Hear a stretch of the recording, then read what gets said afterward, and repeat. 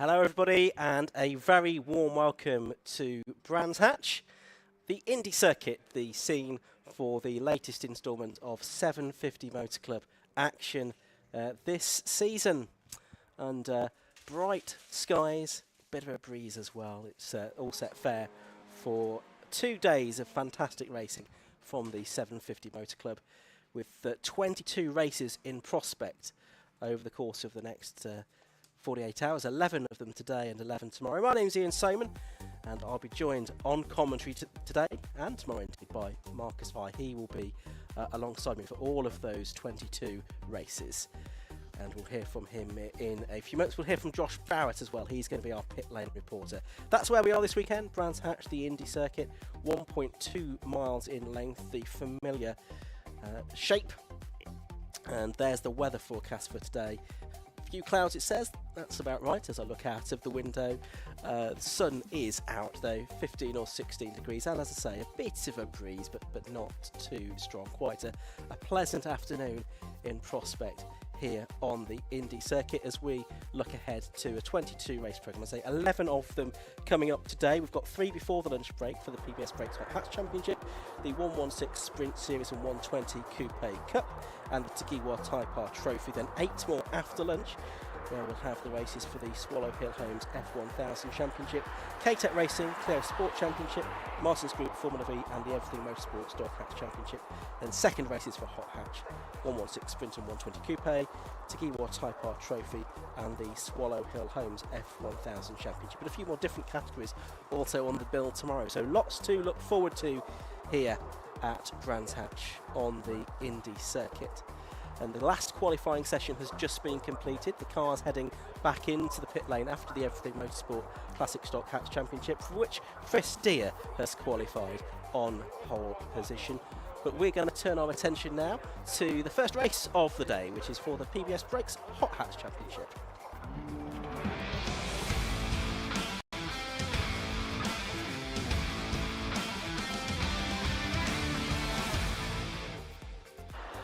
So the PBS Brakes Hot Hatch Championship, the cars will be released out onto the circuit very shortly for the first of 2 races today for these cars. A big grid in prospect, more than 30 cars were seen out in qualifying this morning. Just one missing, in fact, was that of Mohammed Ben Nadar, who had a sizable accident, I'm afraid, in testing yesterday. So 33 cars took to the track across the 3 different classes that we have in the PBS Brakes Hot Hatch Championship.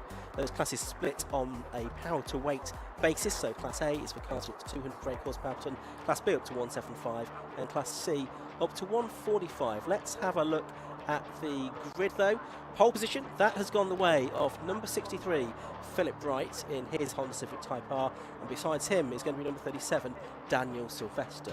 On the second row, on the inside, it will be the number 36 car of Ryan Polly, another Type R, and then the first of the Peugeots, number 34, Will Self.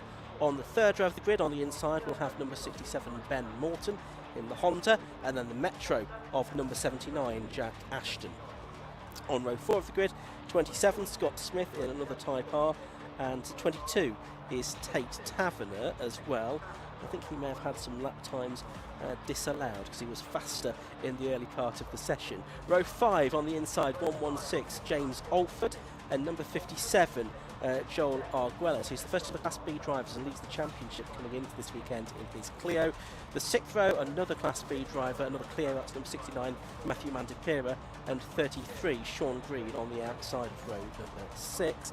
On to row 7, it's the 16 car of Ben Piper and the 65 car of Callum Perfect, who is the first of the Class C drivers this weekend, with Class C 4-time champion overall, Hot Hatch 4-time champion David Drinkwater in the Citroën C124 Hours at Silverstone this weekend. 83, Paul Adams on the inside of row 8 beside number 20, Donington Park Class C winner Martin Paget. The 9th row is 14, Jared Coulson, and 122 is Shay Kavanagh.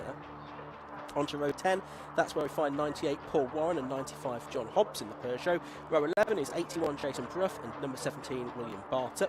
On the 12th row, it's 43 Chris Woods in the Citroën C2 and 82 Jerry Frost in the Mini. On to row 13, Paul Keynes in the Citroen, number 75, and Stuart Kennedy in the VW Corrado, number 13. The 14th row is number 55, David Measday in the Vauxhall Corsa, and 76 is Jamie Naylard, I should say, in the Mini. Row 15 is 148, Wayne Shackelford, and number 5, Neil Frost in the Honda. Row 16 is 18, Ashley Potts, and 12, Warren Andrews. And then on the back is going to be number 45, Dan Brown, who had some issues in qualifying.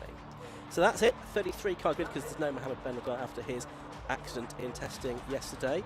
As I say, Marcus Pye is alongside me here in the commentary box. Marcus, a very good morning to you.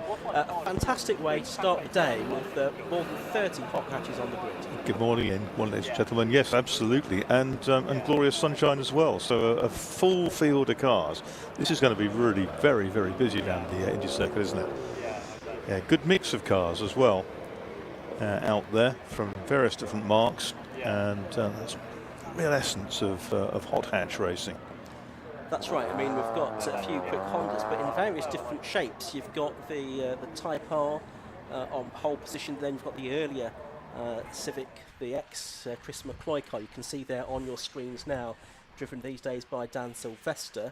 And then you've another Honda shape is the Integra on the third row of the grid of Ben Morton as well. And in between them, you've got the Peugeot 205 of Will Self, and you've got the Rover Metro of Jack Ashton as well, the familiar purple car. And that's the view from on board with Dan Sylvester, who is on the outside of the front row of the grid, which they always say here at Brands Hatch is not the worst place to start because of the camber of the circuit. Absolutely not, and you'll see it certainly with the single-seater races, lighter cars, that the drivers do tend to line up slightly askew just to make up for the fact that the tail is going to slide down the hill to boot them away. But these front-wheel drive cars, and they're going to claw their way out of that sort of hollow. It's kind of a compression over the start line here. That slight rise, it's deceptive because when you're in a car, it looks actually steeper than it may do from the outside as you go up towards paddock. But just moving around, just trying to get a little bit of temperature into those tyres. And these, of course, the front tyres will heat up quite quickly because they'll scrabble away for grip, and it'll be the backs that'll be more difficult to get any grip from initially. It's going to be a 15-minute race. Just to update you on what's happened already in the championship this year. It's a 16-race season. We've had 2 races already. They were at Donington Park on Easter Monday, where Ryan Polly took the overall victories in both races there. Got the fastest lap in race 2 as well, so he has 31 points.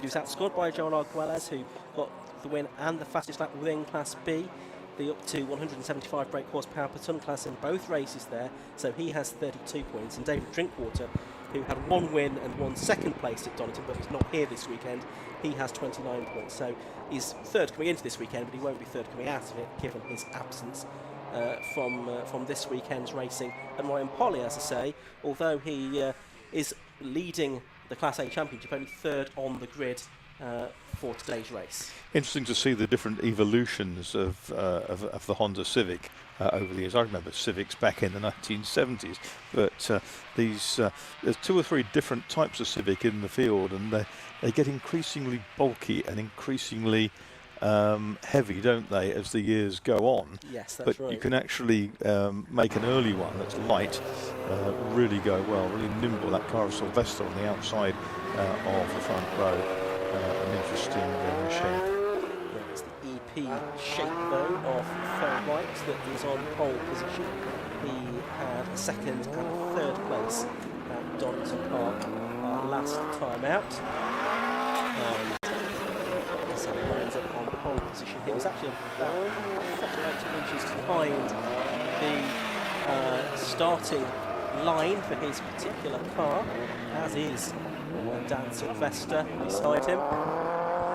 And therefore there's not much room between the first and second rows. It's been a relatively pedestrian green flag lap by some of these drivers because they're still coming up to the grid now. There, for those of you watching on the live stream, you can see the view from above, from the outside of the circuit, of the first half a dozen rows or so of the field. Very soon, though, the last cars will be in, including that of Warren Andrews. his Polo that was off into the gravel in qualifying. That's out there, which is good to see on the penultimate round of the grid. The green flag now waves at the back, so very shortly we'll be into racing action, and the red light is on, and very shortly the light will go out, and it does so, and it's a better start from Dan Sylvester from the second of the grid. Phil Wright very slow away, down to about 5th position, I think, as they head into Paddock Hill Bend for the first time. Jack Ashton's gone pretty well in his Metro, but he runs quite wide over the concrete on the outside there, but they go up towards the hairpin at Druids for the first time then, and it is Dan Sylvester that's leading, Ryan Polly second, and I think in third place it looks like the Metro of Jack Ashton. They come down to Graham Hill Bend. It's Will Self in 4th and Phil Wright, after that poor start, in 5th position. Yeah, very, very bunched in the middle as well, but Sylvester made a cracking getaway from the outside. You can see the car pogoing through Surtees there, and it has a lead of several lengths, and there's Ashton here under attack, going through on the inside. Looks like he's going to lose that position, but it's Sylvester out front as they come up to complete the first lap. But coming back at him, I sense, is Polly in the blue car. As Phil Wright has gone third, he's gone around the outside of both Jack Ashton and Will Self there through Clark Curve, and he's made that move stick there. You can see the battle on screen now at Paddock Hill Bend. So Phil Wright, after that very poor start, back to third, but Ashton trying to go around the outside of him at Druids, the hairpin there. Can't quite make it work. Might leave the door open again for Will Self. But here are the first two. They're quite a long way clear of the rest. They were 3 seconds ahead at the end of the first lap. Dan Sylvester, number 37, the Yorkshire driver, and Ryan Polly, former Stock Hatch champion and Clio champion, in second place. And Polly takes yards out of him through the middle of that Surtees flick-flack there. And running out wide, you can see the momentum building in the Polly car. Sylvester is going to be under attack by the time they come up to Paddock Bend, as they complete their second lap, go into the third, and it is still Sylvester, but he's having to work really hard now to repel Ryan Polly, the double winner from Donington Park. Yeah, absolutely right. Gap backs then to third. Philip Wright now is just over 3 seconds, never 4 seconds, actually 3.75. I can tell you in Class B, it's number 69, Matthew Mandipira, that's got ahead of Joel Arguelles there in the battle of the Clios.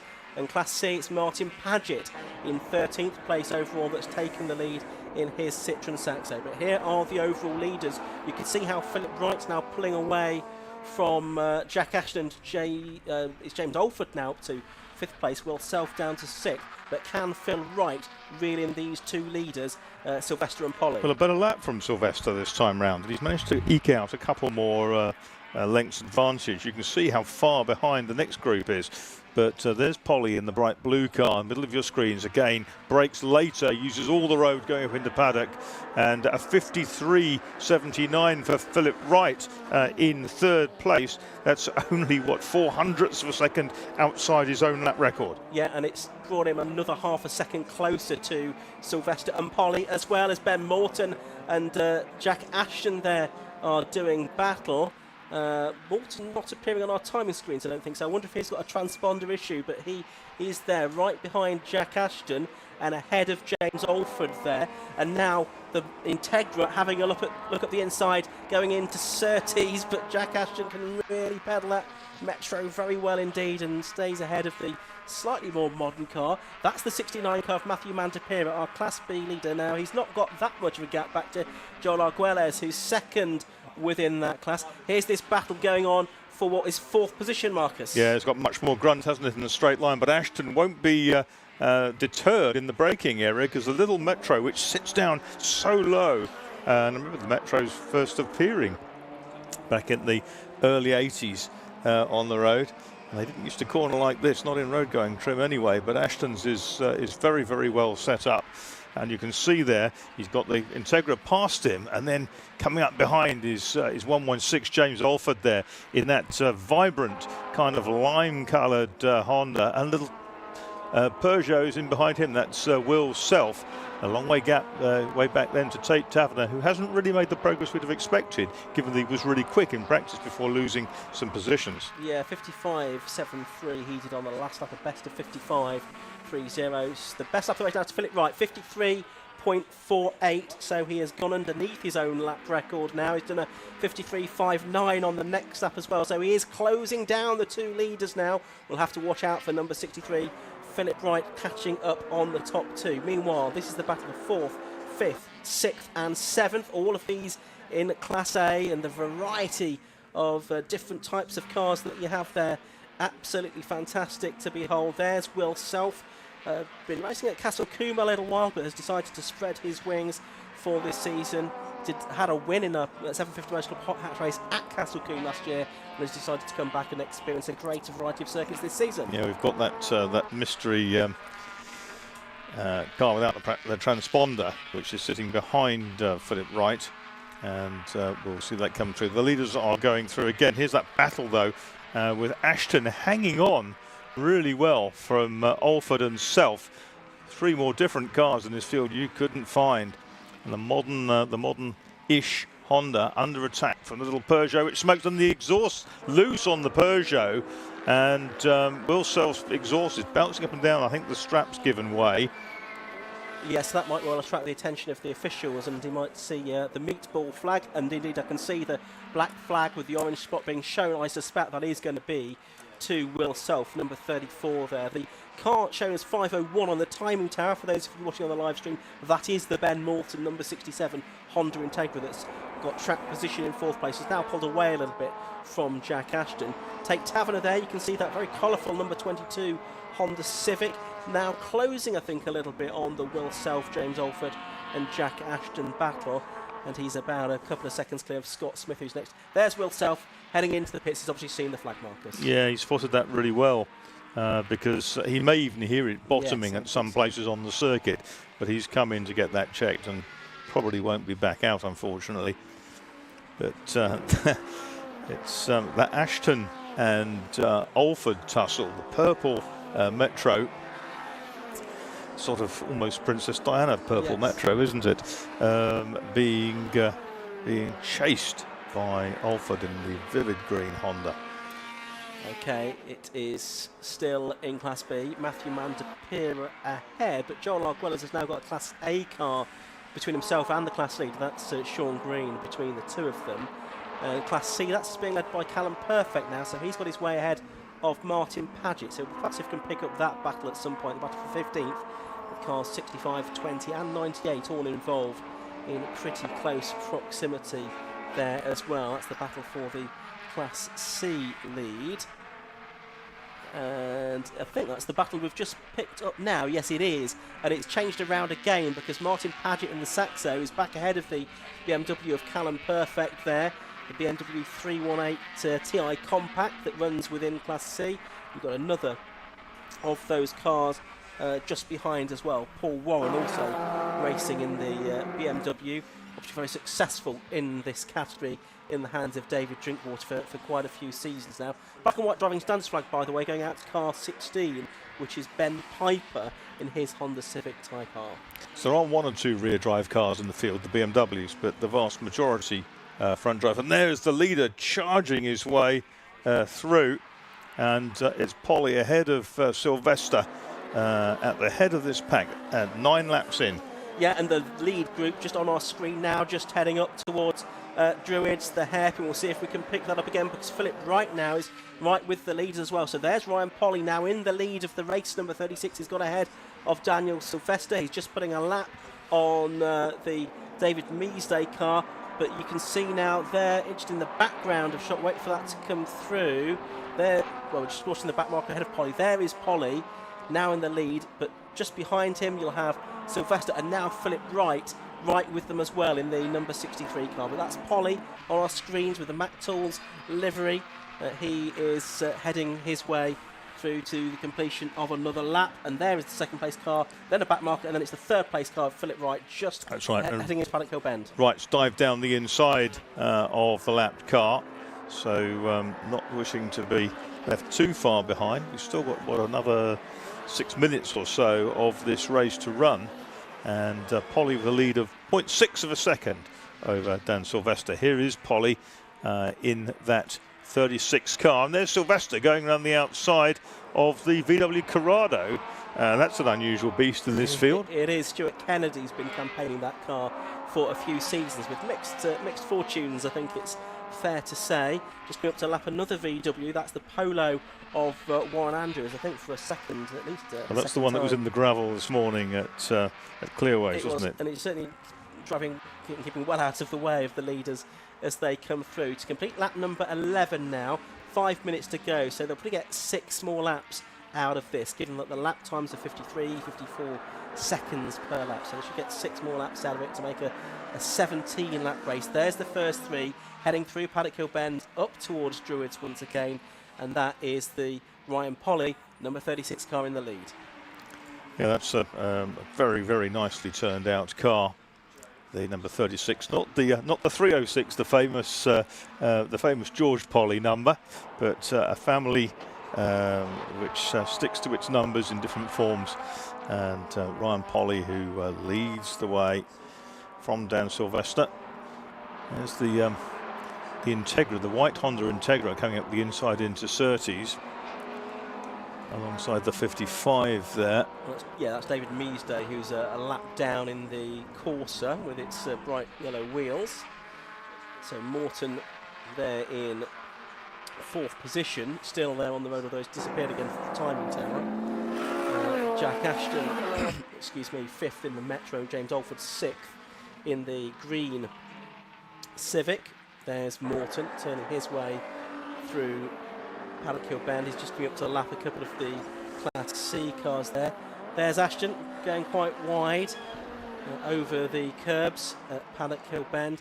And that's the yellow and black car you could see was Dan Brown. Now, where's he got up to? 6th place, 45. Now 7th. But 7th with the car that's missing. Yeah, that's there. But that's a great result from him because he obviously come through from the back of the grid after the issues he had. So he started 33rd and is now running in 7th place. So great drive this from Dan Brown. He's done a 54.13 during the course of this race. But the battle for the lead continues. But here's another battle down the order.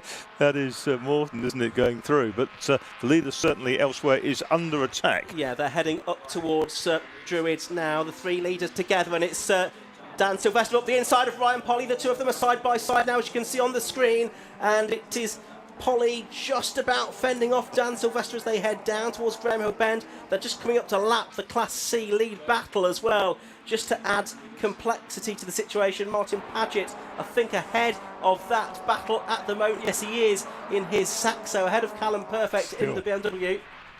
And we've got the 3 leaders now right together, the Class A and overall leaders. And now Sylvester leaves the door open for Phil Wright there on the inside as they come towards Clark Curve. Is he going to go through? He's been hung up to dry, hasn't he? Yeah, I think he has. So it looks like Wright's going to squeeze his way through to 2nd place. Later on the brakes, though, is Dan Sylvester, who locks the rear wheel, inside rear wheel, twice going into paddock. Wow, great stuff this. So Phil Wright still not got 2nd place sealed, has he? And he won't do because Sylvester moves across in front of him. I think there may have been a little bit of contact there between the 2 as they turned into Druids that time. It's allowing Polly to make a little bit of an escape now of about 4 or 5 car lengths. But Sylvester holds on, but I think we might see some damage now on the front of Phil Wright's car when we get to a look from the right angle. But it's helped Polly this to make a bit of an escape. We've got a minute and a half or so left to go. Wright's on the tail. I think there is some damage at the front of his car, isn't there? And Sylvester cuts through on the inside of the yellow car. And yes, there's damage on the front of that one as well. Yeah, I think that's matching damage. As Phil right now has a look up the inside as they go into Paddock Hill Bend, but he can't carry enough speed through there to make it up into 2nd place. They're just over a second now behind the leader. I think there'll be 1 more lap to go at the end of this one. Can Ryan Polly hold on? I suspect he might be able to. As Sylvester in 2nd and Philip Wright third. Just to say, in Class B, it's still Matthew Mandipir ahead of Joel Arguelles, and Class C, still Martin Paget ahead of Callum Perfect and Paul Warren. But we're sticking with the Class A battle, which has got just over a lap left to run.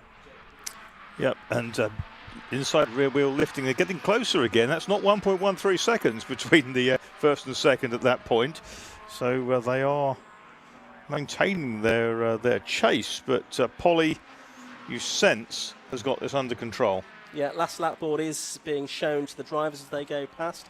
0.93 seconds now the gap between Polly and Dan Sylvester in second place, number 37, so 36 on 37 and 63. Philip Wright in third position. Turning their way out of Druids for the final time, down to Graham Hill Bend once more. So half a lap to go here. If Polly makes a mistake, then certainly Sylvester and Wright are ready to pounce, but he's just got enough cars that he's not under direct attack from them. So Dan Brown is up to net 5th. Wow, with the Integra. They're fantastic drive, and 3 abreast over the line in front of us here. Meanwhile, but here comes our leader. Yeah, and about to become our race winner once again, third time a winner this season. Ryan Polly, number 36, takes the checkered flag from number 37, Dan Sylvester, in second place. In third place, it's number 63, that's Philip Wright. The three of them covered by a second. They're confronted by a dusty scene at Paddock Hill Bend because one car's just gone off through the gravel but come out again the other side. A long gap back to fourth place, but that is going to go the way of Muslim. We've had a change in Class C right at the end, I think, Marcus. Yeah, absolutely. That was Callum Perfect coming past Martin Paget on the line. Yeah, and yes, they were separated by 3/100ths of a second, weren't they? So a great fight within Class C between number 65, who got the better of number 20, Martin Paget. So Callum Perfect becoming the third different winner in Class C this season, and just over the line, about to go over the line. The two Class B leaders are together as well, and it is just going to be number 69, Matthew Mantapera. You could just see it on screen there, holding off number 57, Joel Arguelles, in second place, and that's for the Class B victory. So 69 the winner there from 57, Joel Arguelles, and I think it's going to be Stuart Kennedy third. That was just a length between the two different Renaults, different era Renaults. Well, yeah, if you look at the Class A victory margin, it was 7/10. The Class B victory margin was 2/10 and 3/100ths in Class C. So that'll do. Evenly matched battles in all three classes. So great race there for the PBS Brakes Hot Hats Championship. We'll hopefully be able to bring you the results of that on screen in just a moment. And there's another race for the Hot Hatches later on this afternoon. It's due off at around about 3:55. Both of the Hot Hatch races are today. There's no race for them tomorrow. We've got another 2 races to come up before the lunch break today, though. The 116 Sprint Series and the 120 Coupe Cup, that's a combined race, and the Takiwa Type R Trophy. That's going to be the third of our races during the course of the day here at Brands Hatch, with another 8 to come after the lunch break as well. So the cars heading off into Parc Ferme at the end of the race. In fact, most of the cars, I think, heading straight back to the paddock. Hopefully we'll have stopped our class winners from the Hot Hatches to have a word with Josh Barrett, our roving reporter down there in the pit lane. We'll hopefully hear from him in just a few moments. As you can also see the cars for the next race waiting in the assembly area. So let's head down to the pit lane now, and we'll hear from Josh Barrett for the first time today. Thanks, Ian. Yeah, we're down here in Parc Ferme after that PBS Brakes Hot Hatch Championship, and it was Ryan Polly who took the victory. So let's head around here and grab a word with our race winner. Well done, Ryan. Quite a race that was with Dan. You managed to get through in sort of the middle of the race. Tell us about that. Yeah, eventually it was a bit hard work. Danny was faster of the two of us, really. I think about 2 corners out of the whole track I was a bit better, but no, it turned out right in the end. And different cars, have they got strengths in different places? Oh, definitely, yeah. You can tell through the corners that he's a much lighter, much more nimble car than an EP3, but no, it is what it is, isn't it? And obviously enjoying the start of the season after the 2 wins at Donington and then continuing that here. Yeah, I said I wasn't going to take it too seriously, really, but it's been a pretty good start to the year. Well done, Ryan. Good luck later. So there's Ryan Polly, our winner. I think we've got Callum over here, who won Class C. Well done, Callum. That was quite a battle for you as well. Yeah, can't believe it. First podium. Yeah, just can't believe it. You managed to take it, I think, right on the line as well at the end. Yeah, it was seconds between me and Paget. Yeah. And a busy circuit around here at Brands. You had the fast cars coming through, so I guess you had to use them around. They come through just at the end, and they sort of put you off guard, and you just got to get through it and keep racing. Well done, that's Callum perfect, who won Class C. Let's see if we can get our Class B winners or our second overall. Let's quickly grab a word with Danny Sylvester. Dan, you had a real battle there to try and win the race. Yeah, it was good. Good racing with these two guys as per usual, yeah. Hectic, I've got a right sweat on, but no, it was good. It's good fun. And racing a front-wheel drive car now this year, how's that compared to the MR2 before? Yeah, I'm still racing the MR2 as well, but it's vastly different. I'm really struggling with front grip, especially towards the end of that race, around the last corner. I was really struggling around paddock.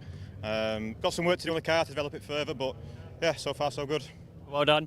And I don't think we've got a Class B winner yet, so let's have a quick word with Phil. Phil, you said to me earlier that the start would go very well. It didn't, but you caught these two pretty quickly. Yeah, we tried something different and it really didn't work that time, but it's just it's mayhem out there with back markers around there. There's just nothing you can do. It's what it is. Well, good luck. We'll get the next one. Good luck later. Don't think we've got a Class B winner. Cars coming up next, so the next race will be for the 1-1 Sprint and the 120 Coupe Cup.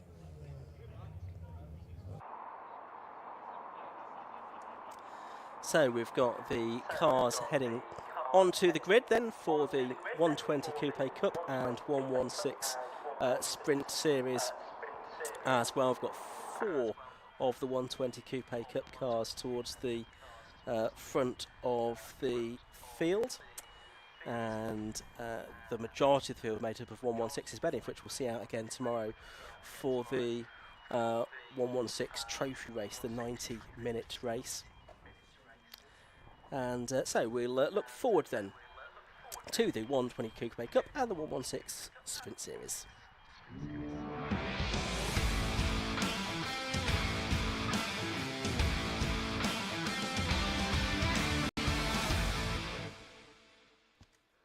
So let's take a look at how the grid is going to line up for the 116 Sprint Series and the 120 Coupe Cup. Pole position has gone the way of number 87, Louis Woodward, and besides him on the front of the grid is number 1, Richard Lakey. Then on the second row, on the inside, we've got number 5, that's Anthony Seddon, and then the first of the 116 cars, which are a little bit slower, that's the 209 car of Will Abraham. On the third row, on the inside, is number 71, Jack Godden.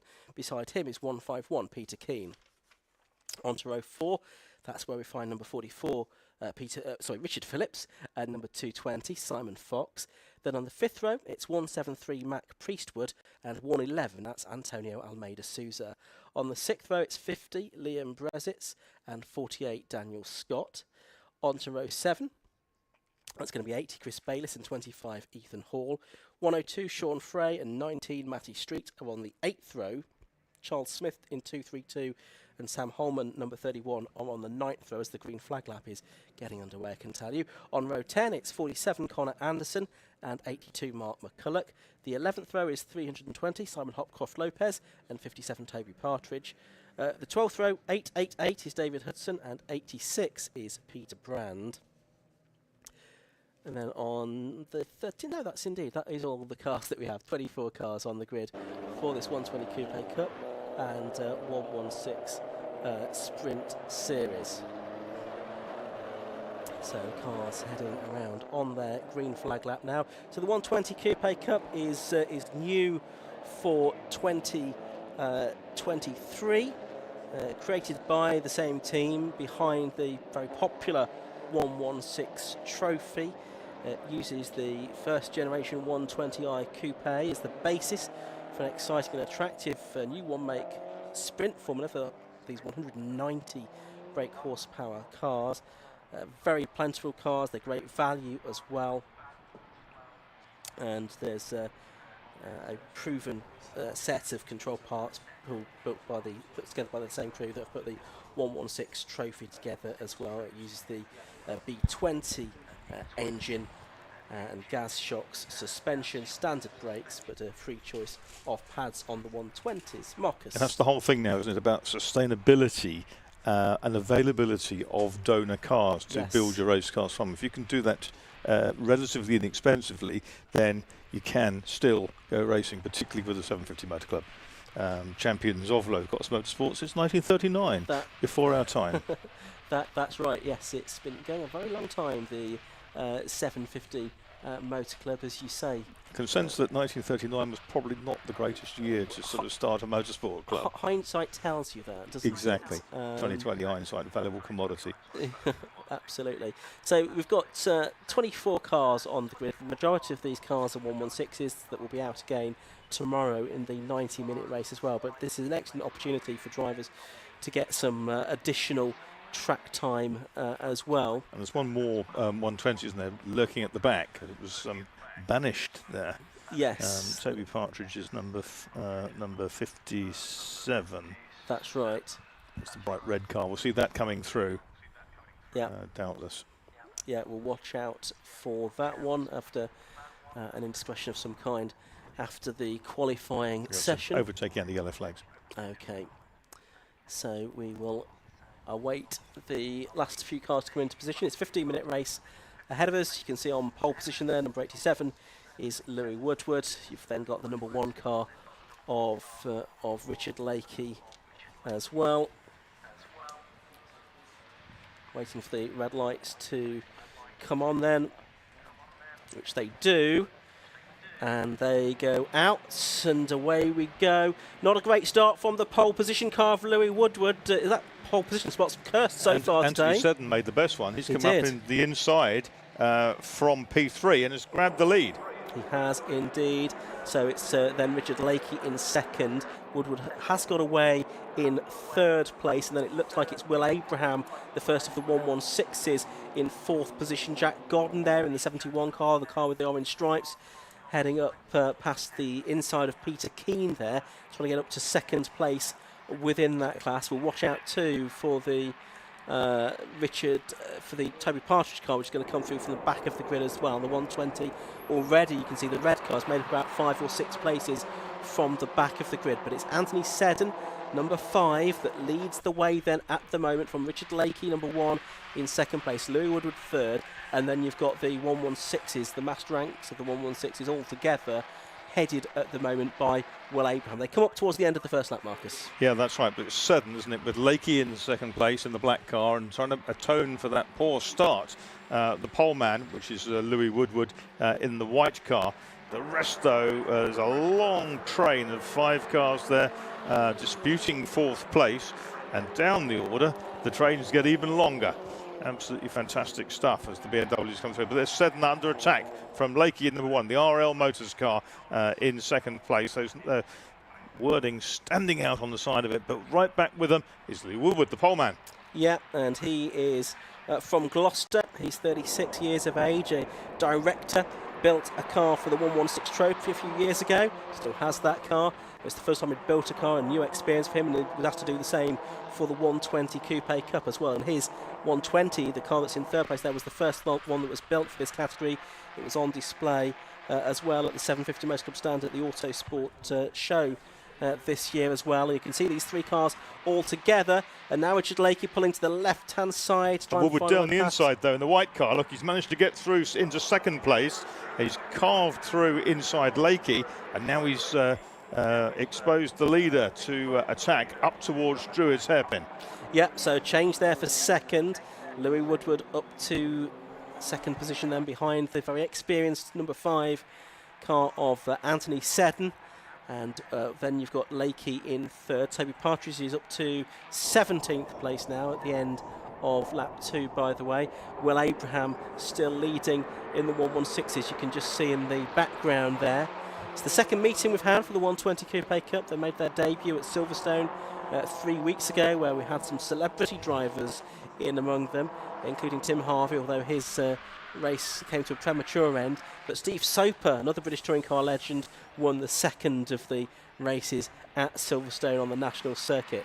And now Woodward attacks for the lead. Around the outside he goes at Paddock Hill Bend. Is he going to be able to make it through? No, he's not on that occasion.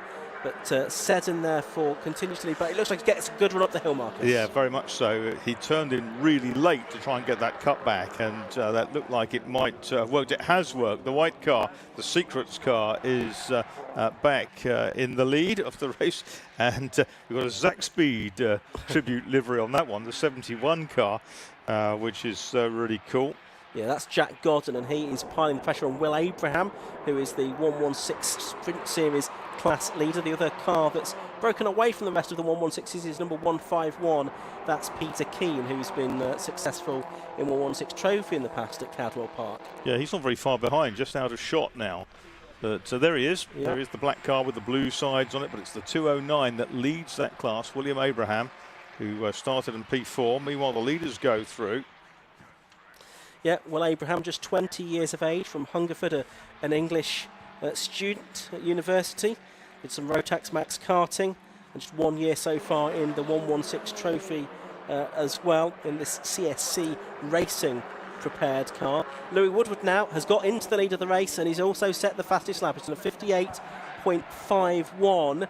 How does that compare to qualifying? Well, he did a 57.34 in practice this morning, so he's not quite gone as quickly as he managed earlier on today, but he has got the fastest lap of the race now, and he's got 0.8 of a second up the road.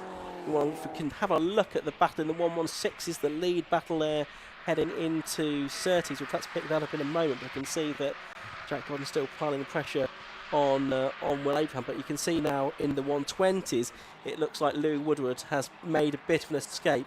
The gap at the end of lap 4 was 0.8 of a second. It's going to be 1 point something now, 1.58 seconds at the end of lap 5, so I suspect we're going to see Louis Woodward here just easing out into the lead. Yeah, it's the only driver. Oh, and off goes the man in third place, Richard Lakey. The car got very tail happy and was fishtailing into the gravel trap there. Just missed the recticel barrier. He's made it out the other side, fortunately, Richard He's able to Lakey. shake all that gravel out of the back of it, but he's even in the exhaust, I think, by the looks of things. But Louis Woodward, the only driver in the 58s at the moment, and that is indicative there's more to come. And we just saw a shot, and hopefully we'll see the cars going into the background. There they are, Will Abraham still in the 116 Trophy lead in car 209 from 71 Jack Gordon and 151 Peter Keane. They're a couple of seconds clear from Matt Priestwood, who's fourth within that class, by the way. Toby Partridge is up to 11th now from the back of the grid, so he's made up more than half of the places in the order. That's the battle on screen now for those of you watching on the live stream for the lead in the 116 Sprint Series. Will Abraham just ahead of number 71 Jack Gordon, who I don't know if he's still doing it, but at one point he was a Waitrose delivery driver as well. The fastest way to get your groceries. Not in this car. No. Anyway, but you can see they've got about 10 car lengths back to the third place car of Peter Keane there, 151. And now Gordon switches from left to right, up the inside into Druids. There wasn't much resistance, was there? There wasn't, no. He's gone into the lead then, as Jack Gordon. He was a winner of the 116 Sprint Series, the first of the races that we had at Silverstone a few weeks ago. Danny Hans, the ex-Formula V racer, also had a win there in the 116 Sprint Series. He's not out this weekend though, but made a very encouraging tin top debut. Showed a lot of pace in both the sprint and the endurance race, the 116 Trophy race on Sunday. We've had 7 minutes of this race, 8 minutes left to go. Leeds stretching out now because 58's still is the way forward for Louis Woodward. No one else close to him now. It's nearly 2 seconds back to Anthony Seddon. But this battle is far from done. The 116, because Peter Keane is getting himself ensconced to make it a trio for the lead. And having seen Jack Gordon go past into Druids last time through, I don't think William Abraham is going to leave it too long to attack. I think you're probably right there. Peter Keane has really got himself very much back involved in this now. Yeah, Gordon quicker off Graham Hill Bend though, which has helped him a little bit. So those are the first three in the 116 Sprint Series. Toby Partridge now, as you can see on the timing tower, is up into 9th. Someone else hit the gravel the other end of the track, Paddock kicking up a dust storm. Yeah, but having made all the way through the gravel trap by the looks of it. Now Peter Keane's going to try to sweep down into that sort of bowl of the circuit there. He trots a little bit, and here comes Abraham. He's going to move up the outside. How late did he dare brake? Well, he's got his nose just alongside the back bumper, but he's not quite close enough. He's going to try that cutback. See if he can do to Gordon what was done to him a couple of laps ago. You can see Matt Priestwood in the background, and he's just done a personal best lap. In fact, the third and fourth cars, Peter Keane and Pat Priestwood, both did personal best lap times on the last lap, so they're getting quicker all the time. And Keane really is with the top two here now. Yes, he was a couple of hundredths quicker than Abraham, and Abraham was 300ths quicker than Gordon that last time through. So they're so closely matched. Yeah, really good scrap going on here, and these cars will be out for a 90-minute endurance race tomorrow, the 116 Trophy, second of 6 long-distance races that they'll have during the course of the year. Up to the line comes this battle. They are how far behind the leaders now? Over the line they go. Yeah, 16 seconds behind the 120s. The leading 120 of Louis Woodward now. Yeah, those three, there's only 400ths of a second between their best laps. That's very true, isn't it? Yeah, very evenly matched, these cars. And actually, if you look back at them, the next bunch of 116s, they're all half a second or a second or so off the pace of these first four, who are the class of that particular part of the field. They're going to be caught by Toby Partridge before too much longer as well, aren't they? There he is, yes, in the background. The red car. Yeah. He's lapping and capable of lapping about a second and a half faster. Using those gas shocks quite hard over the curbs there at Surtees was Jack Godden. Certainly testing them. This is a great little tussle, and there's Mac Priestwood behind them, and you'll see it very much is 3 for the lead of the 116 section. Peter Keane just needs to keep his nose clean, I think, and just bide his time for a couple of laps. Fastest lap now to Lakey in third place at 58.30, but he still is 1.7 seconds behind second placed Anthony Seddon. But there's Godden defending for all he's worth now. Yeah, the car that's in fourth position within the 116 Sprint Series, just out of shot here, is Mac Priestwood in 173, just 18 years of age, from Halifax, a powder coater by occupation, and in his first season of racing. An Anthony Seddon racing prepared car, the ex-Sam Yates and Mark Sullivan car. So that's a car that's won many races. A new livery though for this season, the white and neon pink of the car in fourth position. Around the outside here now for no, it's Abraham, isn't it? Here comes Abraham, and he's taking Keane with him. Yeah, over the line to complete lap number 11 now. So Abraham takes the lead of the 116 Sprint Series. Can Keane get up into second place? He might do better than that. He's not going to, I don't think. In fact, he's going to be back to third, isn't he? Runs quite wide over the curb on the edge of the Paddock Hill bend, and now you've got Godden going back up the inside of Will Abraham, who's a bit more defensive than he was earlier on in the race here, but it still can't keep Godden behind him, I don't think. There you go. Down the inside, Godden actually could squeeze down towards the apex. He'll get that back. This battle's about to be rudely interrupted as well, though, by Toby Partridge, I think, in the next couple of laps. There it is now, the red car right behind this three-way battle, Marcus. Yeah, Abraham's got through back on the inside at Surtees from Godden. There's Toby Partridge come to join the fun. Hopefully he's not going to upset the dynamic of that tussle. Fingers crossed that he doesn't. As we watch the Partridge car, he's going to probably try and sweep past all of them on the start and finish straight here. If we can do that, that's going to work out pretty well. Godden now under pressure from Peter Keane, who goes to the left-hand side of the circuit at Paddock Hill Bend. Partridge hasn't really impacted the battle, I don't think, as he's gone through now to fourth place on the road. That's left it exactly as it was. Yeah, so Godden now back behind Abraham. We've got 2.25 minutes left to go in the race, and it's still going to go any one of three ways here. For second overall, it's actually a bit closer now because Richard Lakey is back with Anthony Seddon, so we'll perhaps try and pick that up at some point. Yeah, that was courtesy of what was fastest lap, but Wilbur's gone quicker again now, hasn't it? 58.20.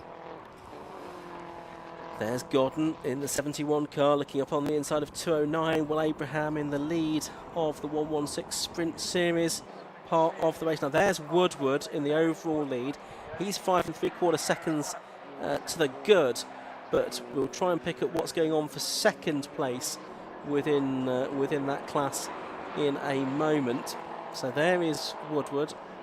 Let's see if we can let him run through the shot and pick up the cars for second and third. There they are, nearly 6 seconds adrift, but you've got Seddon there now with Lakey, of course, who had that off through the gravel trap at Paddock Hill Bend about halfway through the race. He's back on terms now with Seddon, who led the race at the start of the course, and he might yet get back P2, Richard Lakey. Yeah, he's certainly looking that way. Looks so he's got the bit back between his teeth. There's only half a second between them last time through. It's probably not even that now. It's not quite that. In fact, it's 0.36 of a second. Oh, and there's more drama down at the foot of paddock. But here are second and third place drivers. Anthony Seddon racing on the side of that car, driven by the proprietor himself, and RL Motors, another owner driver in behind. Had the black and white driving standards flag out for number 25, Ethan Hall, by the way. He's running in 23rd position. There's our race leader. I think he is going to get one more lap at the end of this one. Yes, the last lap board being prepared, I can see, so I'll have one more lap at the end of this as he comes through and passes one of the back markers. That's the 102 car of Sean Frey. So last lap board now goes out to Louis Woodward. And he is about 6 seconds or so to the good here. It's interesting, isn't it, that Seddon in second place is the only one of that top four in those 120s who's not broken 59 seconds, but he holds on to that territorial second. Suspension Secrets. That's the sponsor on the side of Louis Woodward's car there. He turns his way through Graham Hill Bend onto back straight for the final time in this race. He's not going to be troubled here. Troubled at the start, of course. He just seemed not to be able to get the car off the line. It's the first attempt, but he is going to come through and take a very comfortable victory. He won the first of the races at Silverstone, so it's going to be his second win of the season. Looks like he's backed off just to make sure that he doesn't get involved with a lapped competitor. But he takes the checkered flag now, Louis Woodward, then his second victory of the year in the 120 Coupe Cup. Second place car goes over the line now. That is number 5, Anthony Seddon. So 87 the winner, 5 in second, and number 1 in third place, Richard Lakey. Just watching, yes, they're still battling for the lead of the 116 Sprint Series as well as they come through Clark Curve for the final time. It's still Will Abraham ahead, and he's got about a car length between himself and Jack Godden. So Jack Godden it's going to be that takes second place in that class, and Peter Keane third within the 116 Sprint Series as well. Matt Priestwood in fourth spot. That's right, Priestwood was third of those in quali, wasn't he? But it was Abraham who was quickest. Fourth quickest overall once the grid was reshuffled. Partridge came up from the back into fourth place in 57, and there's a car off in the gravel the other end of the circuit, which is, I think it was the 232, isn't it? The novice crossing the back. Charles Smith, who'd also had a 5-second penalty, which I presume is for track limits infringements as well. That was cracking. It was a really good race. Really good race. Not so much for the 120 Coupe Cup once Louis Woodward had pulled away, but of course it took him a few laps to get into the lead of the race. But the 116 is pretty much relentless. Will Abraham, Jack Godden and Peter Keane. A20's first to fourth. Doesn't the A20 run past the end of the road here at Brands Hatch? Yeah, quite appropriate. Absolutely. So there we can see the marshals tried to get Charles Smith's car out of the gravel trap under their own sim. They couldn't quite make it. There's the result of the race then. Louis Woodward, 16 laps he completed, and he was nearly 7 seconds clear in number 87, ahead of Anthony Seddon in second place, number 5, third to number 1, Richard Lakey, and fourth on the back of the grid, number 57, Toby Partridge. Fifth and winning the 116 Sprint Series was 209, Will Abraham, from 71, Jack Godden, and 151, Peter Keane. 173, Matt Priestwood, 44, Richard Phillips, and 50, Liam Brezitz rounded out the top 10, ahead of Daniel Scott, Antonio Almeida Souza, Matthew Street, and Pete Brand. And further back, we had Simon Fox and Sam Holman, Connor Anderson, Charles Smith actually ended in the gravel, so didn't make it to the checkered flag. Sean Frey, Simon Hopcroft Lopez, David Hudson, Ethan Hall, Mark McCulloch, and Chris Bayliss, I think, was actually a retirement from that race.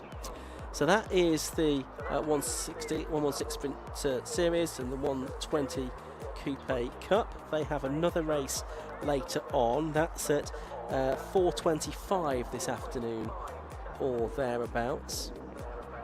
And then, of course, we've got the 90-minute race for the 116s tomorrow. But we'll head down to the pit lane now, and we'll hear from Josh Barrett with our successful drivers in the 116 Sprint Series and 120 Coupe Cup. So we're down here at the end of the pit lane with the top runners from that BMW race, and up here Louis Woodward, our race winner. Louis, you made the first couple of laps hard for yourself, but you got to the front. That's it, yeah. No, didn't get away from the start very good, but caught it at the end and just got my head down, really. Tell us a bit about these new cars. Yeah, so it's same chassis as the 116, really, obviously coupe shape. More horsepower, so you're going up through the gears a bit quicker, so it's a little bit of a different sort of drive, but they're fast, yeah, much quicker than the 116. Well, congratulations on that win and good luck later. Cheers. So that's our winner in the 120 Coupe. We're going to have a quick word with the 116 winner as well, which was Will Abraham. Hopefully we'll take his helmet off and then we'll grab a word with him. Will, well done on that victory. A real battle with Jack as well. Yeah, it was great. Jack did a great job, and he made it very tough for me, but managed to get a good result in the end. Enjoy battling in these short races compared to the longer races from last year? Yeah, it's definitely more intense, that's for sure. And I'd say almost a bit more difficult because there's no strategy to play into it, so you have to just go flat out the whole time, and yeah, I loved it. Congratulations, well done on the 116 sprint win. I think we've already got cars heading up towards the grid, so we'll move on to the first of two races today for the Tigea Type R Trophy.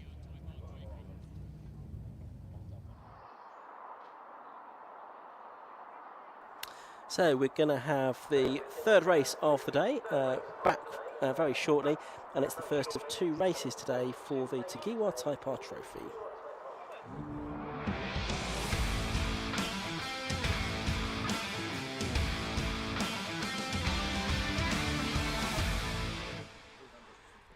So cars on the grid then, as you can see there, for the Tigea Type R Trophy. Race 3 on the programme, and the third round of the season for the Tigea Type R Trophy as well. And we've got more than 30 cars on the grid for this one, so let's have a look at how they're going to line up. Although I can see a gap on the fifth row. We'll figure out who that is in a moment. But pole position, I can certainly tell you, is the number 5 car of Jeff Humphreys. Former Stock Cats champion. There he is on the front row of the grid, number 5. Besides him is number 21, which is Miles Nathaniel James. The second row is 42, Trafford King, and 28, Joe Jessup, the highest placed returning driver from last year's championship. The third row has number 97, Matt Digby, and 104, Daniel Chapman. The fourth row is the one where we're missing a car, isn't it? And we think that's the Matt Wilkins car. So row 4 on the inside, we have the car of number 11, Joe McMullen. Besides him, number 86, Matt Wilkins, appears to be missing. Row 5 on the inside is number 2, Timothy Adams, and 19 is Oliver Musgrave. On the 6th row, it's 69, that's James Mansell, and 93, the former MG Trophy champion, Joe Dalgarno. Row 7 has 18, Matthew Duffel, and 95, Samuel Dennis. The 8th row is 14, Martin Bugg, and 94, Ursula Jordan. On the 9th row, it's number 64, Adam Parsonage, and 13, Travis Patterson. On the 10th row, it's 46, Jamie Flynn, and 116, Matthew Morgan. The 11th row is 30, Craig Atkinson, besides 74, Richard Lindsay. Jake Johnson, number 24, is on the inside of row 12, next to number 92, Adam Parker. And then on the 13th row, it's 26, Lee Rickard, and 16, James Delisle. Row 14 is 17, Kevin Condon, having switched from Clio's, and 12, Richard Jones. 7, Andrew Idwine, after an off in qualifying, is on the inside of row 15, besides number 96, Tim Necklin. And then we should just have one more car, which is 66, Ross Borman. So that is the way that the grid is going to line up for round 3 of 14 in the Tigea Type R Trophy. And these cars had... Oh, there's the 86 car that's missing from row 4 of Matt Wilkins. It's still there in the assembly area with the team having a look under the bonnet, seeing if there's anything that they can do to get the car out for the race. But if it is out for the race, it will be from the pit lane. I think that one, because very shortly the cars are going to go off onto their green flag lap. So, just to tell you what happened in the opening round of the championship, or the opening rounds of the championship, that was at Croft. 2 wins there for Joe Jessup then, who lines up on the second row of the grid here.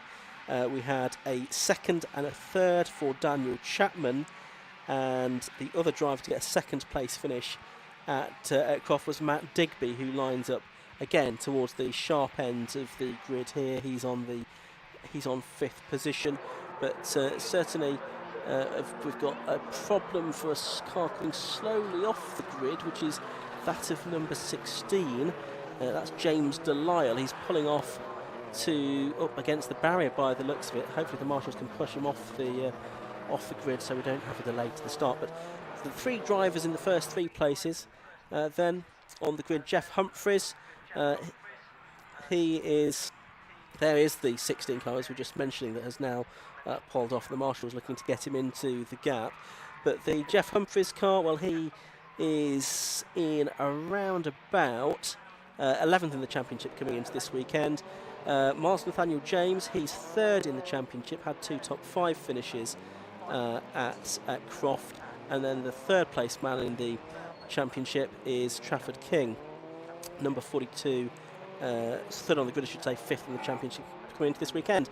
Marcus Pye with me, and Marcus, a great looking grid of cars that we have for this Takiwa Type R trophy for the second meeting of the season. Yeah, always, Ian, and good to see that Jeff Humphreys, Hampshireman, is right up at the sharp end, as he often has been over the years. We'll be used to seeing Jeff win races for, I think, well over a decade now. You'll probably tell me it's nearer 15 years, but he's managed to get round, put the car on pole with a 54.94. He was the only driver inside 55 in quali, and that does augur very well for his chances. But he's got a baying pack lining up behind him, and that's going to be tough to shake off, I sense. Absolutely right. We had some very good races at Croft, and I'm sure this is going to be no different. Be interesting to see if Joe Jessup can come through, having won both of the races at Croft, as I say. These are all EP3 show cars, aren't they? Yeah, that's right. All exactly the same type of chassis. Brands Hatch last year, by the way, the wins went to Jake Hewlett and Chris Nyland, neither of whom are in the championship this season. They finished 1 and 2 in the championship, so it looks like we're going to get a new Brands Hatch winner in the Type R trophy. This is the 3rd year of championship status, and a very good field of more than 30 cars. There you can see the 16 car is in the pit lane now, but I don't think it's going to go anywhere. That's the car of James Delisle that was pushed off the grid, the driver from Berkhamsted. Right, final cars are in position, red lights are on, and they go out. Away we go. Now, a decent start from a car on pole position for once. Not such a good start from the car on 2nd position, which is the number 21 car of Miles Nathaniel James. So he's going to lose a bit of ground. It's going to be Jeff Humphreys that leads into the first corner then. Joe Jessup from 4th on the grid is up into 2nd place, and he gets the run because it was a mistake from Jeff Humphreys at the bottom of Paddock Hill Bend there that's dropped him back down to about 4th position behind the number 97 car of Matt Digby. Sense he might have almost missed a gear there, and he just got swallowed at that point, so he was leading well. 3 abreast coming out of Druid's hairpin. But it's Jessup who dived up the outside into Paddock and managed to take advantage of that mistake by Jeff Humphreys. Okay, so first lap in this 15-minute race for the Takiwa Type R trophy. Fantastic sound these cars make as well, of course, as they make their way around this 1.2 mile Indy circuit. So we'll see if Miles Nathaniel James can recover after that poor start, and also Jeff Humphreys after that issue at the bottom of Paddock Hill Bend. There we can see the number 93 car. That's Joe Delgado, XMG racer, and he's 8th at the end of lap 1, having a slightly stronger meeting here than he did at Croft. where he found it tough going. But it's Joe Jessup leading at the end of the first lap, number 28 from Miles Nathaniel James in second, Jeff Humphries third, Matt Digby fourth, Daniel Chapman fifth, and Trafford King down to sixth. Fair amount of door handling there going into the hairpin too, but Jeff Humphries and Matt Digby were having a great fight at the end of the first lap, so Humphries wasn't taking it lying down, he wants to get back up to the front. Matt Digby, son of John Digby, the ex-Mod Sports and Donington GT racer, and we remember him very fondly with his little Ginetta G4 that he was so quick in. John Digby, Mod Sports champ of yore. Leaders coming up to the end of the second lap then, and it's Joe Jessup, the double winner from Croft, that leads the way then from Miles Nathaniel James in second place, Jeff Humphries third, and Matt Digby in fourth position. But Humphries there's in the best lap of the race, 55.75 on that lap, and so looks like he's going to perhaps take the fight to the leaders. Yeah, he was quickest in practice, only one in the 54s at that point, and they're running a bit more fuel at this point of the race, and he will hopefully, for him, charge back up and challenge those top two. Number 5 then, Jeff Humphries, our poleman. Now he's got them right in his sights as they go through Surtees up towards the loop, in and round through clearways, down that little compression, and Humphries it is in third place behind Jessup and Miles Nathaniel James, and the first half dozen cars all spread out down the straight up towards Paddock they go. The gap over the line, half a second. Yep, and we just saw on screen the battle for 28th between Andy Idwine and Lee Rickard. So the leaders, though, are up at Druids once again, and it's side by side for second place now. And Jeff Humphries is trying to outmuscle Miles Nathaniel James there for second place as they come down now to Graham Hill Bend. There you can see the 95 car of Samuel Dennis a little bit further back in 15th position, a little bit crossed up on the way into the corner. Yeah, I think he got mugged coming into the corner and was out of line. As a result of it, missed the apex. But up front, it's still Jessup from Miles Nathaniel James. And there's a change from fourth. And we've got a problem there. Digby's got problems. Yeah, you can see on screen there just the green car in the background. I think he's going to head into the pit lane more than likely. If he can get across, he can. He can. So Matt Digby, some kind of mechanical issue afflicting him suddenly by the looks of it. That's the back up towards the front of the field. That's 104, Daniel Chapman, who's now into fourth position, just ahead of Trafford King, who's in fifth. There's the Digby car that's just come to a halt in the pit lane, the DH Racing, Danny Hobson Racing machine. But here are the two leaders, and it is the Joe Jessup car from number 21, Miles Nathaniel James in second place, and Jeff Humphries still in third position as they head towards Surtees. Miles Nathaniel James, 27-year-old kart mechanic, started racing in 2015, actually did some Formula Ford at Kirkiston for a few rounds, but hasn't done much racing since then. Great circuit, Kirkiston, old airfield circuit, go back to the 500 Motor Racing Club of Ireland days, and yeah, great fun place to race. Absolutely great field of these Civics, these Type R's spread around the Brands Hatch Indy circuit. We've had 5 laps now. Joe Jessup leading by half a second from Miles Nathaniel James in second, and Jeff Humphries, number 5, in third position. Yeah, he's hovering sort of there, about half a second behind the Nathaniel James, but he's well clear of Chapman and the rest. 55.81 still remains that best lap of the race to Jeff Humphries by the looks of things. Yeah, the leader, Joe Jessup, just seems to be a little bit more comfortable now over Miles Nathaniel James in second. As watching on screen at number 11, that's Joe McMillan, who's got Tim Adams right behind him. Yeah, he's up to 7th place now, Tim Adams, isn't he? And well, he qualified 9th. He's won races at Castle Combe over the last couple of years, son of Nick Adams, the world C2 sports car champion of yore. Yeah, 1989 he won that. Done some late model NASCAR racing as Tim in the past, and also raced in the Castle Combe Hot Hatch Championship a couple of seasons ago, and he's in the Harvey's Auto Tech prepared car. But we're watching number 21 at the moment, which is Miles Nathaniel James, second place driver, just tucked in behind our race leader Joe Jessup, looking for his 3rd straight win of the season. Jeff Humphries, having put his car on pole position, not able to really do anything about the leaders, is he? No, absolutely not. He's dropped back. 55.60 is now the quickest lap by the looks of things. And even down the order, we've got lots of 55s now in the chasing group. Of course, they've lost territory, though, to the top 3. Yeah, the first 3 are a second or so clear of Daniel Chapman. And there you can see the top 5 there. And then behind Daniel Chapman, who had a couple of podiums at Croft, you've got Trafford King, number 42. There's Jessup, though.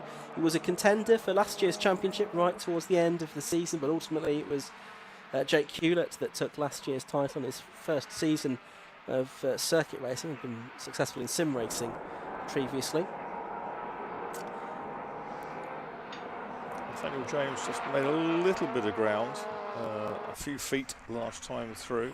Oh, big lock-up, though, for the leader there. He's been doing that consistently up at Clio ways, yeah. And that will give some succour to Miles Nathaniel James to think, you know, we've got him not rattled, but we've got him under pressure. I think that Jeff Humphries might be being caught by Daniel Chapman. Yeah, 2/10 that time, and Chapman with a 55.68 personal best lap. Well, Jessup did make a little bit of ground, but he did lock up again, this time at paddock. And it's always that that inside wheel, the loaded wheel that locks.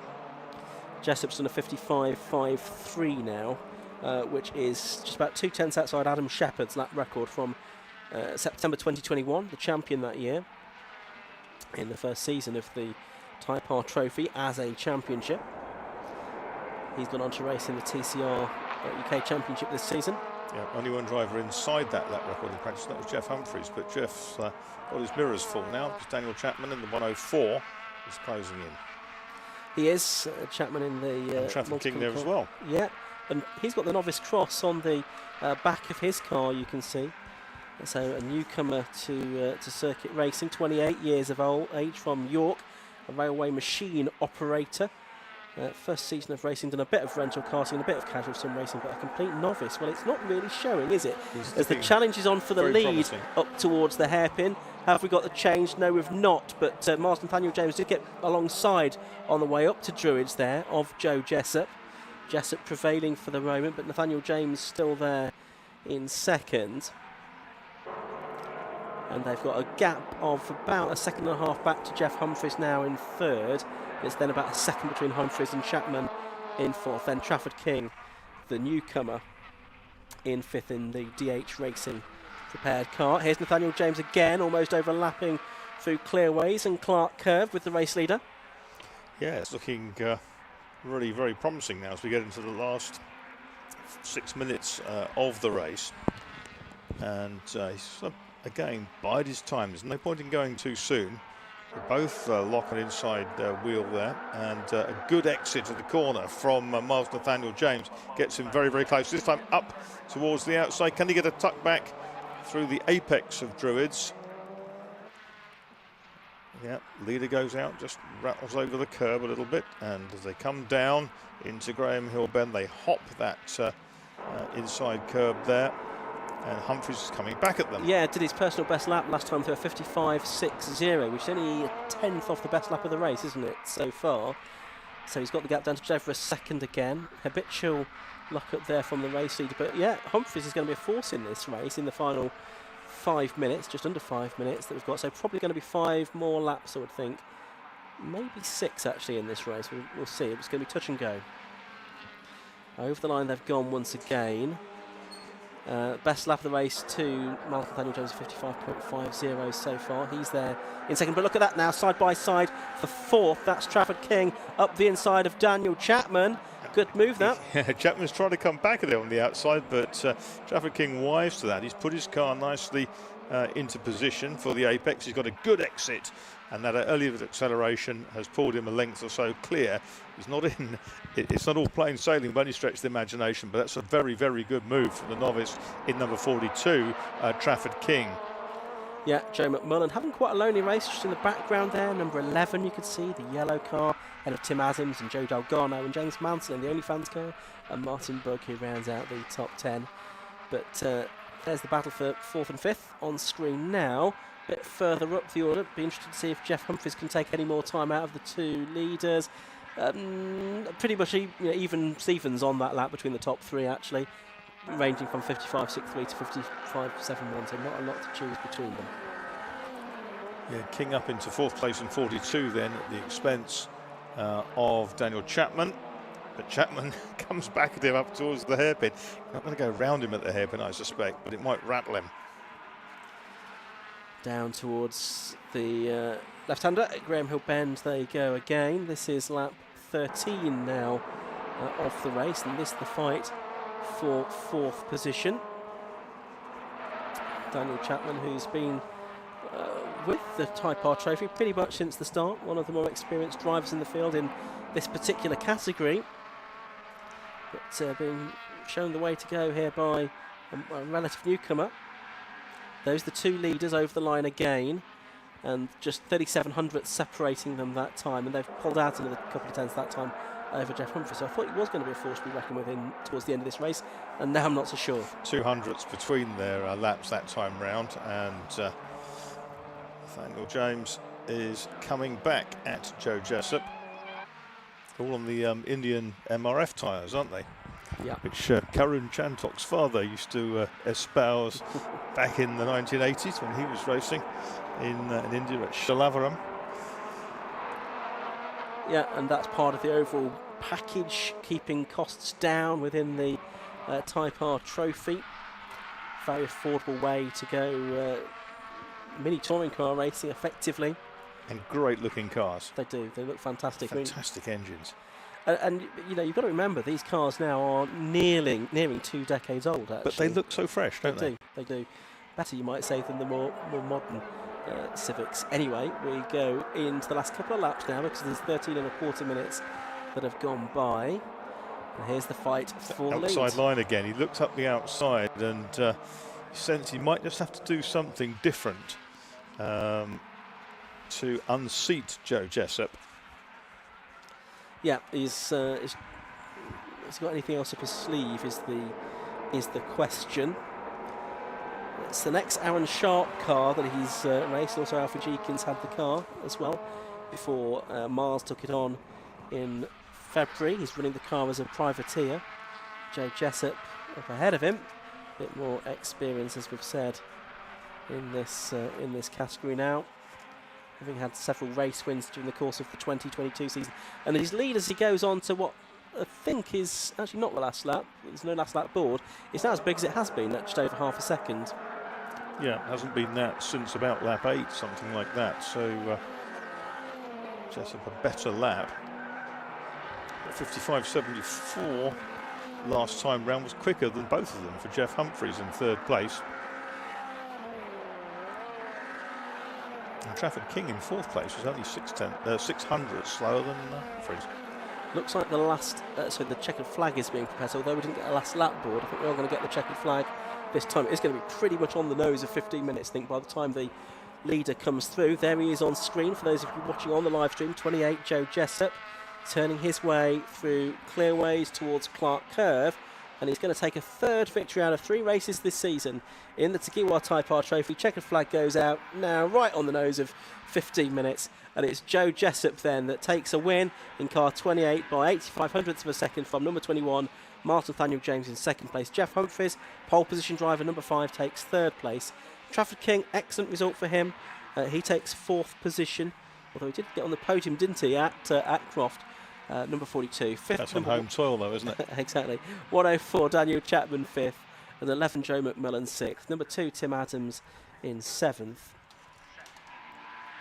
And then Joe Delgado 8th, James Mansell 9th, and Martin Bugg rounding out the top 10. Very entertaining race that there, Marcus. Yeah, very much so. Looking at these best laps, 55, 53, 55, 50, 55, 60, 55, 60. Really nothing in it. No. Other than the spatial difference between the cars. Yeah, absolutely fantastic racing that we've had there all the way through. We'll see if we can bring you the results. Let's have a look at those now, in fact. And the confirmation then of the win for number 28, Joe Jessup, by 85 hundredths of a second from number 21, Miles Nathaniel James. In third place was number 5, Jeff Humphries. Fourth to number 42, Trafford King. Fifth was 104, Daniel Chapman. Had a great battle with King during the course of that race. A rather lonely race for number 11, Joseph McMullen, who was 6th. 7th place to number 2, Tim Adams. Had to fend off Joe Dalgarno towards the end of the race. The MG Trophy champion was 8th in number 93. Ahead of 9th, number 69, James Mansell. And 10th, number 49, Martin Brook. Then Travis Patterson, Ursula Jordan, Oliver Musgrave and Samuel Dennis. And then we go on to the next screen. Matthew Morgan, you can see, was 15th. Then Matthew Duffel. Ross Borman actually did well to come through from the back of the grid up to 17th place, ahead of Jake Johnson and Jamie Flynn. Tim Neckland, Kevin Condon also made up a few places, ahead of Craig Atkinson, Richard Lindsay, Richard Jones, Lee Rickard, Andy Idwine, who had the off in qualifying. Matt Digby we saw retire, and Alan Parsonage also one that disappeared before the end of the race.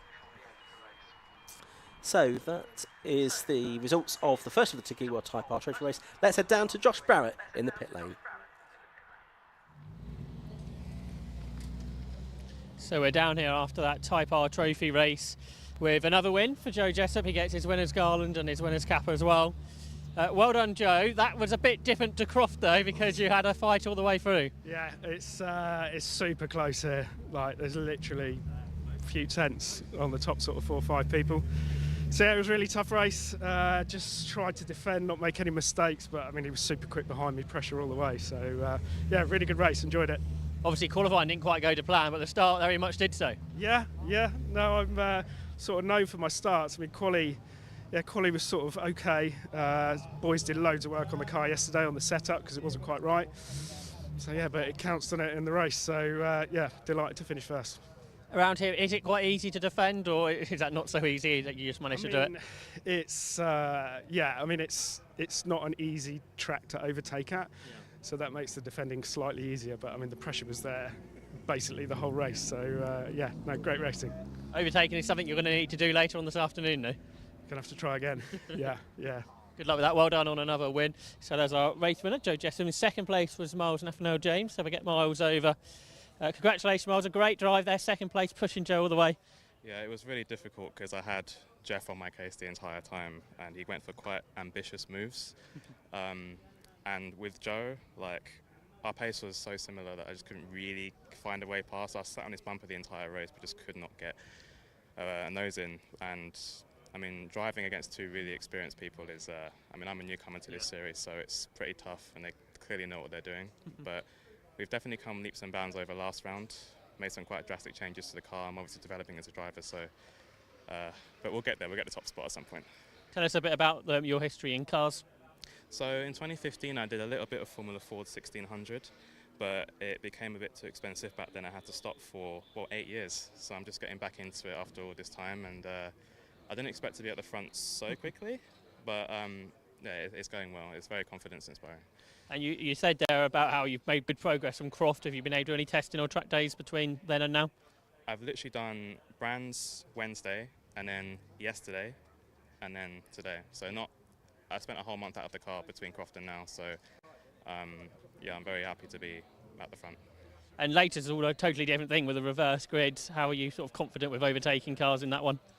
I mean, looking at our pace in qualifying, there's a few of us that are a few tenths away from the second half of the top 10, so providing everything goes well, we should be able to get through. It may be a case of following Joe and Jeff through, because I know they're both very aggressive, but maybe I'll be the one to be in front of them. We'll see what happens. Well done today. Good luck later on. Well done in the second place.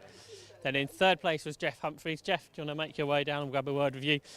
Third's good, but perhaps not quite what you wanted after how qualifying went this morning. No, obviously I was hoping for a pole, but a win out of that one, but dropped fourth, popped out 4th gear coming down paddock. All got me, and then I just tried to latch on and keep up with them. You managed to get past Matt, and then these two proved a little bit more difficult. Yeah, I was hoping they might tie themselves together and I could sort of, make a move at some point, but they just didn't put a wheel wrong really, so it was pretty tough, tight at the front. Nice to be back though, right at the sharp end of a grid. Yeah, it is nice to be fair. I was starting to lose a bit of confidence in myself a little bit, and the car set up, but thanks to Danny, I'm in a rental car this weekend because as you probably know, my engine blew up at Croft, so fair play. The rental cars, it's true what they say about rental cars, isn't it? The quickest cars. Obviously, for winning the Stock Cats Championship, how different is a Saxo to one of these Civics? Well, they're not as quick, but handling-wise, pretty similar. Front-wheel drive. Yeah, I like the Civic. I like the fact you can play around the setting a bit more rather than the Saxo with just solid rear beam and you can't really do much with it. So. And like you said earlier, this is a nice competitive championship to be in. Absolutely, yeah. It's, well, as you saw from that race, probably. I mean, it's so tight. I think the top 10 drivers are split between a second. So I mean, as soon as you lose a position, it's really hard to get it back. And like I said to the other guys, lots of overtaking to do in the reverse grid race a little bit later on. Hopefully. Good luck with that. Hopefully we'll see you back here. Cheers, mate. Thank you. So there's Jeff Humphreys, who took third place. Second was Miles Nathaniel James, in the race winner we spoke to a little bit earlier, which was Joe Jessup. So now here at Brands Hatch, we're going to head in to a lunch break. Around 2 p.m. is when racing is going to restart, and that will be for the Swallow Hills Homes F1000 Championship. We'll see 2 races for those very quick single-seaters this afternoon. We'll also have more single-seater racing from Formula V. Tin top action from Clios and from Classic Stock Hatch, and then we'll see second races of everything we've seen already this morning. So the hot hatches, the 116s and 120s, and then the Type R Trophy as well. So lots of racing to come up here at Brands Hatch, or whether you're here at the track or watching on 750 Motor Club TV. We look forward to speaking to you in a little bit later on.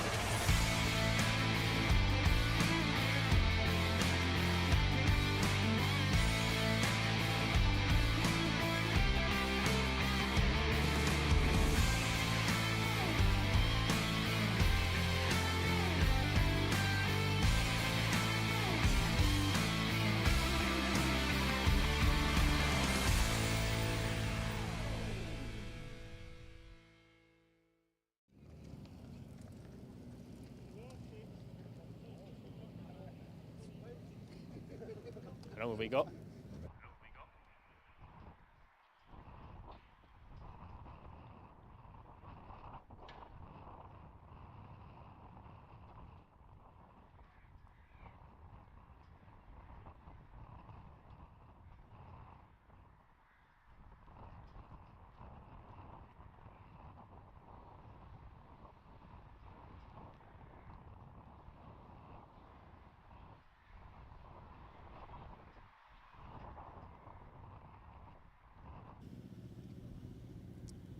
Welcome back to Brands Hatch and 750 Motor Club TV, brought to you by Alpha Live, and we're about to get racing back underway here in the Swallow Hill Homes F1000 Championship cars. As you can see here, are gathering in the assembly area ahead of the first race of a busy afternoon, and Dan Gore set the quickest time in qualifying. See if we can quickly word a word with Dan. Dan, pole position, looking forward to this race? Yep, got a great car, still 20 laps with her. Good luck then. So the cars, you can hear, they're already being started. So it's Dan Gore on pole, alongside is Rob Wellham, who's just here. So last year's champion, Rob Wellham, on the front row of the grid, and we'll move out the way so we can get run over. And then we got Murphy Aldridge and Matt Higginson on the second row of the grid. Matt Higginson, a former 750 Motor Club champion in RGB, so that's the Dislock Jedi, as all of these cars are about to head out onto the grid. It's a great grid of 18 cars. It's super competitive. It's really fast as well. It's one of the fastest cars on the Brands Hatch Indy circuit all season, and we're looking to get racing underway very shortly. So we'll head upstairs to our commentary team with Marcus Pye, but first Ian Soman.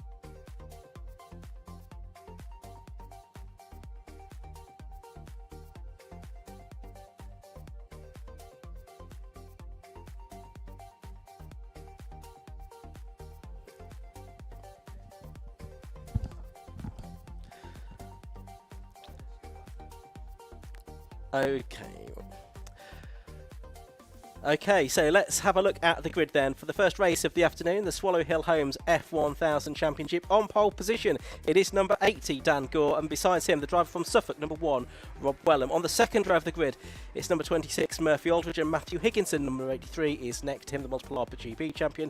Then on the third row, it's number 3, Tom Westworth, and the low-cost champion from a few years ago, number 12, Tom Gadd.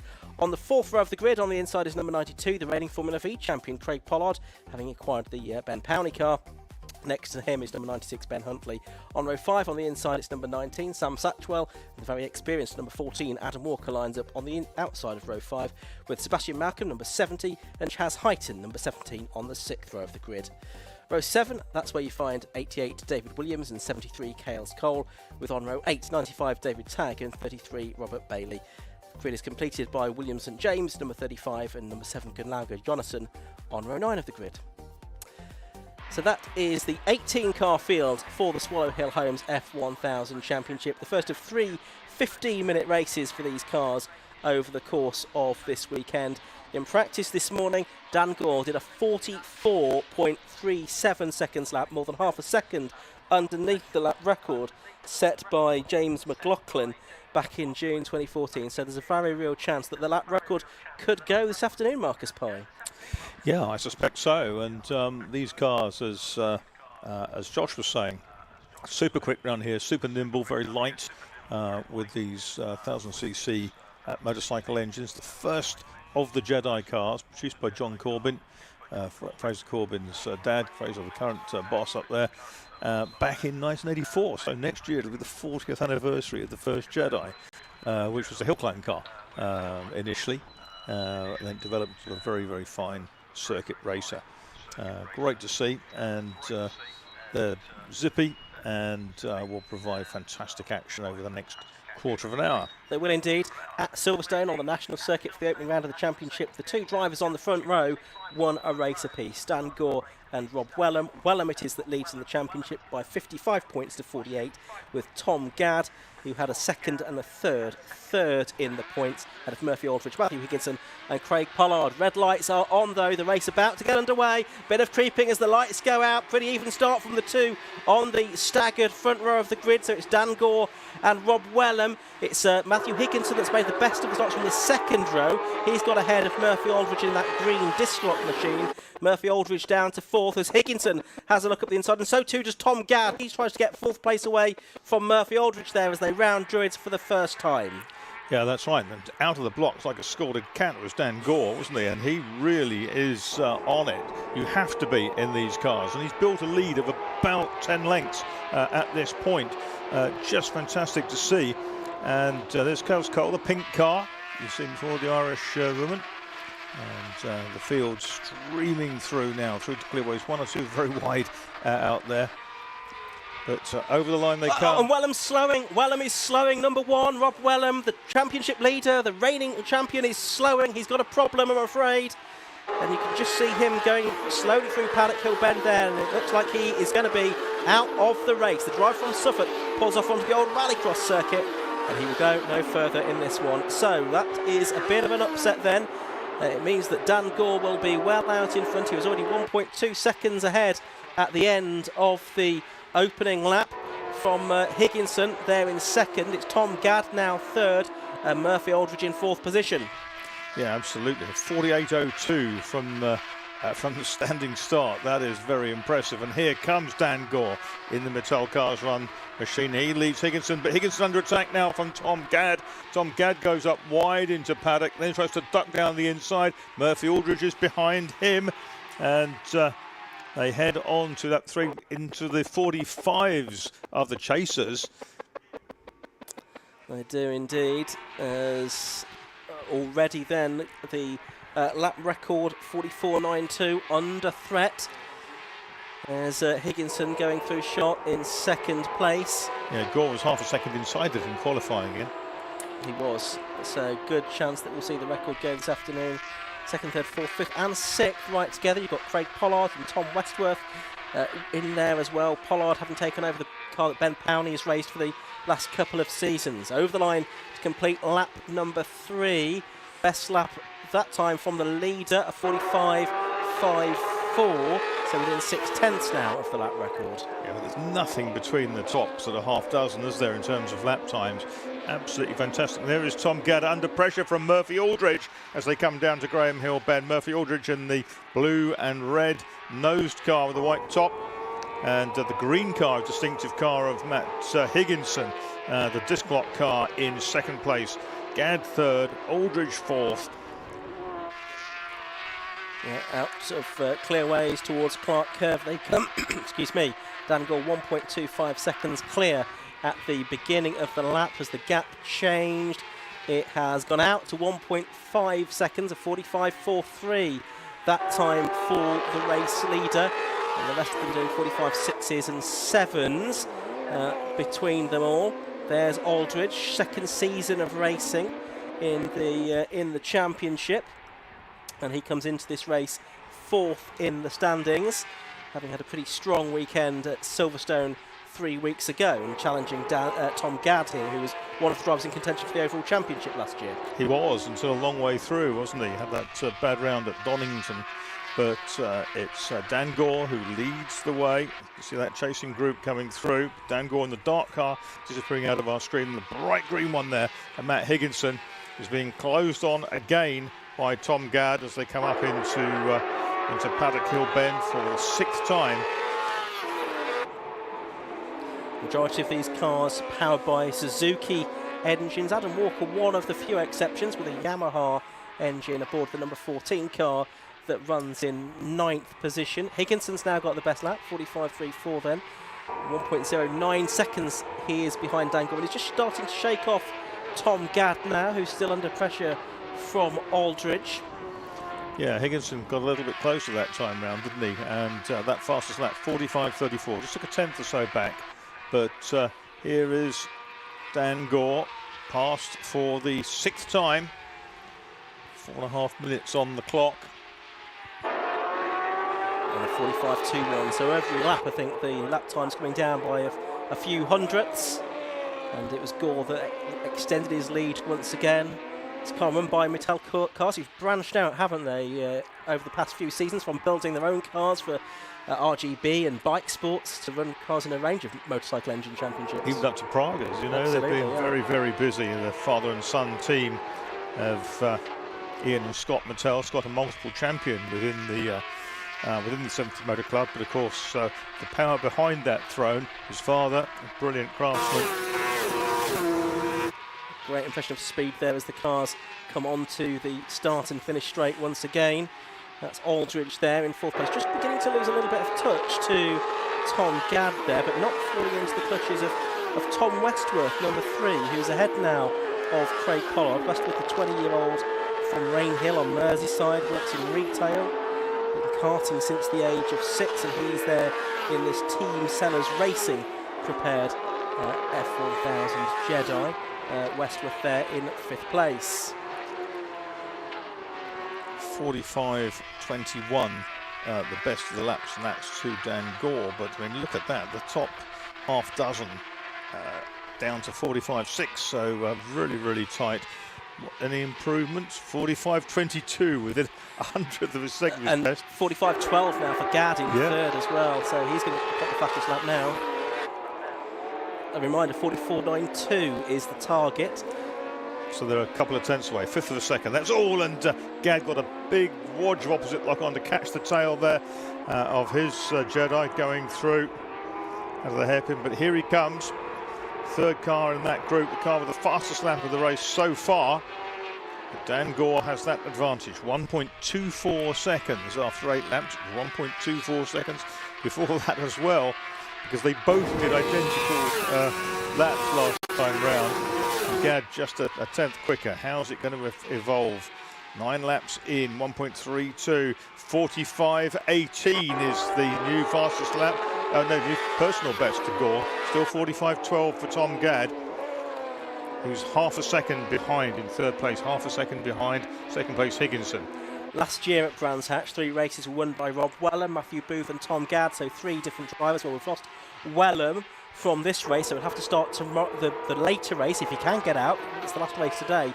From the back of the grid, Gadd is still very much there. Matthew Booth not racing an F1000 this season, although his car is in the hands of the car driver in 16th place, Gunnlaugr Jonasson, the Icelandic driver. Yeah, interesting that. And first Icelandic race I can recall since Sverrir Thorodsson, who won a couple of Formula 3 races back in the 60s. There's not many of them that doesn't, is there? No. Again, a slight mistake from Gadd there, but there's our race leader, Dan Gore. Now, he only had 1 race win last season. He finished 9th in the championship last year. He's already had 1 win this season. There, Tom Gadd, he had 5 wins last season, but despite having 5 wins, still only 3rd in the points behind Wellham, who had 2, and Matthew Booth, who had 3. Booth, who we've seen out in the Cup 200 cars this season with the 750 Motor Club. Interesting now, because we've got the leader closing down on the tail enders. Won't be very long before Dan Gore's ensconced in traffic. He goes into paddock for the 12th time. 45.05 is his best lap. 45.07 last time through. And he's you've got Gunnlaugr Jonasson there on screen doing battle with William St James as well. So they're having their own private battles. The leaders are coming through, which is the last thing that Dan Gore needed, but he has cleared them. And it's given him a cushion, because as they come up to Surtees, Higginson is still stuck behind a couple of those lapped cars. And it means that Gadd's right with Higginson there as well. Higginson's had to go wide round clearways, and now Gadd is in his slipstream. Yeah, he is. So as they're lapping Jonasson and William St James, David Tagg just ahead of them as well. That means that Dan Gore's gap has gone out to 1.63 seconds over Higginson in 2nd place. No personal best lap times, unsurprisingly, that time through with the impact of the traffic. And you could just see Westworth and Pollard going through in 5th and 6th positions. Pollard still getting used to something a lot quicker than the Formula V WEV that he piloted to the championship last season.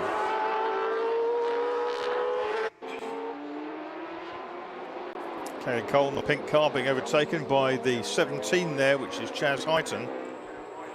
Yeah, that's for 10th place. Novice cross on Hyton's engine cover. It's good to see Cole has really made progress though over the last couple of seasons. She's up there in the midfield now. She was usually right towards the back of the field, but good to see that she's moved forward this season. Yeah, hopefully she can find some reliability to go with it and consistency, because that also builds confidence, doesn't it? That's right. Not seen much of Ben Huntley in 7th place, but he's going pretty well in the number 96 car, the ex-Compact Cup race. He had an inauspicious start to his F1000 career. He was involved in an incident at Beckett's on the first lap of his first race. It also involved, I think, Sam Satchwell and William St James as well, that one. 4.5 minutes remaining here, 13 laps gone. We're expecting probably 20 laps out of this. Yeah, and the lead 1.73 to Dan Gore. He's up into paddock. You can see the Caleb Cole through there. Leaders in the background going up towards Druids. There's Gadd.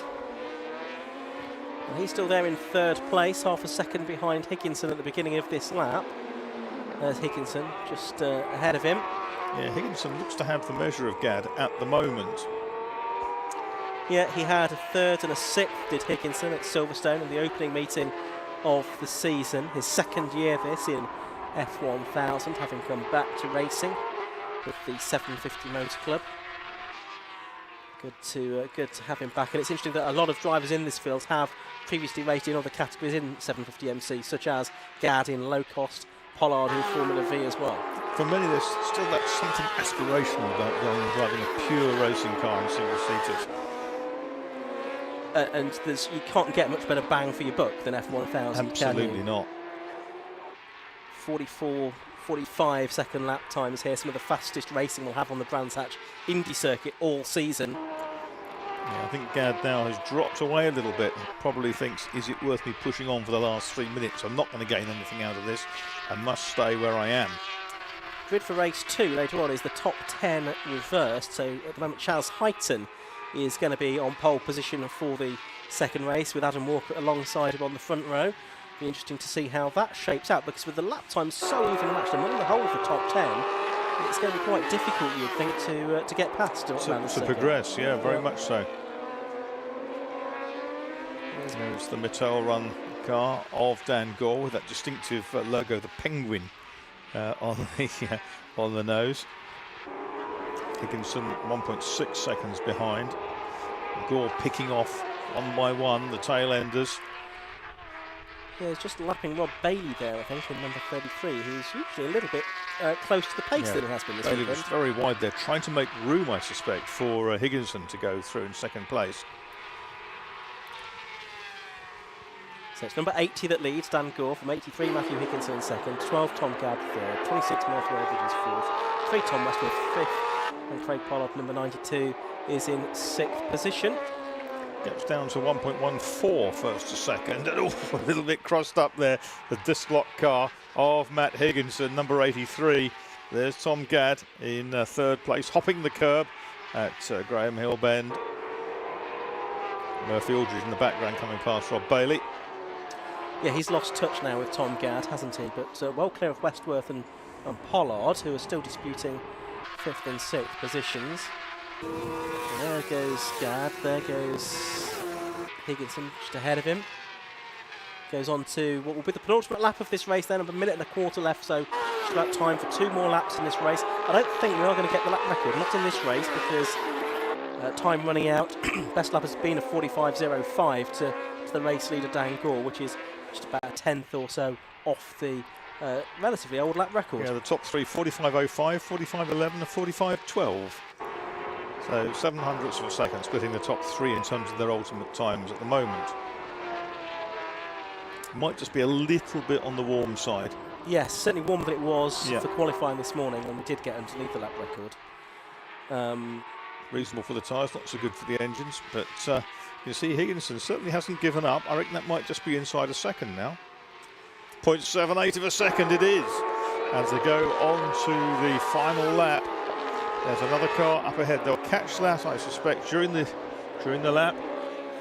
Yeah, is that the Sebastian Malcolm car possibly that they'll be closing upon. Half a lap to go though for Dan Gore, and look how Higginson is closer again. 3/4 of a second was the gap at the beginning of this final circuit. I don't think he's quite going to be able to do it. Could this be the best lap of the race? Could this be the 1:44 we're going to see?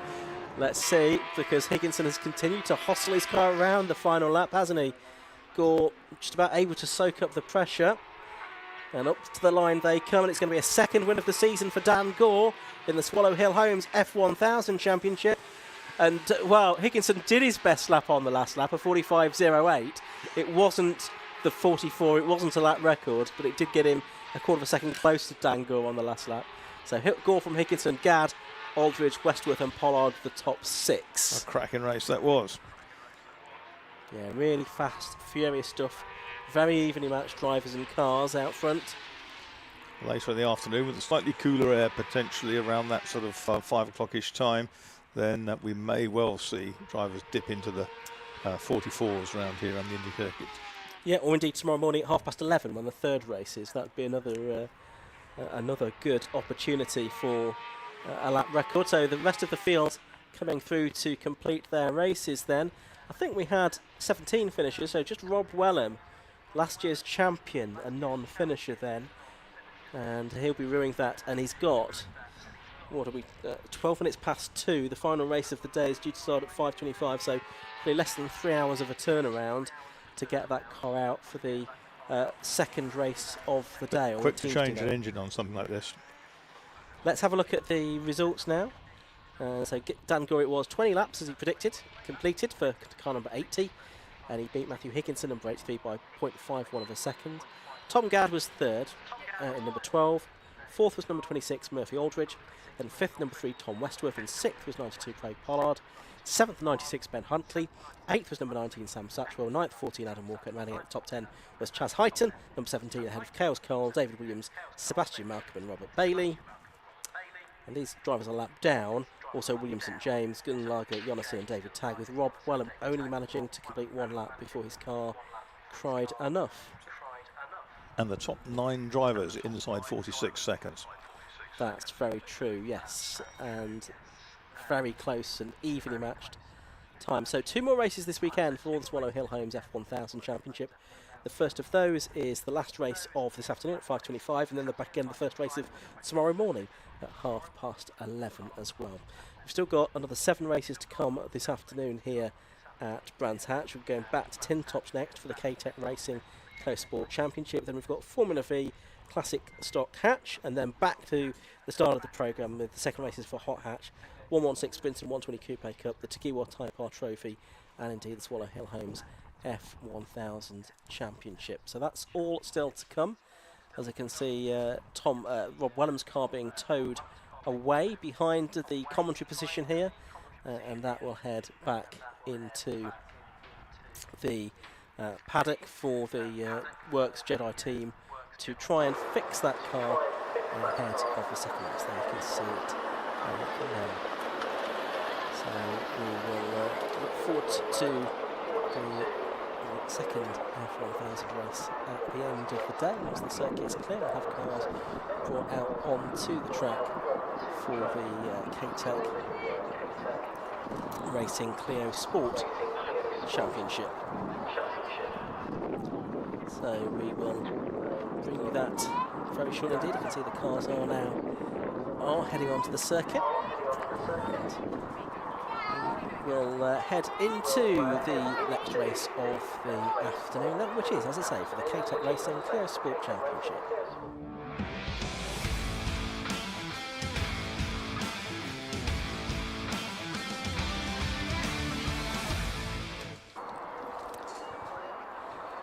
So we have got a great grid of cars set to line up for this Clio race, which is going to be another 15-minute race, as they all are today, nice and easy to remember. Let's take a look at the grid then for this 15-minute race. On pole position, it's number 47, Ben Swift, in the Class B 197-200, and besides him is number 77, that's Jason Pelosi. On the second row of the grid, it's going to be number 11, Jack Duane, and besides him, number 4, Tim Bentley, in the first of the Class A 102 Clios, the older shape cars.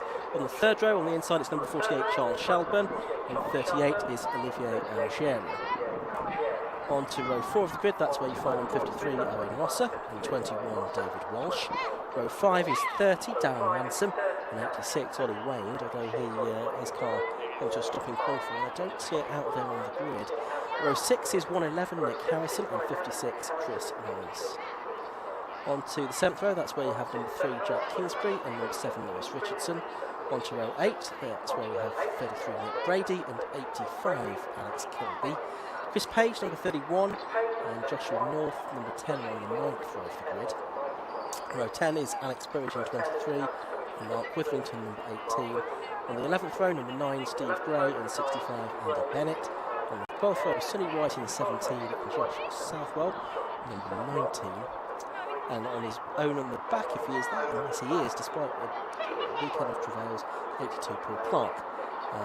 He lines up on row 13 on his own, and the cars now head off onto the green flag warming up lap.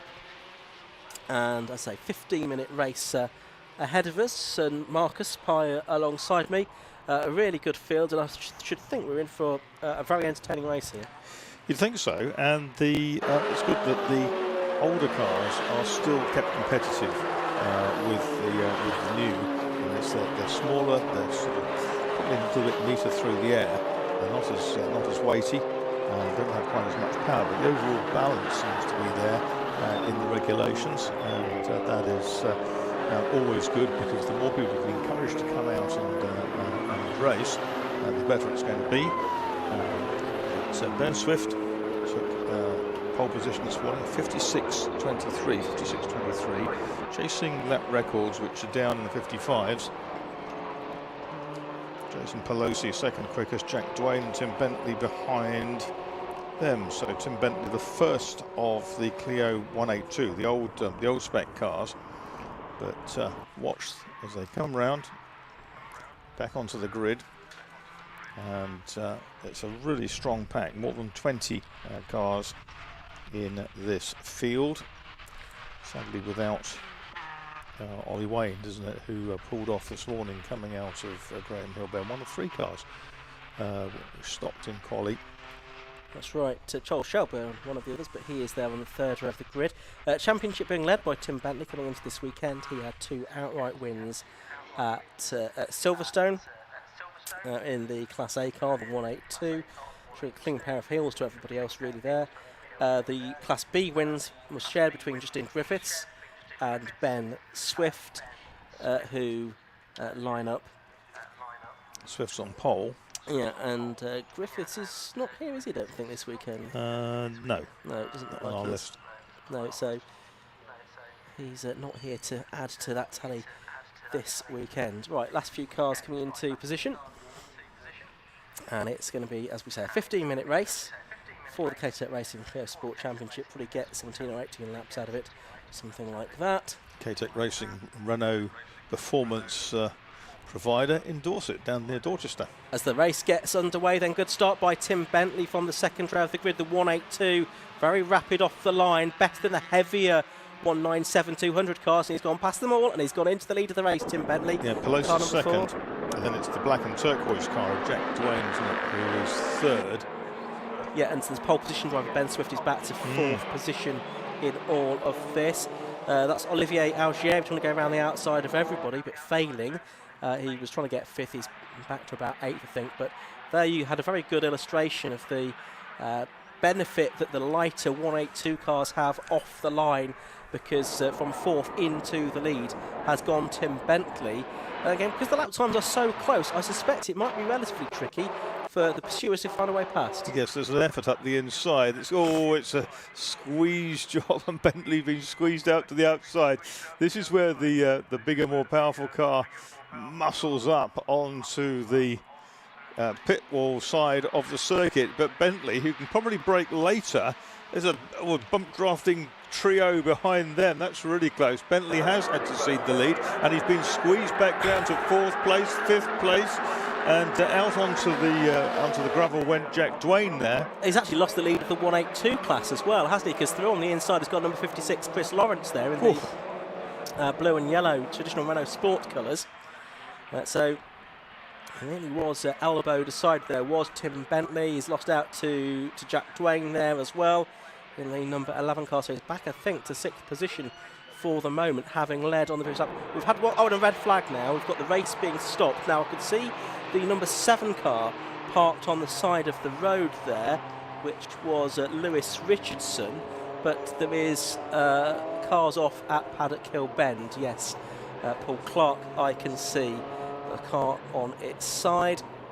So his day, which is not always a weekend, which is not gone well, continues not to go particularly well, I am afraid. So race being stopped, cars will come back onto the grid. We'll get a restart because we've had less than 2 complete laps. So we've lost a couple of cars, Paul Clark and Lewis Richardson, before the red flags had flown in separate issues for those 2 cars. So get the cars brought back onto the grid, and I imagine we'll get a restart over something like 10 minutes. I'm purely speculating there. It will largely depend on how long it takes to deal with the issue at Paddock Hill Bend, where the 750 Motor Club rescue crew were very quickly on the scene as ever to handle the incident in their usual professional way, alongside the marshals as well. The car being pushed back onto its wheels, which suggests to me that the driver was already out of the car, Paul Clark, which is good news indeed. He's had a very difficult start to the season, hasn't he, Paul Clark, with various problems over the 2 rounds. This is the car they changed the engine on it between testing yesterday and today. That's right, and he did half a lap in qualifying, but qualified by way of familiarity. Of course, a long-time racer in low cost, switching to Clios for the first time this season, but alas, it's not particularly gone to plan for him. So I can see the cars regridding now beneath our commentary position, and they'll go back to the original grid, of course, because we'd have less than 2 laps when the red lights went on, which makes it a little bit easier for the officials, because we don't need to issue a new grid or anything like that. I imagine it will be, as I said, something like a 10-minute race once we get to that point.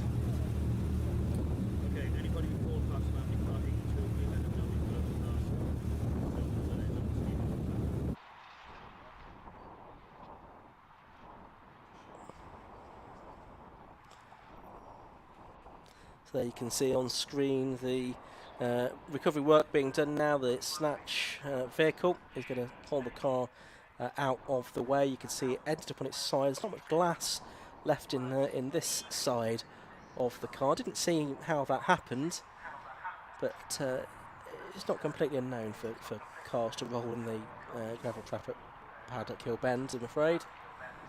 Paul Clark, the latest victim, and good to see Paul out of the car and appears to be okay. No doubt he will go to the medical centre for checks, as is routine in such circumstances.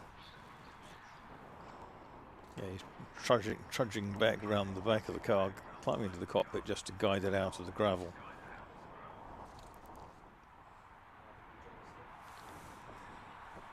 Yep, and there's a flatbed as well waiting there to take it all the way back to the paddock afterwards if required. Shame we lost Lewis Richardson as well, the 18-year-old from Milton Keynes, who built the car himself, apart from the roll cage and the engine, but sadly it's not worked out for him so far this weekend. He was 12th in the championship coming into this weekend. Jason Pelosi there, of course, he was right up at the sharp end before the red flags. He is 39 years of age, from Ongar in Essex, the Chief Executive of Deranged Vehicles, and he started racing back in 2008.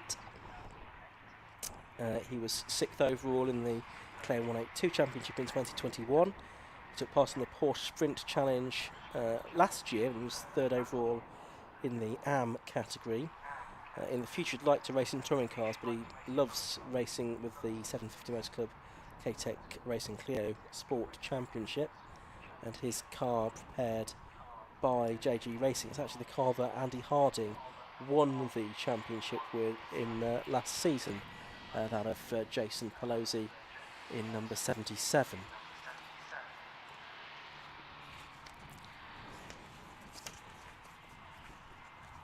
Other drivers towards the sharp end, of course, Olivier Algieri, who had dropped back, hadn't he, on that opening lap, but I think we'll get his grid positions back. He's just 17 years of age, from Conwy. Started racing karts here back in 2012, so about 6 years old at the time, and his car built by K-Tech. It's a 2012 chassis, and he's supported by 24 Productions, Yates Renewable Energy, Hall & Jones, North Wales Scaffolding and Who Hairdressers as well. And he is going to be back onto, is he the 3rd row of the grid? Yes, for this restart, Olivier Algieri. You can see the front of the field. There's Algieri there. You can see the gap on row 5, where we're missing now Ollie Waned, and I think the gap a bit further back, yeah, the gap you can see behind was the one vacated by Lewis Richardson. You can see number 18 there, that's the red, white and blue car of Mark Witherington, and he's 39 years of age, from Melton Mowbray. He's a franchise owner for the Auto Smart Vehicle Cleaning Products range. And he started racing back in 2007, initially racing in the MG Owners Club Championship in an MGB, and did some races in the early 2010s in the MSV Track Day Trophy with a Ford Mondeo, and now has come back to racing for this season in the K-Tech Clio Sport Championship with this 182 that he's owned since last year, built for this series but never raced before his ownership. He did a couple of races at last year at Donington Park and Snetton to get his eye in for this season. Now the number 33 car is turning down a dead end at the moment.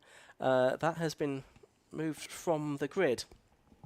Now that was the car of Nick Brady, which should have lined up on row 8. So I'm not quite sure why that has been removed from the grid. But clearly some issue with that car.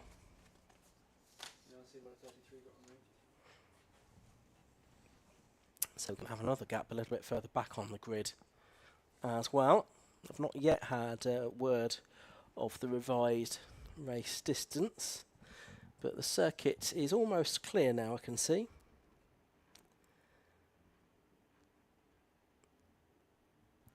With the flat-edged about to take Paul Clark's stricken car away. So Nick Brady, whether we're going to see Nick Brady back out or not remains to be seen.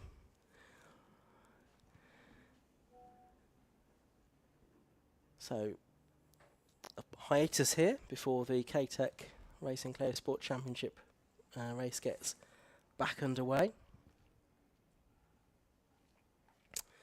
And it's just 2 races for these cars this weekend. One today and one tomorrow. They do have a mixture of double and triple headers. So after this they go to Croft at the end of June. That's a 3-race format there. Snetterton in July, double header. 3 races at Silverstone on the international circuit in August. And they'll complete their season at Donington Park with a double header on the 23rd to the 24th of September.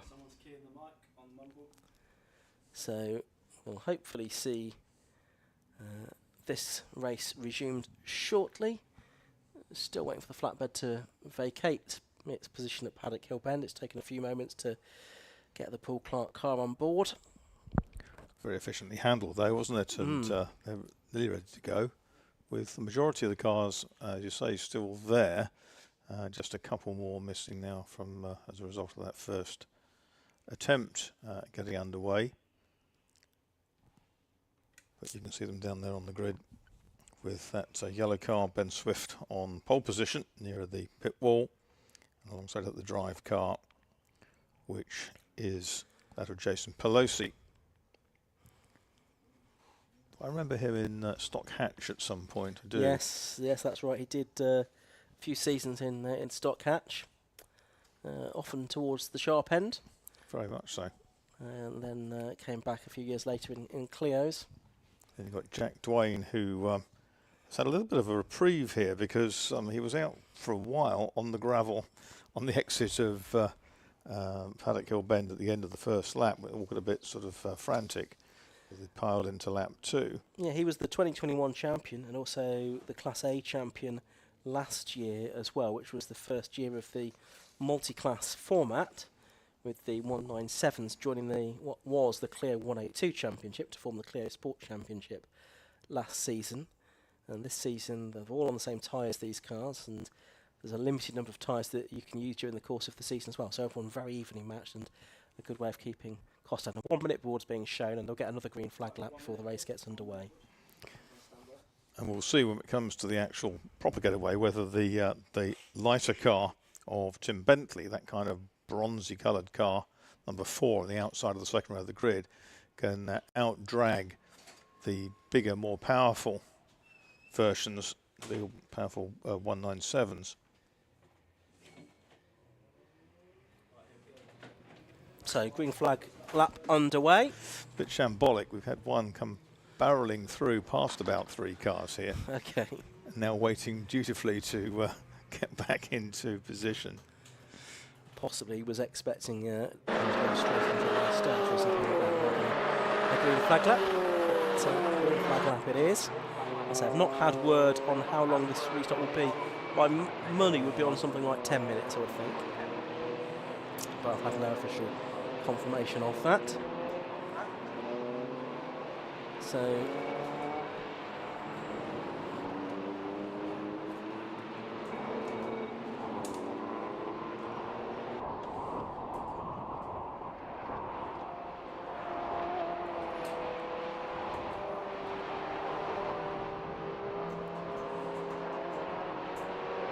the cars just making their way round before we come to round 3 of the K-Tech Racing Clio Sport Championship.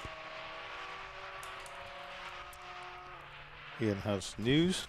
I do, not of the race distance, but for those of you at the circuit, if you drive a blue Mercedes with the registration HY17 VFC, HY17 VFC, you're blocking someone in, please go and move your car. But back here at the circuit, for the live stream viewers who won't have their car parked in an inconveniently placed, yes, 12-minute race is what we're seeing on the screen, so a couple of minutes more than I thought we might get, so that's good. We'll get something like 14 or 15 laps out of this then, I would think. Ben Swift on pole position, number 47. 77 next to him, Jason Pelosi. Jack Dwayne, number 11 on the inside of row 2, but the very fast starting, at least first time round, Tim Bentley on the outside of the second row of the grid. Red lights go on then, and out they go, and it's not such a brilliant start this time from Tim Bentley. It's not a bad start from him, and he might be second by the time they get to Paddock Hill Bend, behind Jason Pelosi. Ben Swift again not away particularly well. Jack Dwayne also not a ripper of a start, but they head off up towards Druids for the first time, and it is Jason Pelosi leading then, and it's very close for second, but Ben Swift just about muscles his way through into second place. Tim Bentley third and Jack Dwayne fourth. Yeah, that's right. You can see the bronze car there of Bentley with Dwayne and the black one behind him, but out front again it's Jason Pelosi and the deranged drive car, and in second place is Ben Swift in yellow and black. They squeal their tyres through Surtees, named after the 1964 Formula One world champion John Surtees, who lived not far away from here, down at Eden Bridge. That's a multiple world motorcycle champion before that, the only man to have done both. Here they come. Over the line then, end of the first lap, and now you've got the yellow car of Swift attacking Pelosi for the lead, but he couldn't quite make it through there.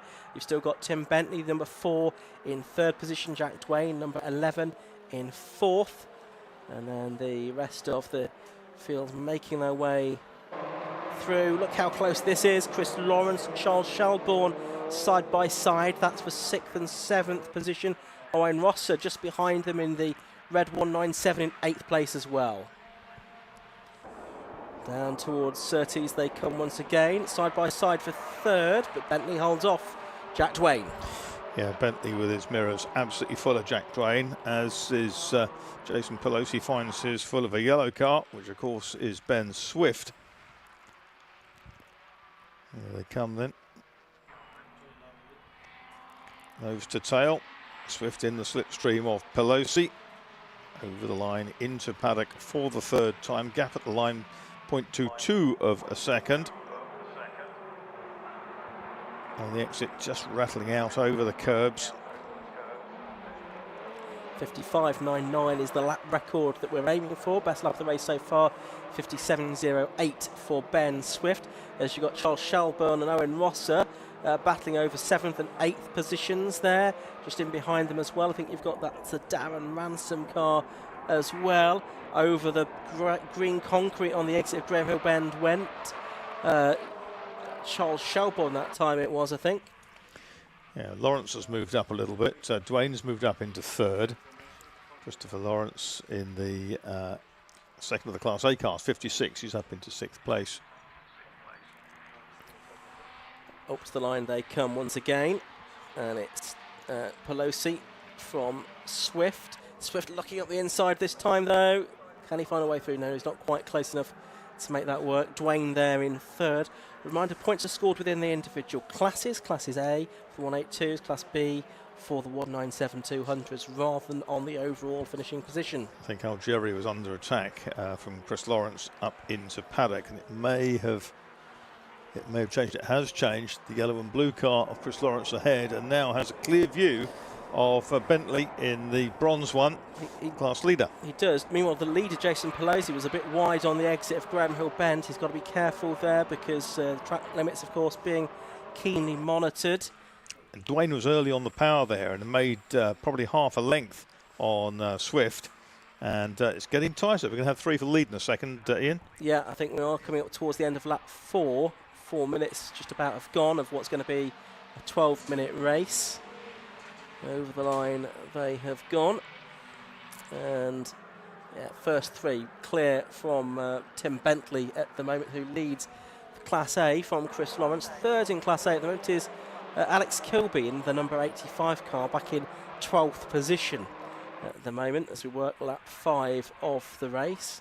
Best lap of the race at 57.07 to Jack Dwayne, 3rd place driver. At the moment, last time actually Dwayne took about half a second out of the 2 leaders, so good effort from him to get on terms with Pelosi and Swift. Yes, this is the part of the circuit where Dwayne was particularly good last time round. He's got a good setup to come through clearways. Quick out of it, drops into that little depression, which builds revs. A couple of miles an hour more into that, will build through the straight. Down to paddock, the leaders go again. Pelosi and Swift and Dwayne. And we've got Bentley and Lawrence. Lawrence took about a quarter of a second out of Bentley on the previous lap, getting closer to the Class A leader. That's also one to keep an eye on. Algieri there in 6th, the young Welsh driver. And Owen Rosser, Charles Shelbourne and Darren Ransom and Jack Kingsbury rounding out the top 10. Kingsbury, a driver that's been in championship contention in the past in the 182s. He's switched to the 197s for the first time this year and still getting to grips with these cars, which are heavier and handling in quite a different way to the 182s. Yeah, this time we've got Swift in 2nd place, trying to close in on the leader. I think he's made a bit of ground. That's not a 1/5 of a second. The slipstream effect down past the pits. That's the chase group, and the Class A battle. Bentley and Lawrence is getting closer. That's Owen Rosser, I think, in the red car, isn't it? The 53 there, we saw at the back of that group, chasing Olivier Algieri. And there's our race leader, Jason Pelosi. Still these three together, about a second and a half ahead of Tim Bentley, who's in 4th position. Those are the two Class A leaders now together in their 182s. Lawrence took another couple of tenths out of Bentley last time, and he is starting to attack here. Just seeing in the background there the two 182s behind the three 197s in the lead. Yeah, I got the impression that quite a lot more defensive action there from Tim Bentley coming down towards Surtees, because the yellow and blue traditional works Renault colours of Chris Lawrence in 56 is much, much closer. They go over the line to complete their 7th lap, and we've had just about 6 3/4 minutes or so. So well into the second half of this 12-minute restarted race now. We've lost Algieri, haven't we? He's gone tumbling down the timing screens. I think that's his car I can see going slowly into Paddock Hill Bend. He crossed the line 19th, I think. Yep, that's got a pickup problem by the looks of things. Oh, no, sorry, 11th. Maybe a transponder issue. There's another car just gone into the pit lane as well, which Marcus is just trying to identify. 111's already in the pits, and this is 33 now arriving. Okay, that was Nick Brady, wasn't it, who I think must have started ultimately from the pit lane, having been pushed off the grid at one point. A battle amongst the 182s there, including the 31 car of Chris Page. Steve Gray, I think, just behind him. They're the leading trio on screen now. For those of you watching on the live stream, they're just at Paddock Hill Bend. I reckon they're actually being caught by Tim Bentley and Chris Lawrence. I think, yeah, certainly they are. Could be. Tim Bentley just did his personal best lap, 57.14. Yeah, he's taken time out of all the top three. A couple of tenths immediately out of Jack Dwayne. Owen Ross has just done the best lap of the race as well, 57 dead in 6th position, so he's starting to come into it as well. The top 6 getting ever close together, only 3 seconds now, covering the first half dozen. There they all are on screen now, heading into Surtees on lap number 9. So, still anybody's race this, 3.5 minutes to go. Jason Pelosi, number 77, leading, having switched from Clios to Porsches, back to Clios again for this season. Still quite a long way away from the record, aren't they? Yes. Not within touching distance at this point. No, I think different tyres for this season as well, all on the same tyres now. That possibly is a factor. There's Bentley, and that's Rosser, who's moved up into 5th place. Owen Rosser in the 53 has moved past Chris Lawrence, given a bit of respite for Bentley, the class leader. And he's the first driver below the 57s. He's into a 56.95 now. Owen Rosser, there he is, number 53. The driver from Dunmow in Essex. So probably would consider this his local circuit. Very much so. Pelosi it is that leads then, number 77, the driver from Romford, another Essex driver. From 47 in 2nd place, Ben Swift, who is from Skegness. And then Jack Dwayne, another Lincolnshire driver. They're coming through to complete lap number 10 with 2 and a bit minutes to go, so they'll get 3 more laps out of this. And Bentley is trying to bridge that gap. You've got a slower car coming out of the pit lane, they've got to avoid that. And that actually pushes them out wide. They can dive in, carry more speed potentially through the apex. That may well be Algieri, I think. That was the slow car. So Pelosi and Swift and Dwayne, the top 3. First 6 cars separated by less than 3.2 seconds now. Still 0.37, identical lap times, that time Pelosi and Swift, and only 100th slower Dwayne. 57.21, 57.21, 57.22, and quicker still Bentley. 2 more laps to go at the end of this one then. Are we going to see a move that Ben Swift has been saving up all race long? He pulls out of the slipstream of Jason Pelosi now. And he dives to the inside as they head into Paddock Hill Bend, but can't do anything with it there. Owen Rosser, by the way, is getting the black and white driving standards flag, so although he's been quick, he probably has attracted attention for exceeding track limits at some point around the lap. Dwayne's still there in third, then Bentley leading Class A, and then Rosser, and then Chris Lawrence, who's second of the Class A cars. Third of the Class A cars now is Alex Burridge, 23, in 10th place overall. On to the Cube Stroke they go. And into Surtees. Leaders coming through with 11.25 minutes gone, so it'll be the last lap board for them this time. So it'll be a 13-lap race. And again, very close racing, very evenly matched lap times. Not a huge amount of overtaking, certainly after the initial skirmishes, Marcus. Yeah, it's been clean though, hasn't it? They've been respectful. Mindful of another race tomorrow, of course, wanting to keep their car in good shape for that. Leaders up to Druids then for the final time. And Pelosi looking for his first win of the season then. 14th in the championship coming into this weekend. I think had a best finish of 9th at Silverstone for the first event of the season. And Ben Swift second in the championship coming into this weekend. He's what now a mile and a half or something like that between himself and his coveted victory, but looks like Ben Swift is coming back at him and looks up the inside. There wasn't quite room to do it, and that might be his undoing because he's drifted out wide and Jack Dwayne's dived into the hole that he created. Yeah, so they're coming up to the line. Checker flag is ready this time, I think, and he is going to lose it out in second place. It's going to be Jason Pelosi that holds on to the win. It's going to be pretty much neck and neck for second. I don't know what to call that, really. That is really close between those two. They're given identical times over the line, both 1.06 seconds behind. Jack Dwayne is shown on our screens in second. We'll see if the... By eye, it looked that way by about an edge of a bumper. Yeah, but really tight. Jack Dwayne second, Ben Swift third, Tim Bentley fourth, winning Class A, Owen Rosser fifth, Chris Lawrence sixth, second in Class A, and Jack Kingsbury, Dan Ransom, Charles Shelbourne, Alex Burridge, David Walsh, Alex Kilby, Chris Page, Steve Gray, Joshua North, Andy Bennett, and Sonny White. And I think everyone that's going to finish the race has to just about, apart from Josh Southwell, who just comes up to the line now. And Owen Rosser, who did that 56.95 fastest lap. Look at the laps behind him. What, 57.06, 57.08, 57.10, 57.10, 57.12, 57.12, 57.14. Yeah. And so it goes on. Absolutely staggering. Yeah, that's what, 1700ths of a second.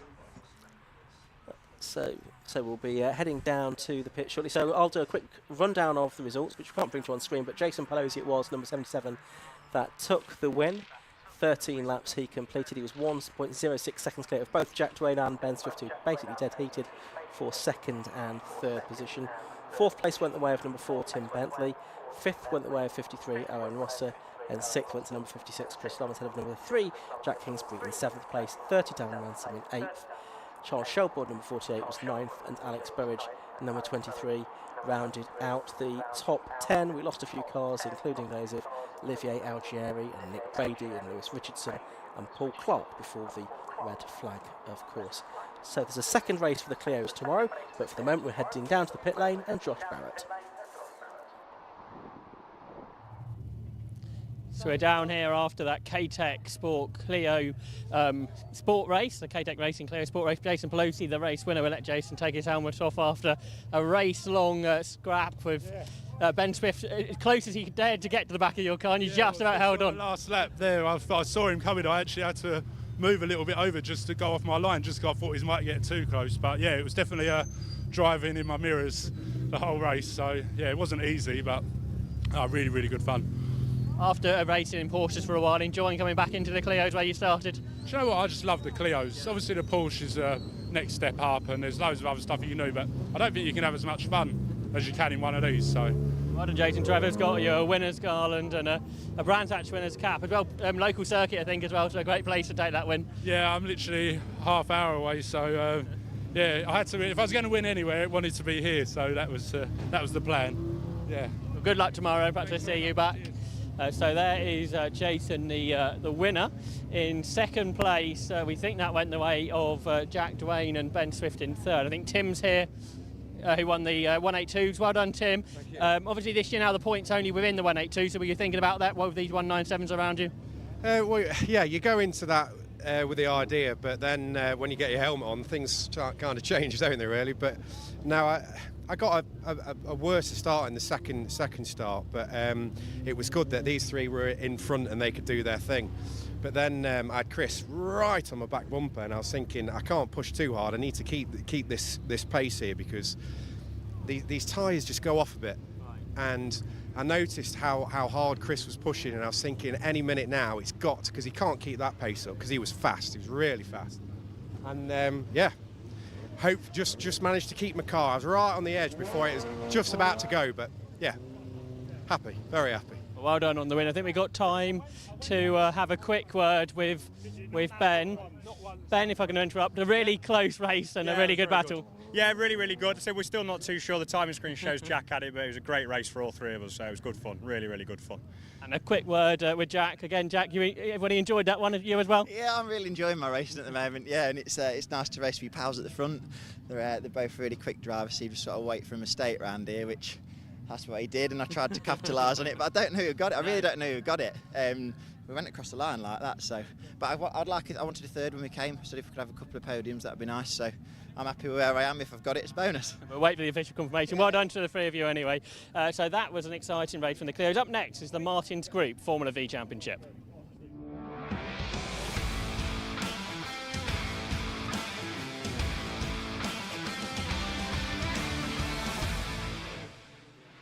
So some more single-seater action then here at Brands Hatch. The Martins Group Formula V Championship cars heading out onto their green flag lap. And we'll see if we can bring you the grid for this one. It's going to be another 15-minute race. And on pole position, it is the returning driver after a long time out. Number 44, Martin Farmer, has besides him the winner of one of the races at Donington Park, number 99, Craig Bell. On the second row on the inside, it's number 4, Tim Probert, and besides him is number 33, Leicestershire driver Matt Harbert. On the third row, it's number 88, Francis Twyman, and number 18, Elliot Mason, who also won one of the races at Donington last time out.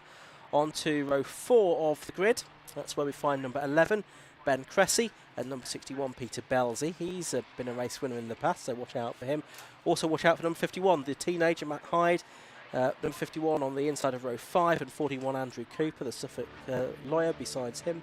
Row 6 has number 3, Vaughan Jones, third in the championship last year, highest placed returning driver. He's on the inside of row 6, number 3. Next to him should be number 16, James Madden, but he rolled his car in qualifying, so I suspect he's not there. Row 7 has 26, Andrew Hayden, and 66, Philip Waterhouse. Row 8, switching from low cost to Formula V, is 13, Thor Tuller, 47, Matt Topham is next to him.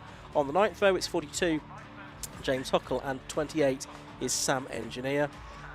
And then on row 10, it's number 19, Emil Kostadinov, and 31, Martin Snary. Simon Foley in 32, and Archie Mace in 34 on the 11th row. John Cressy, number 22, and Adam Braggs, number 70, are on the 13th row. On the 12th row, I should say, and on the 13th row is number 43, John Botner. And while we've been going through the grid, the cars have come back to line up, Marcus, and we always look forward to what Formula V has to offer. Absolutely, as I always say, it's a lot more than just hot air. Great Formula V, goes back to 1967, and in fact predated first Formula Ford race by a couple of weeks, so quite something. And Formula V was actually invented in the States, not in Germany as you might expect. But it's been a staple of the club, sort of single-seater wise, for so many years now. That didn't obviously start off with a 70 motor club, but came on board and we're about to go racing. We are indeed. Red lights are on and they go out. And it's a good start by Tim Probert from the second row of the grid. The race rusty Martin Farmer, though, is going to hold the lead into the first corner. The drive from Sutton Coldfield, Tim Probert up to second. Craig Bell in the GAC drops down to third position. I think it's Elliot Mason possibly that's up into fourth position, black and orange car, ahead of Peter Belzy. Yeah, that's right. Belzy, and that bright green one is out wide at the hairpin, but coming down into Graham Hill Bend, and it is Martin Farmer, multiple champion, won it back in initially, I think, in 2007, which was the 40th anniversary of Formula V. And they're going to be 3 wide down the back straight here into Surtees. A good change of position they're going in. You see the whole field charging through these flat floor VW engined cars, but it is Martin Farmer who is stretching away in the GAC. up front. Yeah, first race in Formula V for a few seasons, 3-time champion of course, but he's showing that you don't really lose it. And he is clear of Tim Probert in second. Peter Belzy is the driver on a move though. He's up to 4th place now. Look at him locking up there into Druids in the number 51. Spider, that's the former championship winning car. Jez Clark took that to the title 2 decades or so ago now.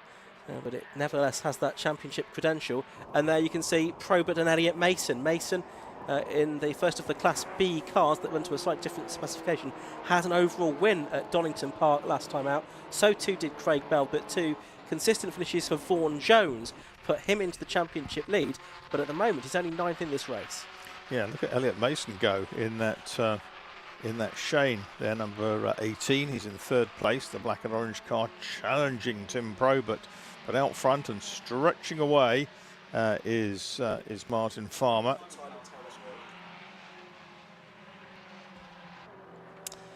So Martin Farmer it is that's leading at the end of the second lap by 1.2 seconds effectively over Tim Probert in 2nd place, but Peter Belzy very much one to watch. And that's Francis Twyman, isn't it, diving inside 33, which is Matt Harbert in the black and green car.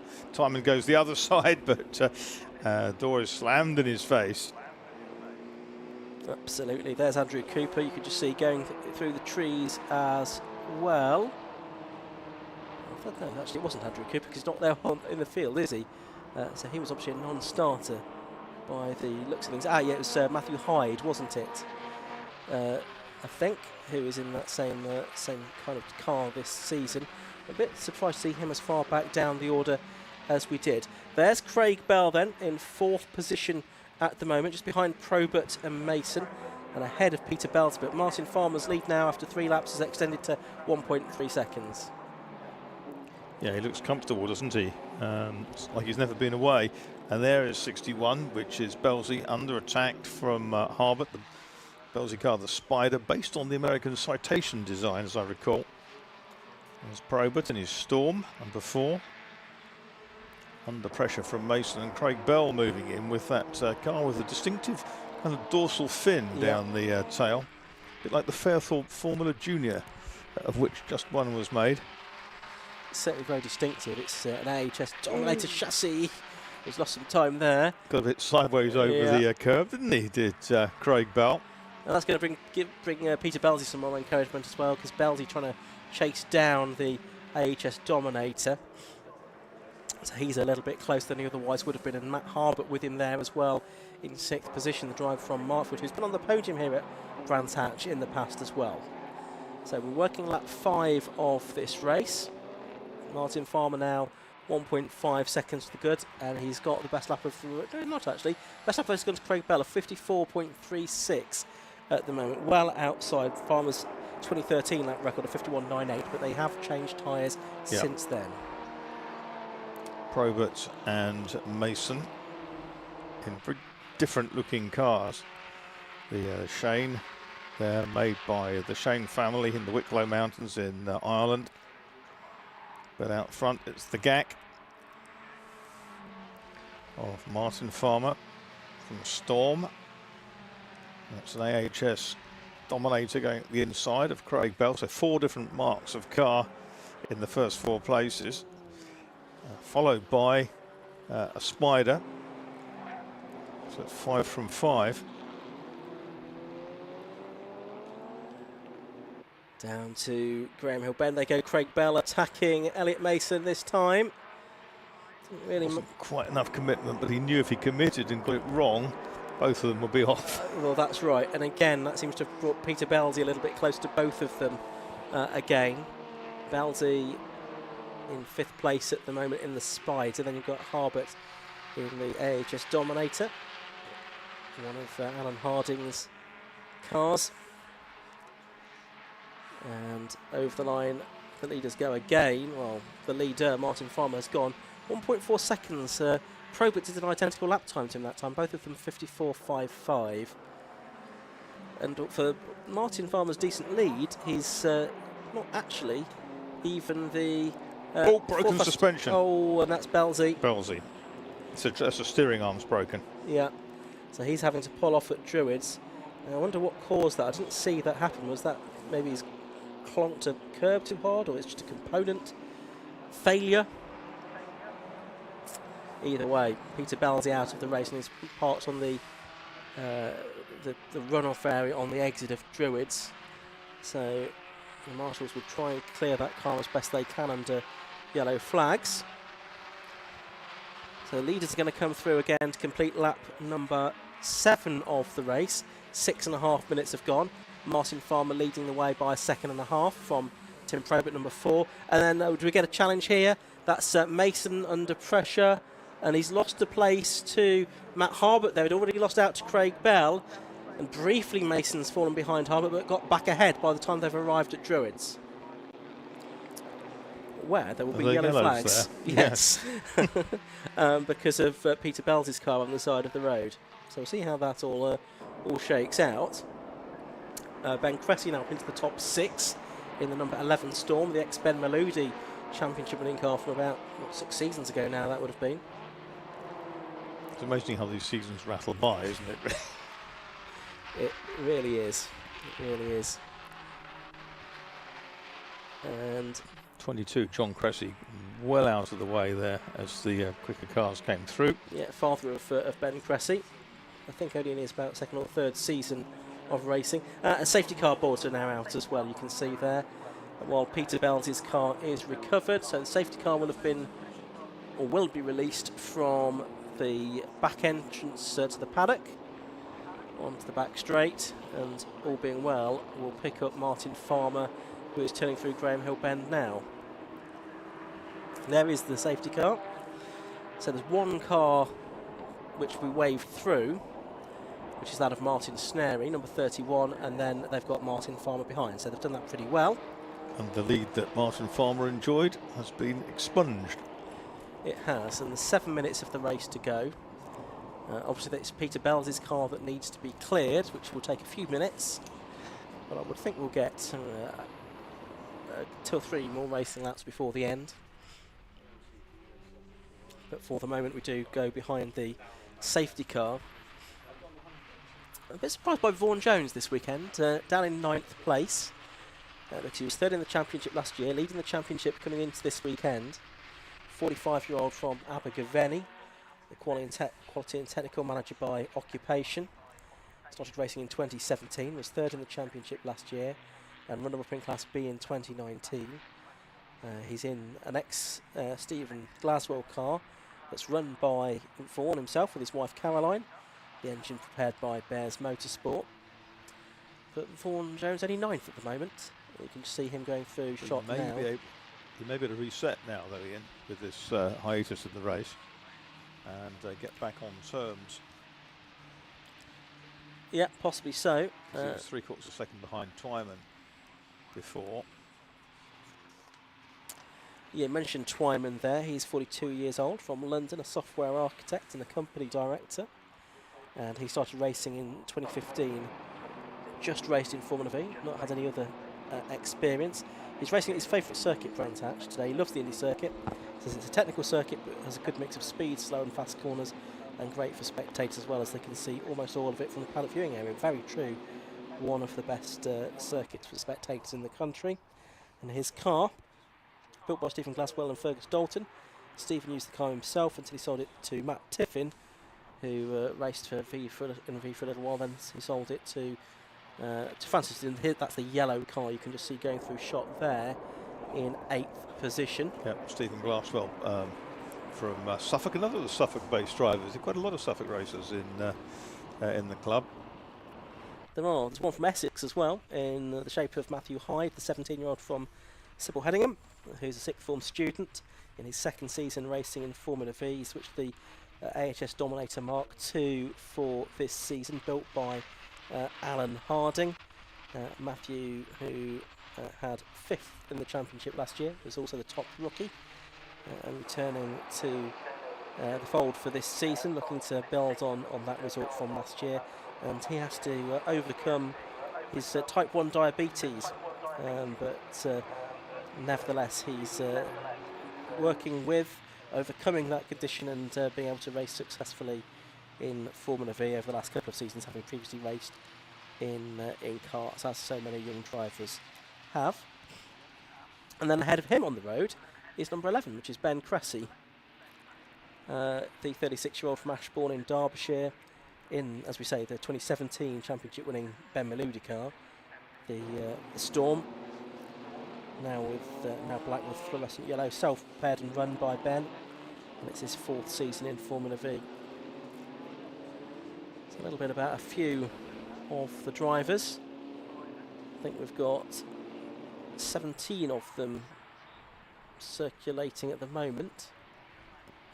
I saw the Peter Belsey car was on the flatbed, so it won't be very long before that has vacated the scene. Yeah, it's just driving away now, isn't it? So, and that will go into the back entrance to the paddock, I would think. So, probably going to be one more lap, I would think, behind the safety car. So we might get another couple of laps in before the end of the race. We're up to the 12-minute mark now.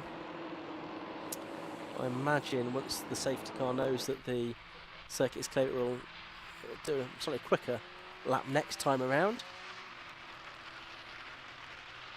And there'll be 2 laps or so for Martin Farmer to try to hold on for a comeback victory.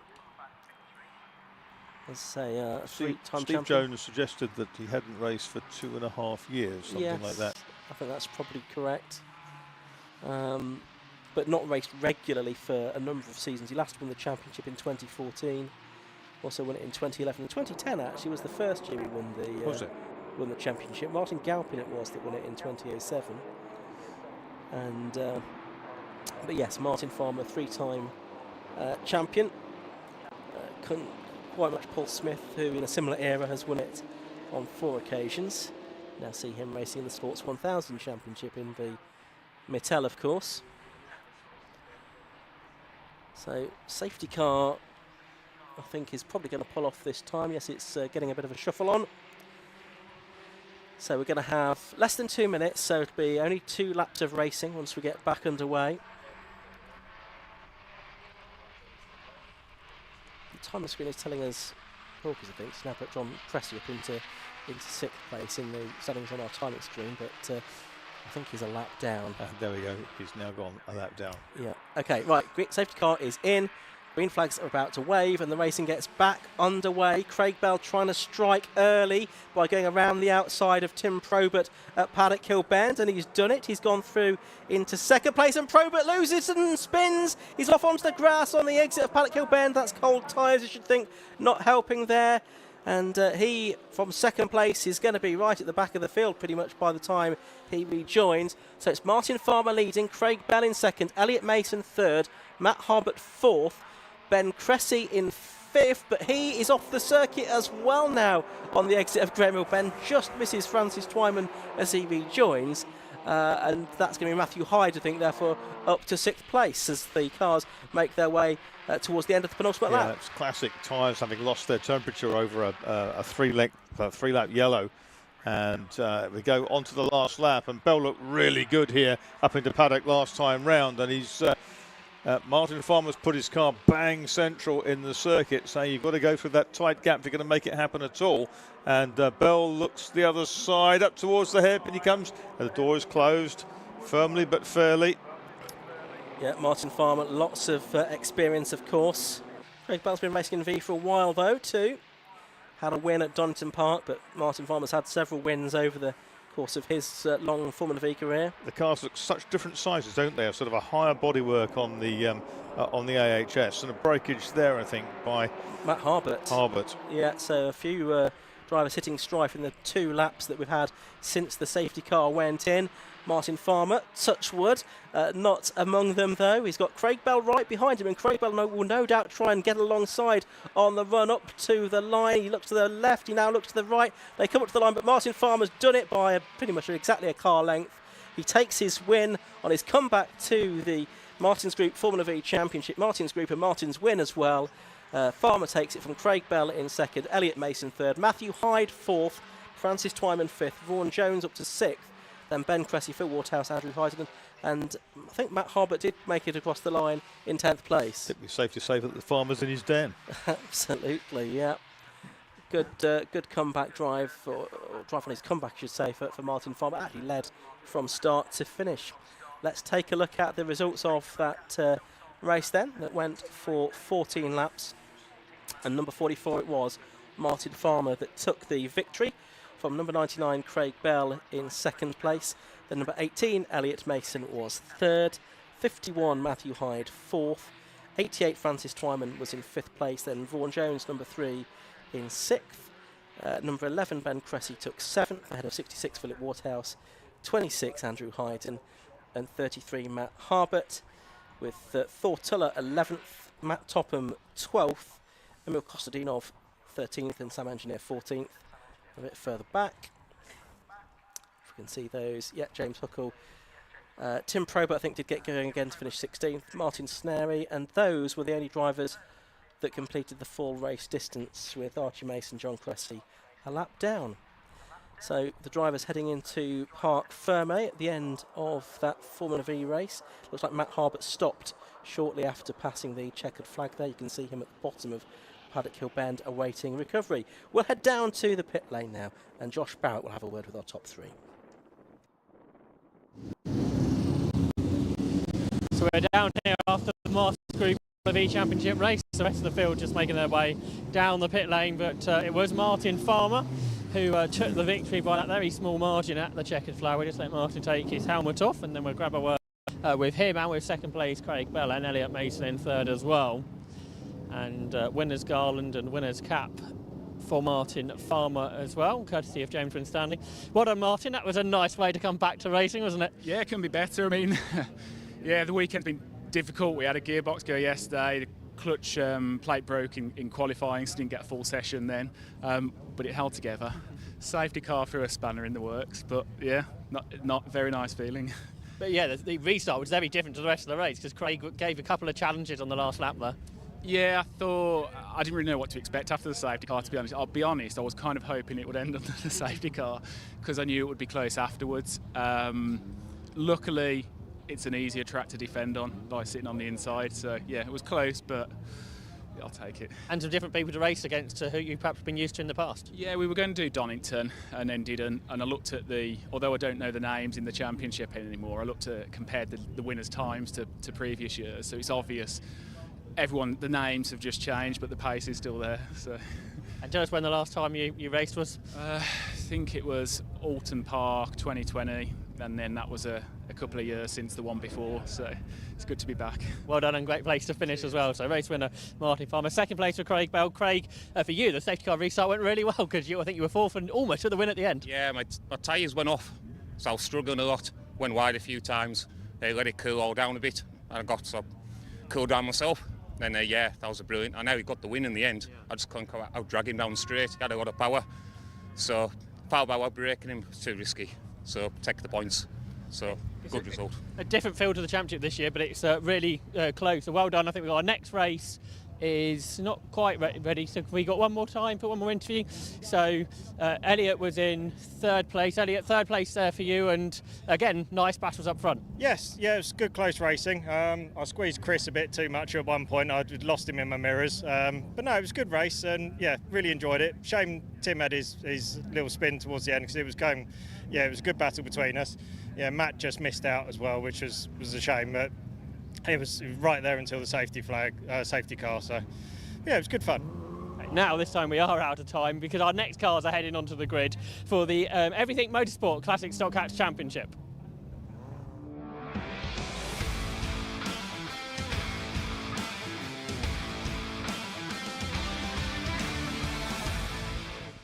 So yes, the cars coming onto the grid for the Everything Motorsport Classic Stock Hatch Championship. Paul Thorpe is going to leap onto the headset next to me in place of Marcus Pye for this race. Another 15-minute race, of course. And while Paul's getting the headset on, I'll run you through the grid. And on pole position, it is going to be the number 1 car of Chris Deere, and besides him is number 87 Stuart Place. On the second row it's 47 Robert Campbell, and 12 which is James Hazelhurst. On the third row it's 91 which is Finn Groom, and 93 Ben Bateman. Row 4 of the grid we will see when it scrolls through. Pete Morgan in number 2, Martin Kayser number 88. Then it's Andy Philpotts number 6 and Dan Bassingthwaite number 18 on row 5. Row 6 is 41 Jason Wood and 58 Pete Osgerby. Then on the 7th row it's William Humphreys number 30 and Neil Dudman 48 with Terry Roughton and Rick Groom 5 and 92 on the 8th row, and then final row Alan Julie number 62 and Terry Deer number 42. As I say, Paul Thorpe has joined me in the commentary box for this race. Always good to have you with us, Paul, and provide the insights from the classic stock hatch paddock. We'll hear more from you as the race goes on, because it's about to get underway. You can tell us what's been going on during the course of the weekend, but the 30-second board is being shown at the moment. Very quickly we'll get a 5-second board. Yeah, we've got no green flag lap, so this is straight into racing, people. It's going to get quite exciting in the first corner. Certainly will. So you've got 4 205s on the first 2 rows. It must be a 205 circuit, this one.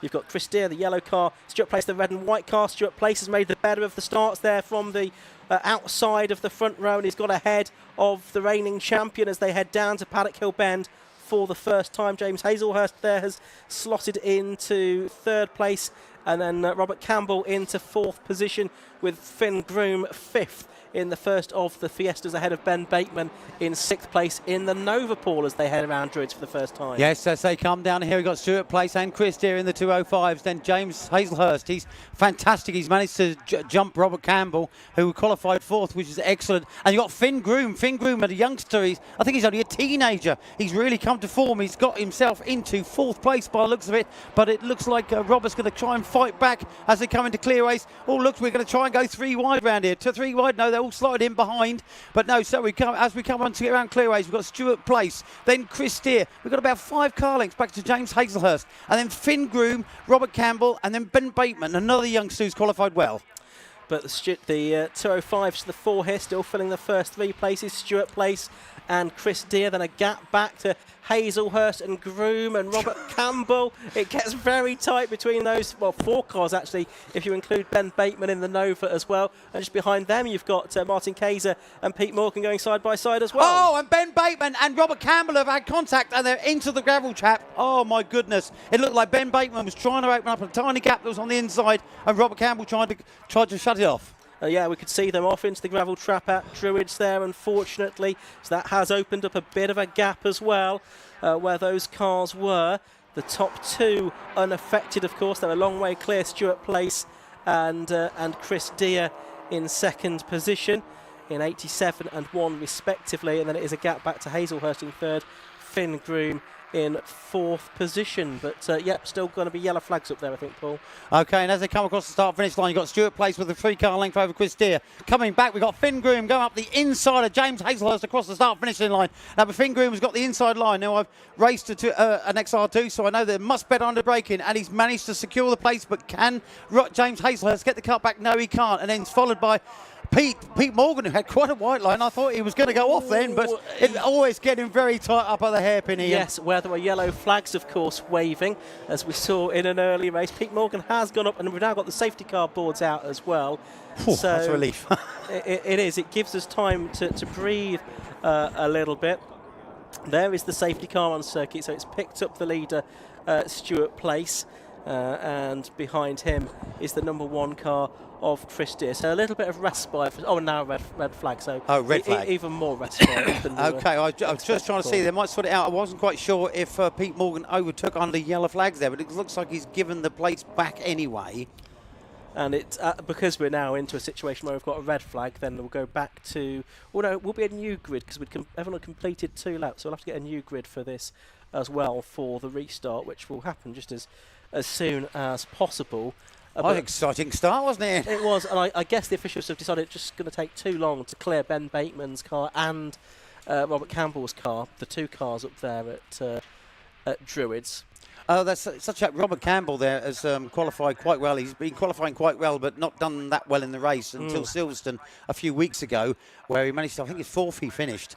So he's well keen. He's getting to grips with the heavy traffic that we have. Ben Bateman, a youngster, he had a bit of bad luck this season, and it looks like his bit of bad luck's continuing here with that off into the gravel trap. But looking back, I'm looking at Finn Groom there. Finn Groom came out last year, only a youngster, a teenager. and was doing really well. Unfortunately, he had a little accident at Pembury, and it knocked his confidence. And he's certainly showing that it's not a problem this year, Ian. No, absolutely not. He went well, didn't he, at Silverstone as well. Last time out, we got a 5th and a 7th place there, showing even better pace here this weekend as well for the second meeting of the season.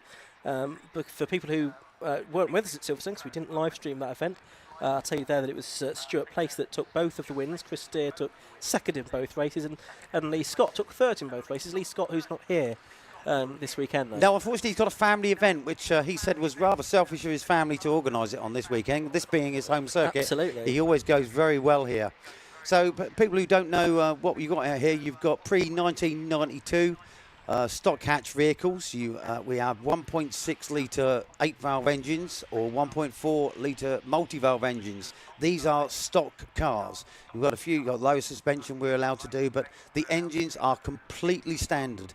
And we have minimum weights that all the different makes have to adhere to, and this keeps the racing nice, close and tight. It does, and it is one of the most cost-effective ways to get into motor racing as well. I mean, 750 Motor Club generally very good for an affordable way into motorsport, but this is as good a way as any. It is. I mean, look, the cars are now 30 years old. I think the youngest ones are out there now.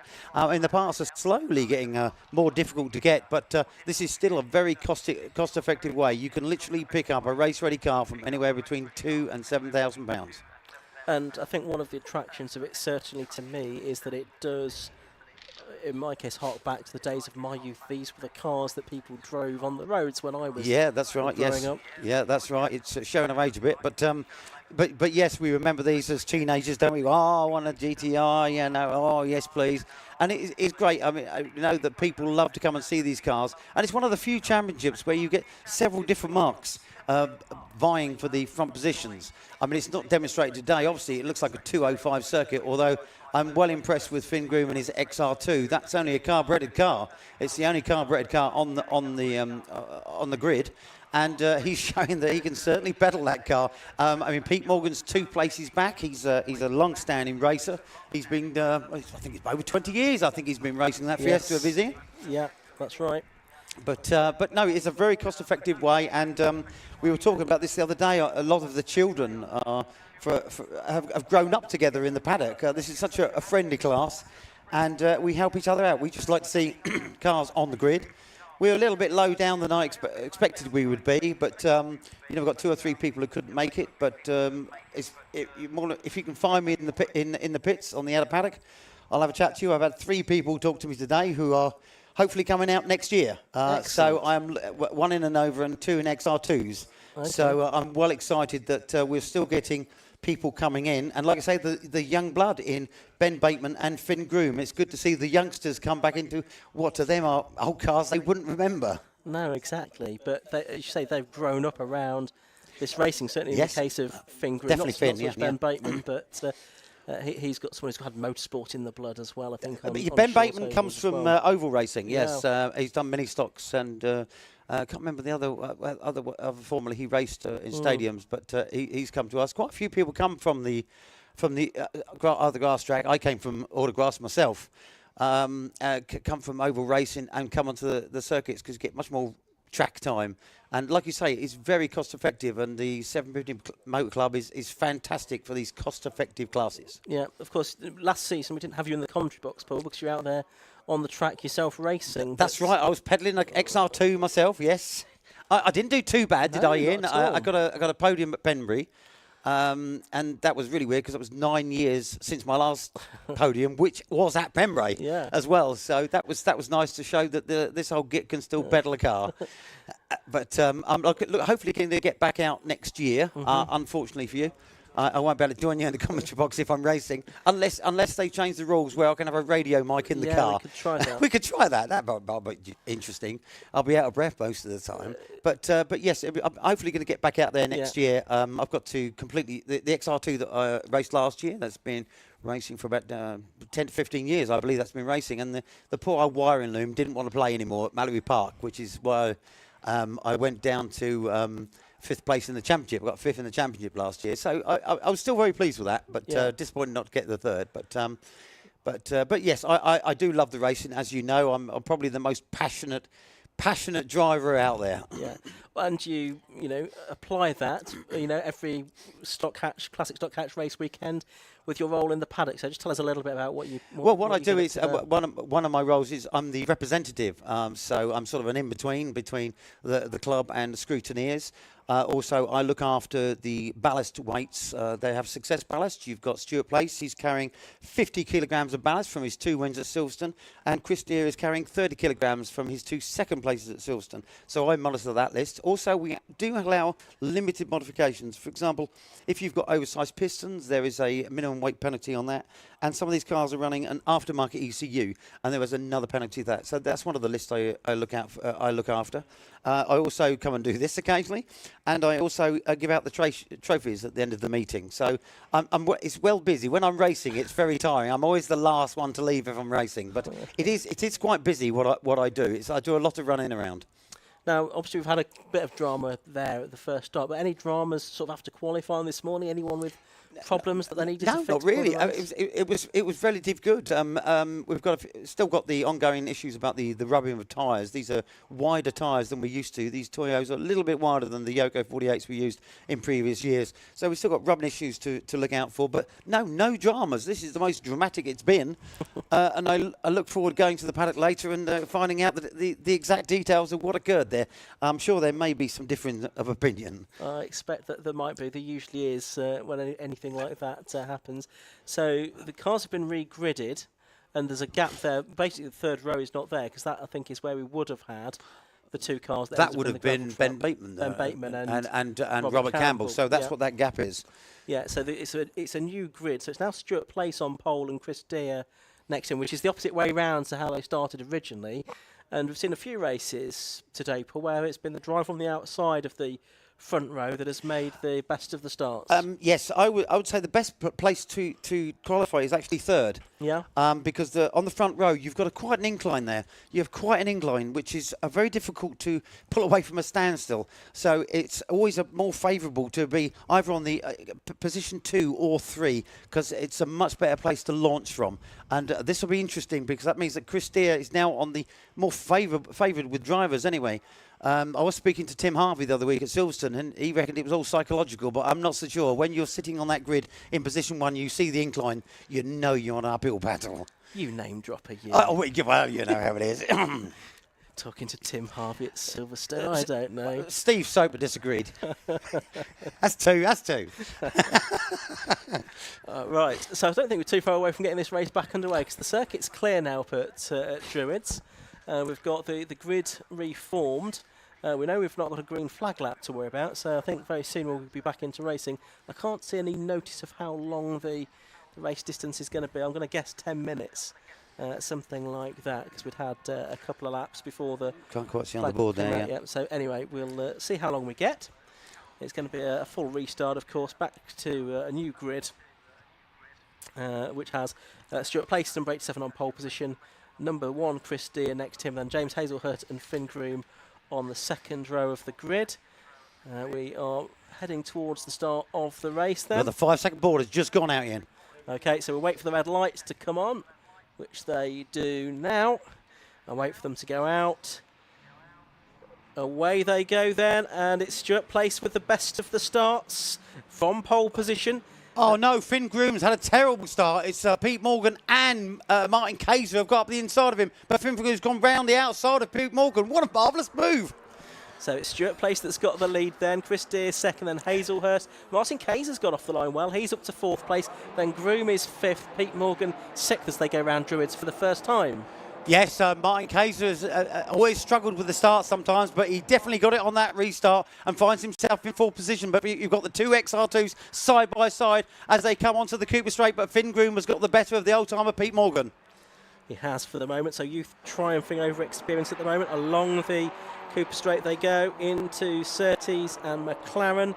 So we've picked up where we left off really with Stuart Place in the lead in the number 87 car, double winner from Silverstone. He won one of the 2 races here last year as well, did Stuart Place. Pete Morgan won the other last year.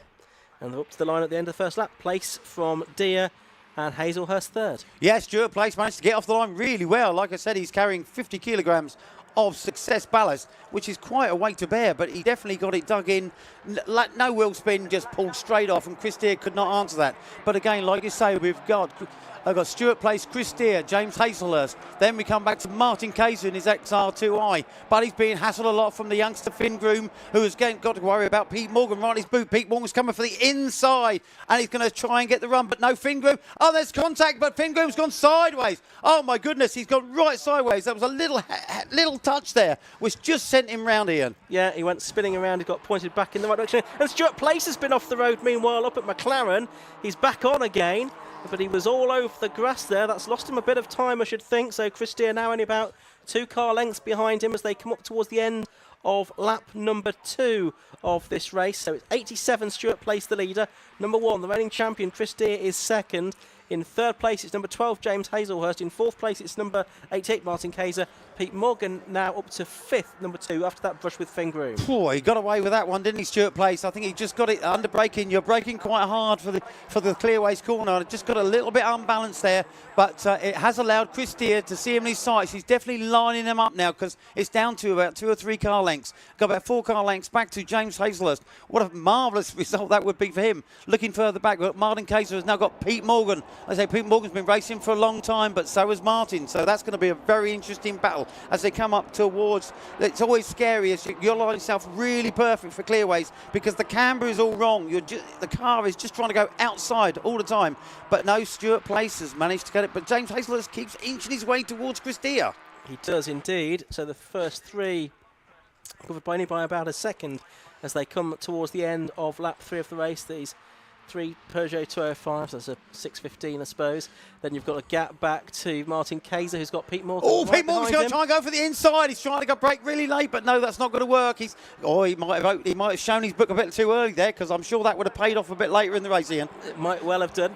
Meanwhile, Place continues to lead with all that 50 kilograms of success ballast. Pete Morgan's actually just done the best lap of the race, a 59.03, about 7/10 of Lee Scott's lap record. Oh, Pete Morgan's going to the inside of Martin Kayser as they enter the Cooper Straight. Is Martin going to get the cut back? The XR2i has got that little bit more grunt on a straight line, but it looks like Pete Morgan's got it well and truly covered. Yeah, he's through, up into 4th place now. He's about 2 or 3 seconds behind the race leaders, though, so he's got a bit of work to do to get on terms with them. Finn Groom, by the way, 14th after that incident with Pete Morgan a couple of laps ago.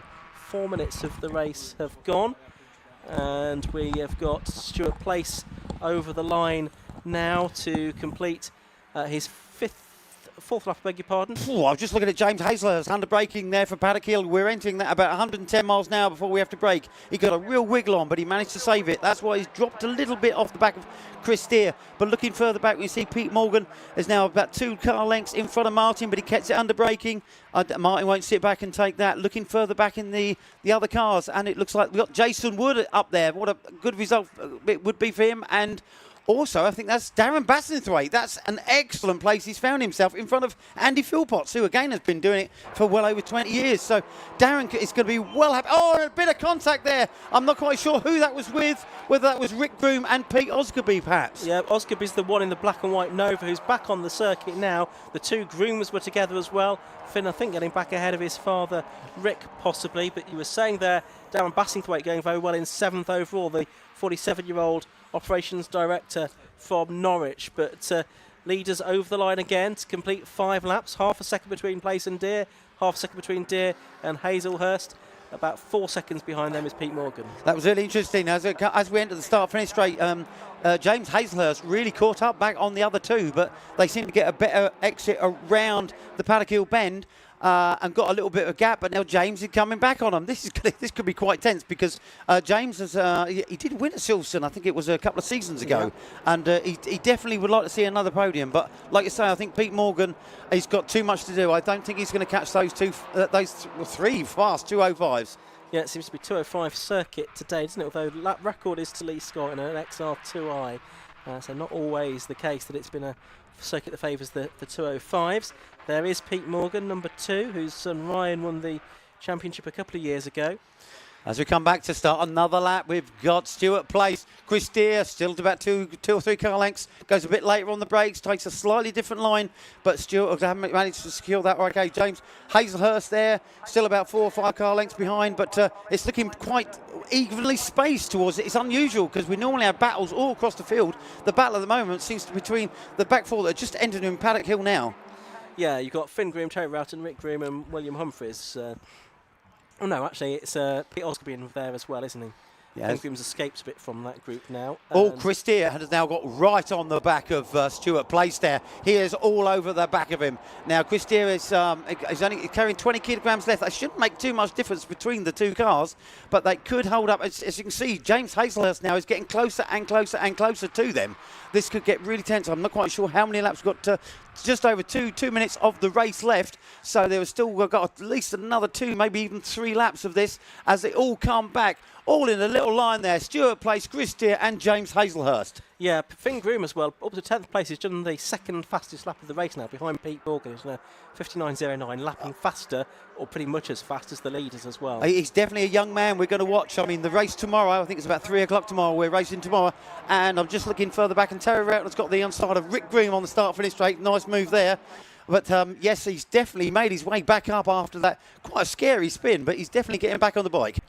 Certainly is. Meanwhile, the 3 leaders are still locked together. We could just see that on our screens now. We've switched back to the cars going through for 4th, 5th, 6th and 7th. Oh, Chris places. is all over the back of Stuart as they come into clearways. Now, Stuart's going to go for the defensive inside line, and Chris is going to try and get the best power, and they're literally... bumper to bumper. But Stuart's got that little bit of a gap. Has he opened enough gap, or is Chris Deere going to have the draft? I think Chris Deere has got the draft. He's really staying right behind him. I don't think he's going to be able to brake on this lap. So this could get really tense towards the last 2 laps. We're now down to less than a minute of the race to go. So I'm not quite sure if this will be the last lap or not. I didn't see a last lap board, so we'll keep our fingers crossed that we'll get at least one more lap. After this, Chris Deere then has just done the best lap of the race, 58.97, but Stuart Place at 58.99, so they're really still pushing each other along, even at this late stage of the race now. Place, who won both of the races at Silverstone on the national circuit 3 weeks ago. Deere, who was second. Deere won the championship last year in a big battle with Pete Morgan that was only resolved in the final round at Mallory Park. Yeah, I can just see they're getting the last lap board ready.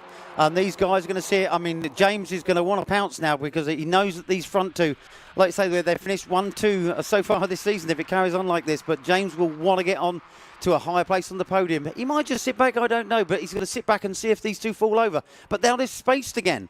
They've got a little bit of space there, 2 or 3 car lengths between Stuart Place, Chris Deere and James Hazelhurst. And looking back, it's like almost just straight back to Pete Morgan, then Martin Kayser, and then of course comes Jason Wood. So Jason doing very well as we go to Paddock Hill Bend for the last time. They're still under quite a nice steady gap there, Ian. I don't think there's going to be a change now. I think you're probably right. Hazelhurst, by the way, was a non-finisher in the second of the races at Silverstone, so we'll be particularly pleased, hopefully, to get a podium finish here. Through the left-hander at Graham Hill Bend they come. Oh, and again Chris Deere goes around there so well. He's got back in contention with Stuart Place. This is always nervous as a driver when you're leading. You really don't want to make mistakes, but Stuart Place is going for the defensive inside line. He's going to make Chris Deere go right round the outside, and he's almost got an overlap on the outside, but Stuart's going to have the better run coming out the corner, and there he goes. He starts to slowly pull away that gap of about 1 or 2 cars as they come to the start-finish straight for the last time. It is going to be yet another win for Stuart Place, second Chris Deere, and James Hazelhurst, a fantastic 3rd place. Yeah, a very good win for that in the Everything Motorsport Classic Stock Cats Championship for Stuart Place then. 4th over the line is number 2, Pete Morgan. 5th is Martin Kayser, so the 2 Fiestas, 5th and 6th. Jason Wood, a very good result for him in the Nova. 6th in number 41. 7th, 18, Darren Bassingthwaite in the Peugeot. 8th to number 91, Finn Groom. A great comeback from him after his contact with Pete Morgan earlier in the race. 9th, number 6, Andy Philpotts, and 10th was number 48, Neil Dusman. But a really tight race at the front of the field, that, Paul. Oh, yes, I was just looking at the lap times there. I think only 2 people, like Stuart Place and Chris Deere, got under the 59 seconds. Actually, that's about right, because last year in our second race, I was the only driver to get below 59. So that is a very good result. These tyres aren't as grip as the Yokies, but the drivers out there, they are proving otherwise, Ian. Let's have a look at the result then now on screen. And it was a win then for number 87 Stuart Place, from number 1 Chris Deere in second position, 39 hundredths between them. Third place went the way of number 12 James Hazelhurst, fourth to number 2 Pete Morgan, fifth to number 88 Martin Kayser, then sixth was 41 Jason Wood. In seventh place number 18 Darren Bassingthwaite, eighth to number 91 Finn Groom, ninth to the very experienced number 6 Andy Philpotts, and running out the top 10 was 48 Neil Dudman, ahead of 5 Terry Roughton, 30 William Humphreys, 58 Pete Osgerby and 92 Rick Groom. And just a few drivers on the next screen. Stuart Place obviously the winner, but the other two finishers, Alan Geely and Terry Deary, obviously we lost Robert Campbell and we lost Ben Bateman in the original start. And you can see the top 3 drivers already stationary down there in the pit lane. So we'll head down now to Josh Barrett to hear from them. So we're down here after the first classic stock hatch race of the weekend, backed by Everything Motorsports for 2023.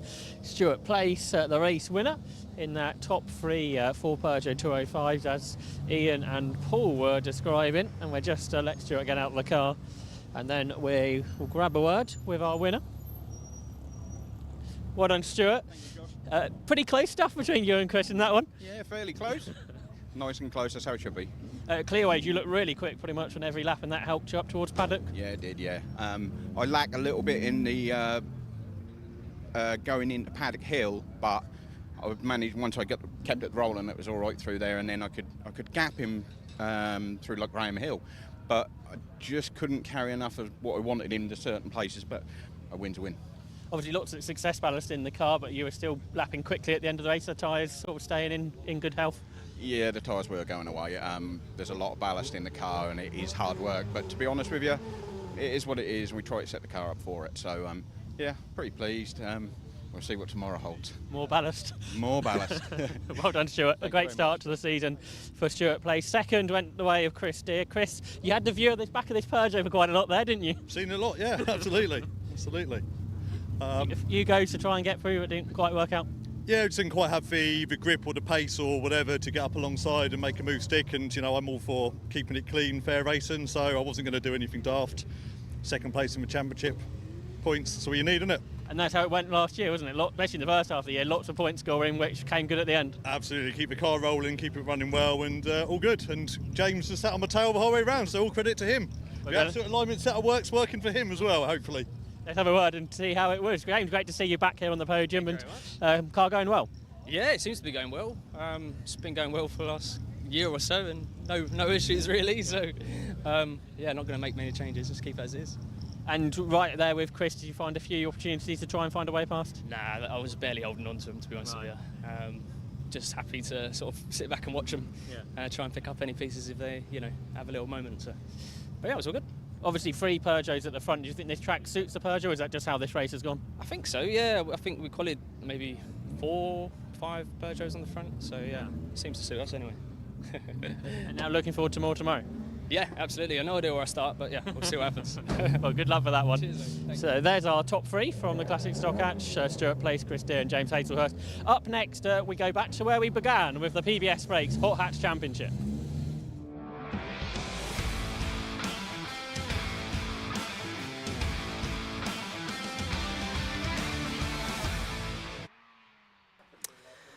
So cars on the circuit for the PBS Brakes Hot Hatch Championship. It is the second race of the weekend for these cars, and the grid for this second race determined by the results of the first, where we had a win for Ryan Polly from Daniel Sylvester and Philip Wright. In Class B, we had a win for Matthew Mantipera from Joel Arguelles, and in Class C, it was a win for Callum Perfect from Martin Paget. So let's see how that translates onto the grid for this second race then.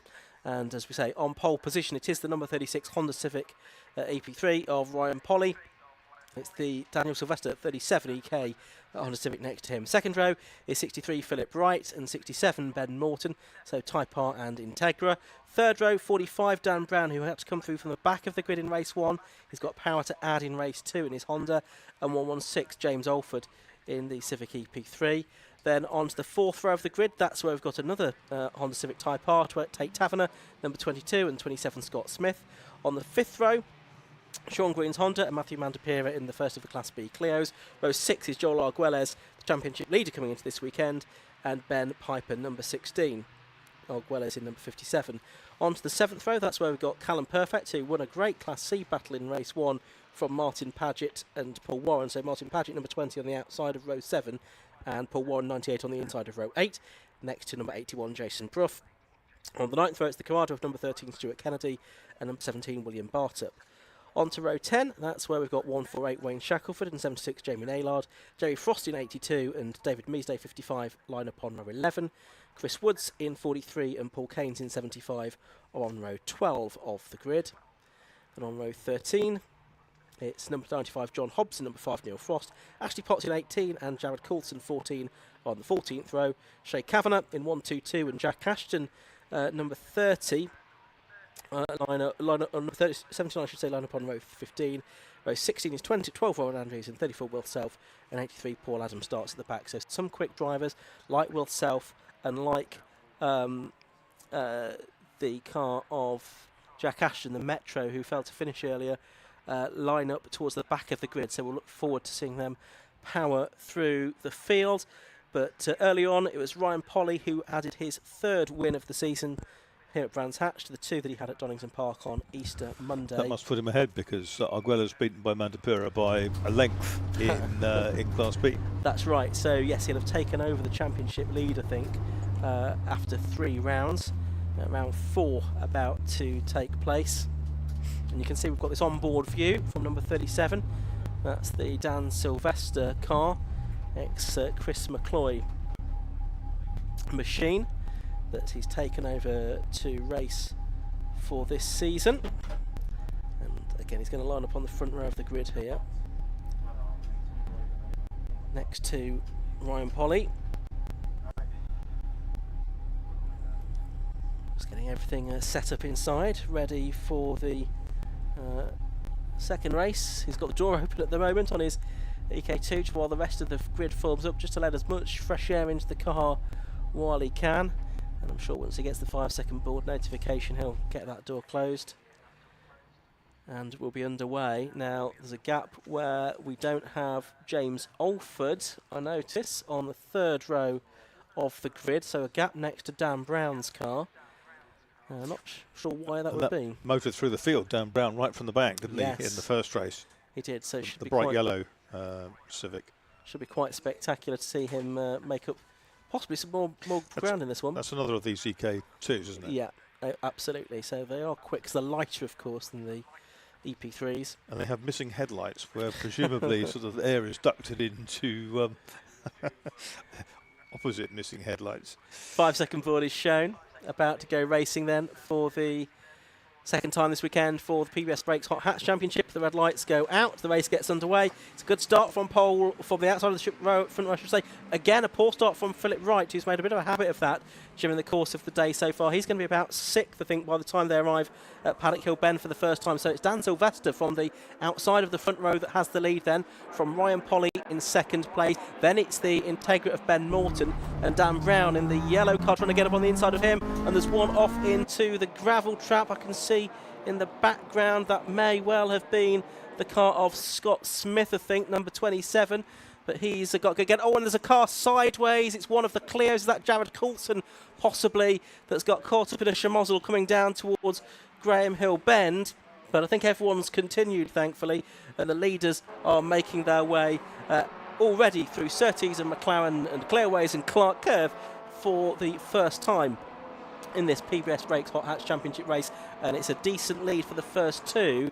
37 Daniel Sylvester and 36 Ryan Polly over the rest of the field, with Ben Morton 3rd in the Integra and Philip Wright and Dan Brown level pecking for 4th. Yeah, Brown now up the inside of that, getting the place back. So, but Wright's now coming back on the inside of Brown. Wright squeezes up on the inside of 63 on Dan Brown in 45. They've got Morton ahead of them in the Integra. Here's Sylvester ahead of Polly down through Graham Hill Bend. They've got a very good lead, this pair, over the rest.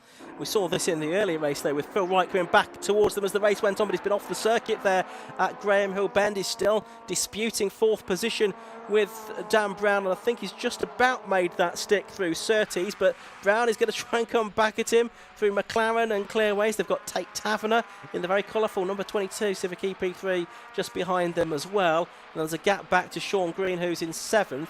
And then I think it's Joel Arguelles who's ahead of Matthew Mandapira in Class B this time.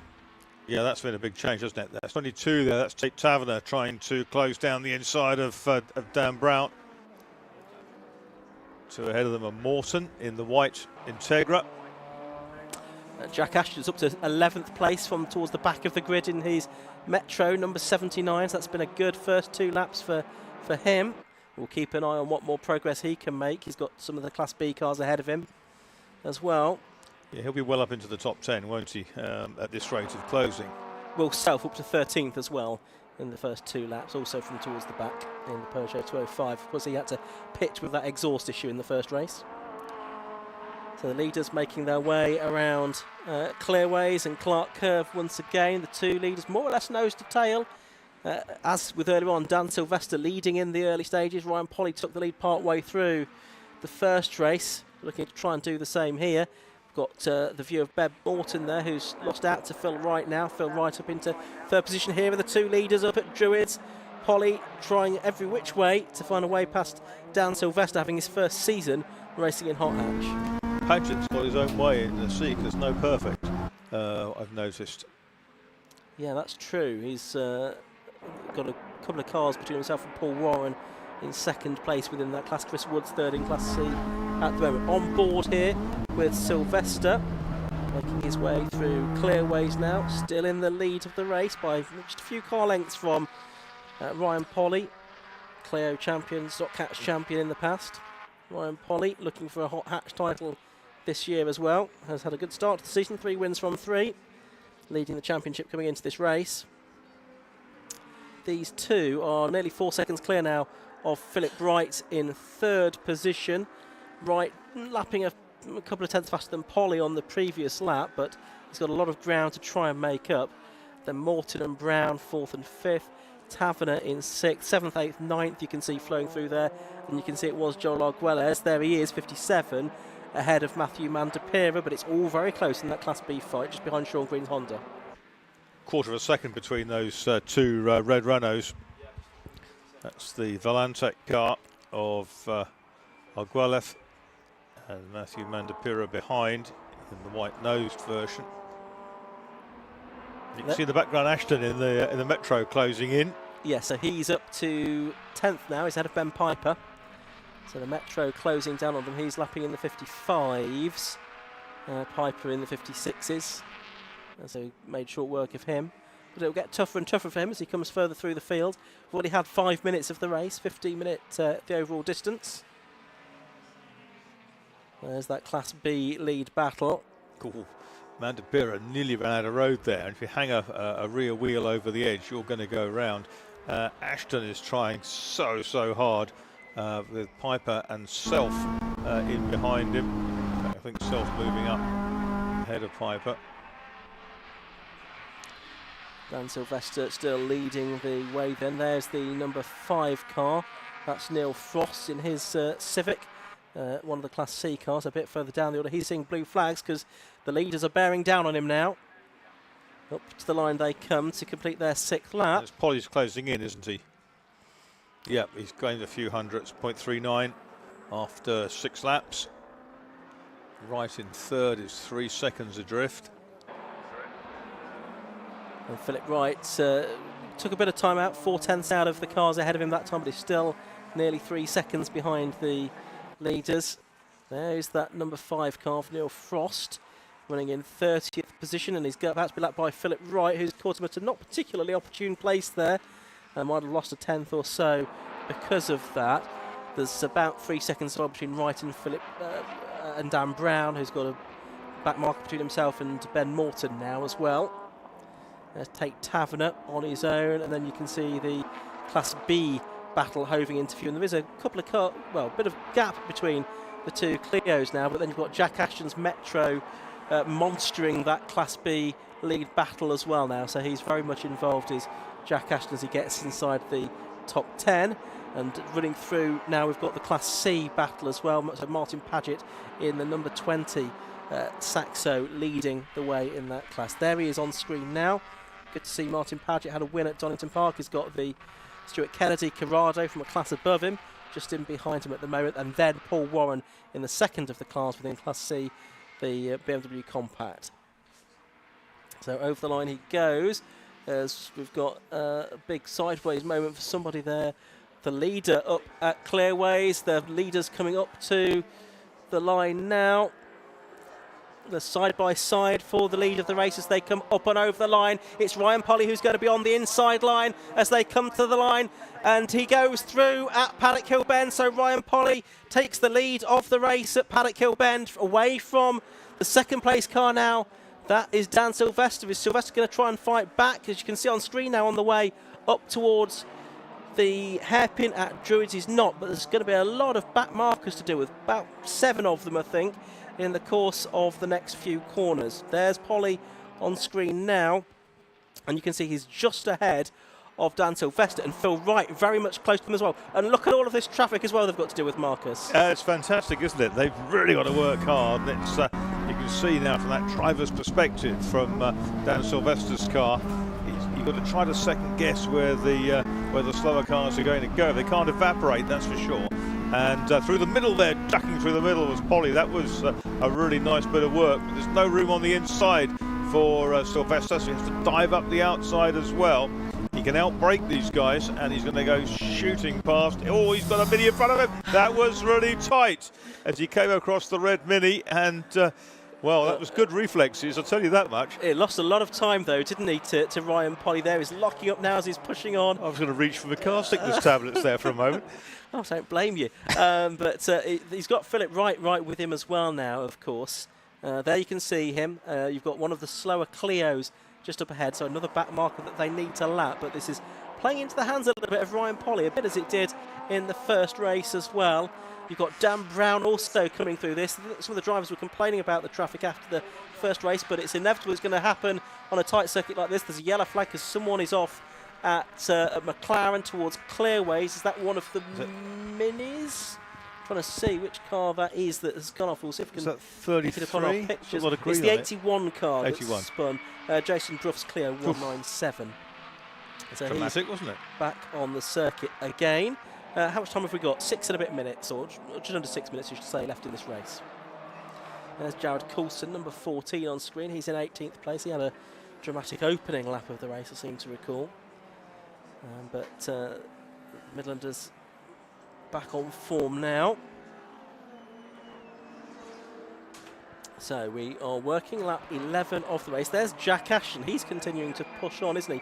But he's not, interestingly, cleared the Class B battle. Joe Largwelleth and Matthew Mandapira still ahead of him. So he's sort of reached the limit of the car for this particular race, I think. And there you can see Mandapira there. And the white-nosed car still behind the car ahead. Will Self is the one that sort of has made it ahead of Ashton and therefore further up the field from the back of the grid, because he's up to 8th now. 53.44 from Philip Wright has planed another 400ths off the record he set this morning. Ashton off at the side of the road. That's behind the pits, pulled off into the refuge there. Yeah. So bad weekend for him. Yeah, it's a shame. 2 retirements from 2 races today at Brands Hatch and the Metro. As there's Ryan Polly on screen now. And heading into McLaren, and it is still the same order. So Polly from Sylvester and Wright with 7.4 minutes to go. 82 has a meatball flag. That's Jerry Frost's Mini. So he has has some kind of mechanical issue with his car that he'll need to report to the pits with. We saw that earlier on for Will Self. He had the loose exhaust in that one. But Ryan Polly leading this race now in car 36 after 12 laps by 1.4 seconds from number 37, Daniel Sylvester, in 2nd place. Number 63, Philip Wright, is 3rd in Class B. It's 57, Joe Largwelleth from 69, Matthew Mandapira, and 13, Stuart Kennedy. Then Class C, it is Martin Paget in number 20, number 98 Paul Warren, and 43 Chris Woods. Callum Perfect is up into the top 20 now. Paget and Warren, though, it's only about 3/4 of a second or so, isn't it? No, just over a second. Just over a second between them. Yeah, not too much to choose. There is, that's Warren actually about to be lapped by Ryan Polly, so surely enough the next car he'll lap is going to be Martin Paget, I think, our Class C leader, looking for his second class win of the season. You can just about see his car ahead, as we briefly focused on Daniel Sylvester in the Civic EK2. So we've got 3 minutes of this race left to go. There is Paget being lapped by Sylvester in second place. And Philip Wright still yet to clear the Paget car, which is giving a bit of respite to Sylvester here. Sylvester, who in turn is 1.3 seconds behind the race leader Ryan Polly, who I can see is just putting a lap on the Stuart Kennedy Corrado. I can see that out of the window, can now see it on screen as well. So, into the last knock-ins of this race. Looks like Polly might make it 4 wins from 4 at the start of the season. He's probably got 3 laps left to go. The Meatboard Minis come out of the pits, which suggests that he has been in and had some remedial work done on the car. Philip Wright out of shape there at the bottom of Paddock Hill Bend. He's got it pointing back in more or less the right direction though.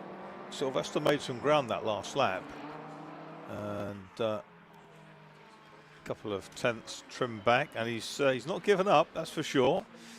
He's got a couple of minutes to go. Whoa, out of the it wasn't even a slipstream, it was diving round a slower back marker.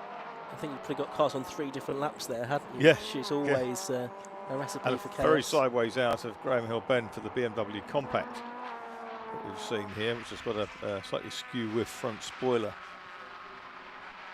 So it's going to be, I think, a 17-lap race this, because 2 laps to go, which was also what we had for the first race. The gap down to 78 hundredths now between Ryan Polly and Dan Sylvester, who that time took nearly 3 tenths out of the race leader, and he extended his gap over Philip Wright by about 3 tenths as well. So there's 1.4 seconds between second and third. And then a gap back to Dan Brown, who's about 3.5 seconds behind Wright, and then Morton about 6 seconds behind Brown. There's Martin Paget. You can see him there, our Class B leader. Class C leader, I should say. Only about a second or so ahead of Paul Warren in the BMW still. Taverner's reappeared, so his sort of dodgy transponder has now been kind of notified, or it's working again. So he is still 6th, Tate Taverner, in 22. Last lap board's going out to Ryan Polly there. So final 1.2 miles ahead of him. Final 1.2 miles for Dan Sylvester to try and find an opportunity to get through. The gap between them at the end of the early race was 7 tenths of a second. Half a second between them as they started this final lap of the race. Is there going to be much traffic to deal with? There's going to be the polo, I think, of Warren Andrews, I should say, to get past before the end of the race. They'll get him, I should think, at about Surtees. Looked like Neil Frost's car possibly stopped there as well. I could see by the side of the road. But here comes Ryan Polly then, looking good for second victory today. 4th of the season. Past the pit lane entrance, so through Clark Curve he comes, up the line. Dan Sylvester's not going to be able to do anything about him. The checkered flag goes out, another win for Ryan Polly then, and the gap this time 0.51 seconds between number 36 Ryan Polly and number 37 Daniel Sylvester. 63 Philip Wright was 3rd, 45 Dan Brown was 4th. 5th place goes the way of number 67 Ben Morton. 6th place has gone Tate Taverner in the Honda Civic. In fact, he's just coming through now, isn't he? Tate Taverner to take 6th place in number 22. We already had our Class C winners through. Martin Paget, number 20, from number 98, Paul Warren. They were only separated by about a second and a half towards the end. And Class B, I think they've already been through as well, haven't they? Yeah. In the shape of Joel Arguellev, who got back ahead of Matthew Mandapira before the end of that race as well. No, he was ahead, wasn't he, throughout? Yeah, by only a quarter of a second. Yeah, so that was pretty tight. Let's have a look at the results of that race then. And it'll be confirmation of a second win of the day for Ryan Polly, number 36 after 17 laps. From number 37, Daniel Sylvester in second. 63, Philip Wright took third, ahead of 45, Dan Brown, and 67, Ben Norton. Tate Taverner, 22, running out the top 6, ahead of Will Self, who had a good drive from the back of the grid to 7th place, number 34 in the Peugeot. 8th, number 33, Sean Green. Then the two Class B leaders, 57, Joel Arguelles was 9th in the 57, from Matthew Mandapira, 69 in 10th. Ben Piper 11th, Scott Smith 12th, and Stuart Kennedy 3rd of the Class B cars in 13th overall, number 13. And Philip Wright took 400ths off the lap record he set earlier in the day, which wiped out his previous one from previous year. And there you can see the Class C winner, Martin Paget, number 20, in 15th position, from number 98, Paul Warren. And the third of the Class C cars was Callum Perfect, who had the win in the earlier race within that class, number 65. And the rest of the field you can see shown on screen now. So he reappeared on the screen at some point. He did. I think he must have maybe just dipped outside the top 20. Yeah. And then reappeared on our timing screens. But yep, good result for him. They can see the retirements, including, I'm afraid, Jack Ashton for a second time today. So the Hot Hats Championship, that will continue in, 3 weeks' time at Mallory Park for another double header. But let's head down to the pit lane now. Josh Barrett is going to speak to our class winners.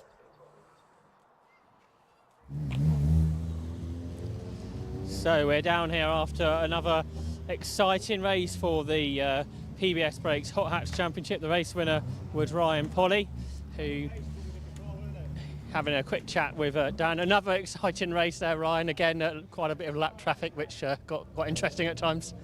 Yeah, I don't really know what to say, to be honest. There was lots going on, and for once an oil spill seemed to actually help me, but it was good. Danny's hard, he doesn't give an inch. And around here especially, it looks quite difficult trying to work out which side of the traffic to go. There's big battles to get through. Yeah, honestly, some of the back markers, some of the things they were doing is ridiculous. They really need to look at themselves, but luckily we all managed to finish, which was the main thing. And you said you weren't taking this season very seriously. Well, that seems to be a good attitude to have with 4 wins to start the year off. It could certainly be worse. I said I was just going to take each weekend as it comes, but I'll definitely do Mallory now. Good luck there, and well done again this weekend. Let's see if we can grab a word with Dan. It was going so well, and then it got quite difficult. Did you see the spin on the camera? Yeah, it was pretty spicy, that, weren't it? Yeah. We were on board when really? At one point when you got, I think, the traffic into paddock again, and you had a big slide, didn't you? That's what I lost don't know where that slide came from, if something was down or what, but I was then really cautious about the car, thinking what's happening here, you know. But yeah, Ryan's some driver, just trying my back. He managed to sneak fast, and then I was just driving fast, obviously trying to catch him up. But wow, yeah, couldn't give it any more than that. So got some more work to do on the car before next time, I think. But yeah, feeling good about the seconds. First to come, won't it? Yeah, it might come eventually. Keep trying. Good luck with that, and good luck tomorrow. We'll see you then. Let's see if we can have a word with our class winners. So Joel over here, who won Class B, and you've had a great day battling with Matthew by the looks of it. Oh mate, yeah, what a day. Yeah, very difficult to battle him. He's very defensive. He knows where to close. He knows where. Well, we know a lot about each other, so we know how we race, and it's difficult to keep him behind, let alone get past him. Enjoyable day though? Very enjoyable, yeah. First and second, yeah. I thought I was going to get tangled up there because I was behind the Civic, couldn't get past them, but they were Class A, so yeah, it was difficult. They weren't going to let us by, so it's just part of the game, isn't it? If you get, if there's someone in front, you have to. Here's what it is. Basically, you just have to battle it out, and that's basically what we did. Yeah, like the Class A guys saying how it's challenging lapping cars for you guys. It's challenging if you get caught with a Class A car to battle with on track. Yeah, of course. In such a small lap, you're lapping Class C's and you're battling with Class A's. It becomes very difficult, but as I say, it's part of it. You've got to fight for it, and we've done it. Well done. Let's have a quick word with our Class C winner, who's over here, Martin. A really close battle earlier on. That one looked a little bit easier for you. It was a little bit easier. It's still not. It's definitely not easiest. Paul was sort of pushing me around quite a bit. Yeah. But I just had enough gap. I could just settle down and just take a nice sort of cruise through and take the win. So, yeah, second one now. So that's over the moon with them. That's good. Yeah, and obviously a good day here and a really enjoyable day in that battle in the first race. Yeah. The battle in the first race was good. It was three-way the whole way through, and then Callum beat me by 0.03 of a second over the line in the end. So, well chuffed. Good racing, good good team. Yeah, it's good. Well done to you and for our other class winners as well in the hot hatches. We'll see them later in the year. Up next, though, we have the 116 Sprint and 120 Coupe Cup cars back on circuit.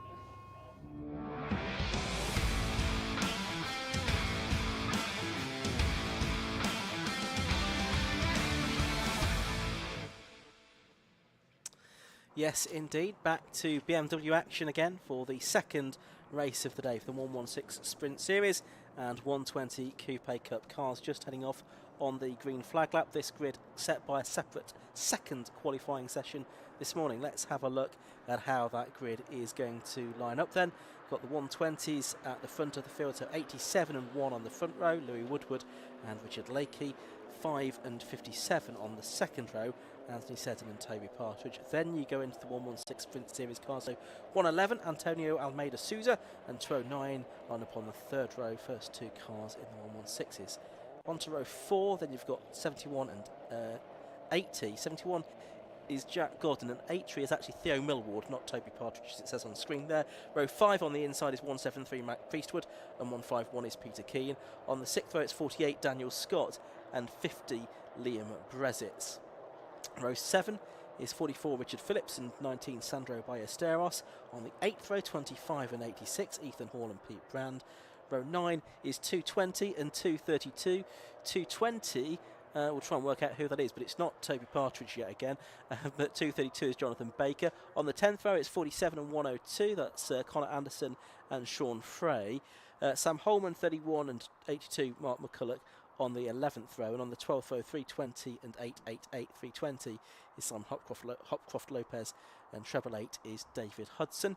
A reminder that we had a race for these before lunch. Louis Woodward won in the 120 Coupe Cup part of the race. Despite a pretty lousy start to it, he had to come back through the small field to win that from Anthony Seddon and Richard Lakey. Toby Partridge was fourth from the back of the grid for race 1, whereas in the 116 Sprint Series it was Will Abraham and Jack Gordon and Peter Keane that fought out a great battle for the first 3 places in the 116 Sprint Series. So there you can see the 120 Coupe Cup cars who just take part in these sprints. The majority of the cars are cars that we'll also see out tomorrow in the 116 Trophy. But these 120s certainly look excellent, look really good. And they of course have a bit more power than the 116 Trophy cars. They put out about 190 brake horsepower from the 2-litre N43 engine. So all the cars in position. We've had the green flag waved at the back, and we'll see if Louis Woodward can get off the line a little bit better this time around. Waiting for the lights to go out, which they do now, and Woodward certainly does get away better, and he's going to have the lead, I think, as they head down towards Paddock Hill Bend for the first time. 3 wide amongst the 116s, and it looks like Theo Millward that's moved into the lead of the 116 Sprint Series part of the race, but it's certainly Louis Woodward leading in the 120s. There's one going off, spinning onto the infield. That's the 44 car of Richard Lakey among the 116s, but in the 116 Sprint Series, it's Theo Millward leading at the moment. Yeah, so out front, it's still Woodward, who won the earlier race from Lakey. But it's that battle behind between the 116s that's absolutely fantastic, because they're 2 abreast into Surtees, and that lead is there's a touch there, there's a touch and a massive tank slapper, but the driver gets it all back under control. That's Matt Priestwood. But he's lost about 5 places as a result of it. There was just a touch, and the car was unsettled. The end of the lap, it's Lou Woodward in 87. 1 Richard Lakey is next up, then it's Seddon, then it's the 57 car, then it's Millward who leads the 16 class. Abraham, Godden, Almeida Souza, who was really quick in the first race, nearly as quick as the race leaders. So we'll keep an eye on what's going on among the 116s. Certainly Theo Millward has got a bit of a break over Jack Godden in that class. That was caused by that, wasn't it? That split the pack. Yeah, because Priestwood was in second place within that category before that incident. So it's Godden second within that class, and third, I think, is the 111 car of Antonio Almeida Souza, who was on class pole position. So they are heading up towards Surtees and McLaren for the Second time in this 15-minute race. Bit of overlapping and a change of pace. There's a car that's going slowly. Is that Abraham that's going more slowly now? Try and pick up which one that was. It may well have been Abraham that had the problem there, and is going very slowly towards the end of lap number 2 of this race. That's the dark car with the green flashes, isn't it?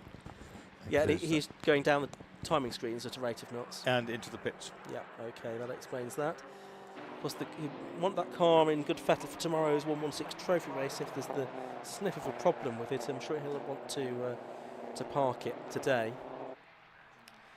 There's Theo Millward taken over that car from Chris Bayliss for this second Sprint Series race, and he's got the lead at the moment, doing well to keep number 71 Jack Godden behind him. And Almeida Souza coming up in 111. He's third of the 116 cars. Keane fourth, Scott fifth, Pete Brandon next up, and Mac Priestwood trying to recover from that big tank slapper he had up at Clearways. Meanwhile, the first four overall, the 4 120 Coupe Cup cars are all pretty much equidistant. 87 Louis Woodward from number 1, Richard Lakey, 5 Anthony Seddon and Toby Partridge in 57. But now Theo Millward has the pressure being piled on him, because Jack Godden was 9/10 of a second faster than Theo Millward that time. He's got the gap down to about a quarter of a second. There's Anthony Seddon. Briefly, you could see him on screen in third place in the 120s. But yeah, and there he is with Toby Partridge just behind him.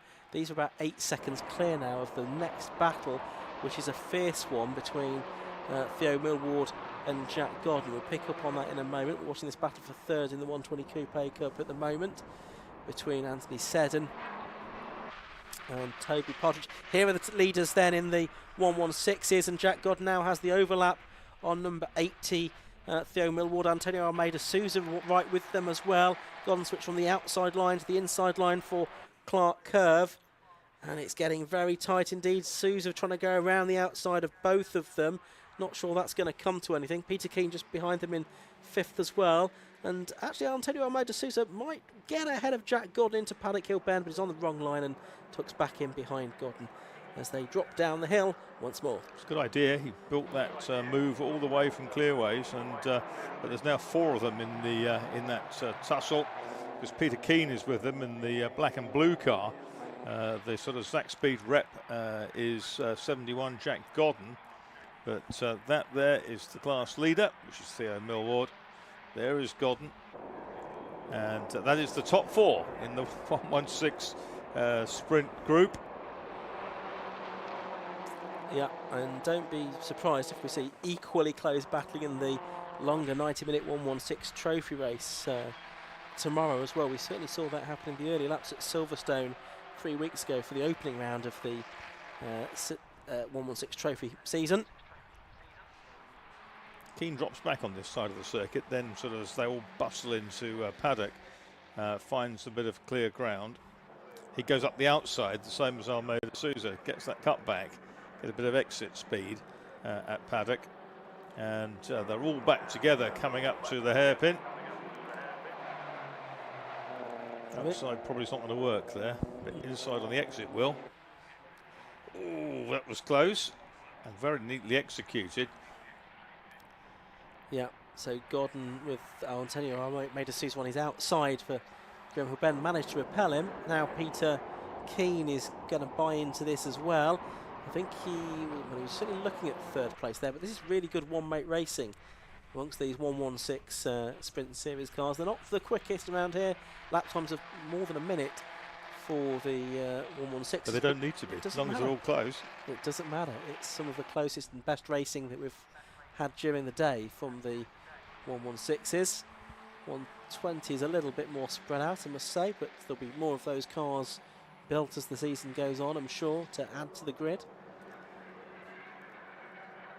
Yeah, fastest laps in that group, 60.75, 60.52, 60.78, 60.66.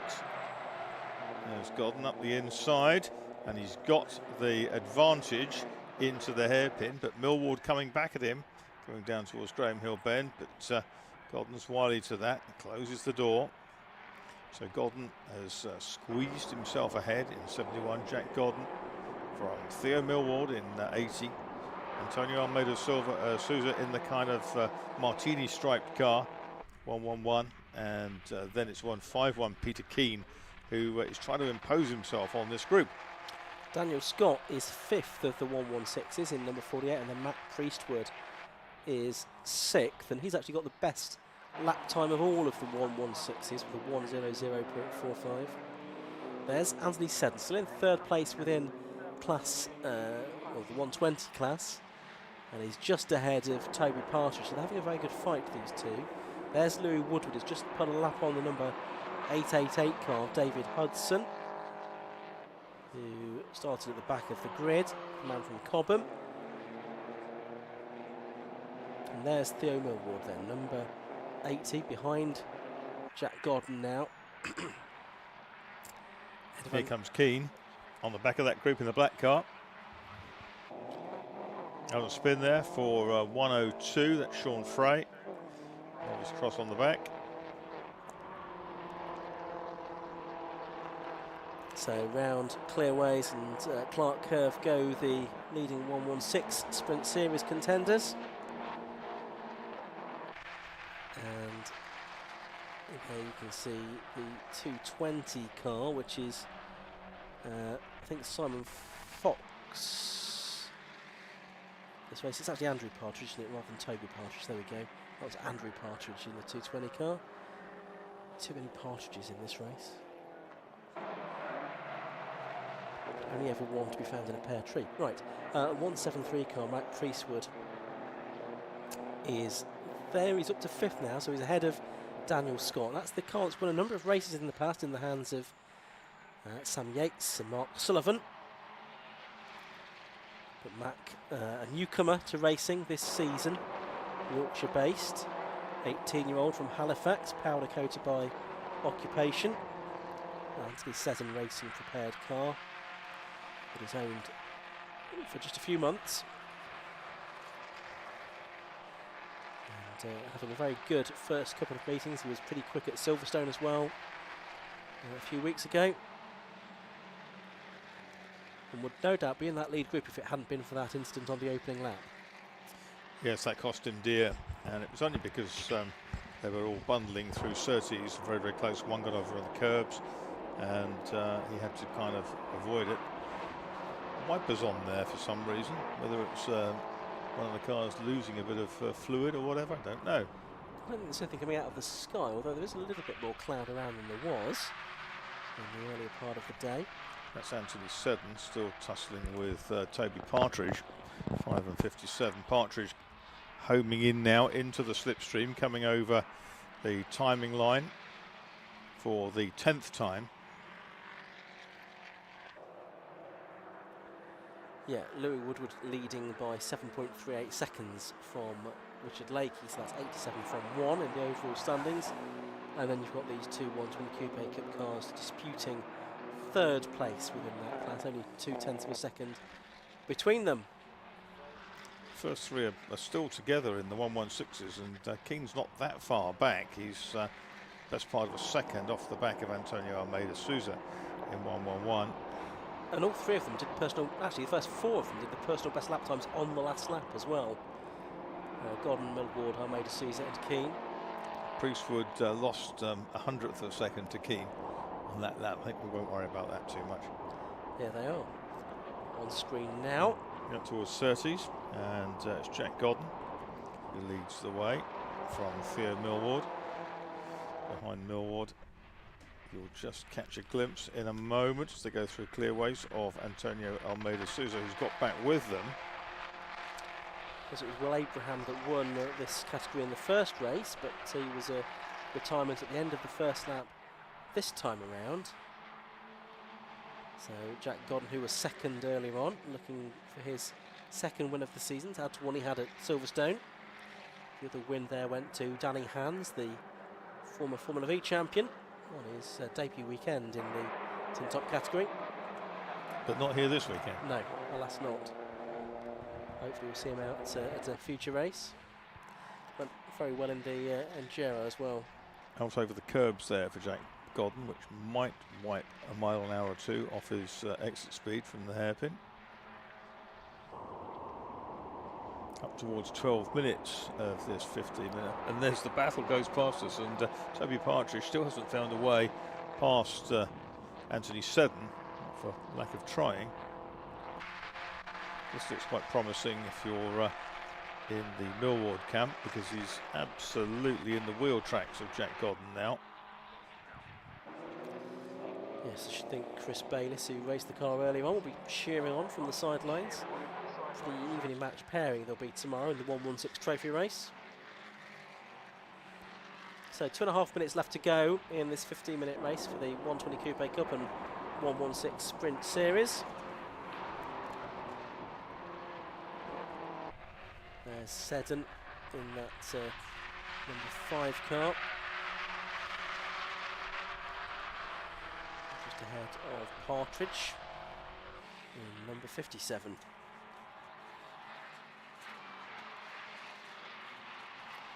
Over the line they go again. That's to complete 13 laps with almost exactly 2 minutes to go. And early on it was a 16 lap race, so I think they probably will just squeeze another 3 laps out of it. Of course, Lou Woodward leading the way by 10 seconds now in that car he's built up himself. Good to see some more of these 120 Coupe Cups cars out for future events. Nevertheless, we enjoy seeing the 116 Sprint Series cars producing their own very good battles as well.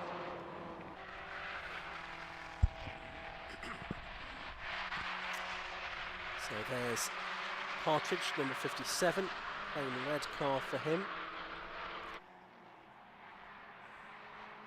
It was the car, I think, that Soper took to victory at Silverstone, Steve Soper. British Touring Car and sports car ace, of course. There's what's going on in the 116s. We've had a change for second because Antonio Almeida Sousa's now ahead of Theo Millward. Jack Godden it is that still leads that class, and Peter Keane still 4th, I think.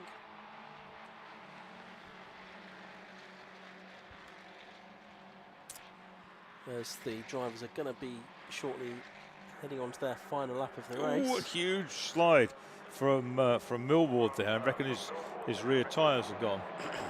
And now he's going to lose a position possibly to Peter Keane. Now he's going to keep him behind at the moment at least, I think.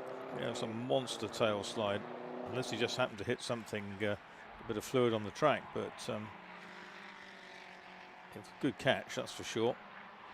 He's in danger of losing his podium place to Peter Keane. Yep, from Shrewsbury, Millward, the company director. Been racing in this category for a couple of seasons now, building up his experience and his skill. There's the race leader though, on his last lap, Louis Woodward, working his way halfway around the lap towards Surtees he goes in the Suspension Secrets liveried number 87 car. About to head through Clearways and Clark Curve for the final time. There he is, so it's going to be 2 wins from 2 in the 120 Coupe Cup for number 87, Louis Woodward. 3rd win of the season as well, to go with the one that he had at Silverstone as well. Richard Lakey, number 1, takes 2nd place, and 3rd, shortly to come over the line, it will be Anthony Seddon and Toby Partridge, nose to tail for 3rd and 4th. Then it's going to be a gap back to the 116 battle, which is still working its way through Clearways, but Jack Godden has got about 4 car lengths in hand over Antonio Almeida Sousa, and a bigger gap back to Theo Millward in 3rd within that class, but they're going to be the next cars you see flashing through shot on the finish line here. There they go. Jack Godden, it is 2nd win of the season for him in the 116 Sprint Series for number 71 from 111. Antonio Almeida Sousa, 80 Theo Millward, 151 Peter Keane, and Matt Priestwood 5th. And Daniel Scott is going to be 6th on the road in the 116 Sprint Series, but he will lose a position to Pete Brand once a 5-second time penalty has been added. So let's have a look at the results then. Win for number 87, Louis Woodward, 16 laps completed, and he pulled out the lead at a rate of only 1 second a lap. Number 1, Richard Lakey, was 13.4 seconds behind in second place. Number 5, Anthony Seddon, was third, and number 57, Toby Partridge, was fourth. In fifth place, number 71, Jack Godden, who won the 116 Sprint Series from 111, Antonio Almeida Souza. Second, third, Theo Millward in 80. Fourth was Peter Keane, 151. Fifth was 173, Matt Priestwood, and once times have been adjusted, 86, Pete Brand will be sixth, ahead of Daniel Scott, Liam Breserts, Jonathan Baker and Sandro Ballesteros. And then Andrew Partridge, Ethan Hall, with the last finishes on the lead lap, and a lap down or more, Connor Anderson, Richard Phillips, Simon Hopcroft, Lopez, Sean Frey and Mark McCulloch. And I think we lost David Hudson, Sam Holman and Will Abraham completely. So that brings to an end the BMW racing for today. The 116 trophy cars will be out tomorrow. We are expecting a full grid of 40 for that 90-minute race, so we'll look forward to that. But for now, we'll head down to pit lane once more, and Josh Barrett.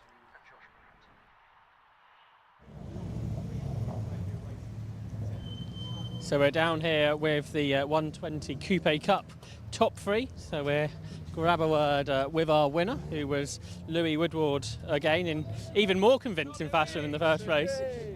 Well done, Louis. I think a quicker lap as well in that one, so that went really well. Yeah, we tried something different with the tyres, so yeah, it worked. So it's been a good race, lovely weather, and yeah, it's brilliant. And Brands Hatch, a good place to drive these cars? Yeah, it's excellent fun. Obviously, I was out on my own for a bit, so catching some back markers, having a bit of fun there, so yeah, it was good. Yeah, we really enjoyed the weekend. Obviously, we've got tomorrow in the 116 trophy, so we'll see how we get on with that. With these cars, is it just more power, or is the handling different as well? Yeah, more power. The handling's pretty much the same, but it's just getting it slowed down a little bit earlier, and the 116 is a mega through the corner, so you've got to get in your head that you can't go any quicker than they are, so you just sometimes got to sit behind them, but yeah, no, it's good. You just have to readjust your brake zones tomorrow, won't you? That's it. Yeah, I'll get used to it, I'm sure. Good luck with that. So good luck tomorrow. Then we'll grab a word. In second place was Richard Lakey. Richard, a good dice for these other guys behind. Yeah, it was good. I got out in front. There was no chance of catching Louis, he was gone. But yeah, it was good fun. I had a steering fault near the end, so I backed off slightly because I had a bit of a lead on the third place, and just brought it home. Brought it home in second, which is good. And for you, how are you finding driving these cars? Slightly different to the 116s? Yeah, it's a lot different. You're having to brake more in places. Yeah, they're just so much quicker. But yeah, really good fun. See what the 116 is like tomorrow, see if I can remember how to drive it. Well, we look forward to seeing that. Good luck tomorrow. Then in third place was Anthony Seddon, so we just squeeze through here if that's okay. Anthony, third place there for you, and like the other guys saying, just adjusting to these new cars. Definitely. Probably not the fastest person out here, but I can put up the stout defence. And I think that's all I did in the two races. So great race with number 4, and a great race earlier with number 1 as well in the first race. So fantastic result. And do you think, like the other guys are saying, it's just working out the setup on these new cars going forward? Definitely. I mean, I think they've got a march on me. I'm on catch up. I'm half a second behind them. Yeah. But I will do it. So you'll be back out the next round? Oh yeah, definitely. It's great fun. They're fantastic cars. Look forward to seeing more cars out there as well. Thanks very much. So well done to our top 3. There are 2 more races to go today. The next of those is the reverse grid race for the Tiguan Type R Trophy.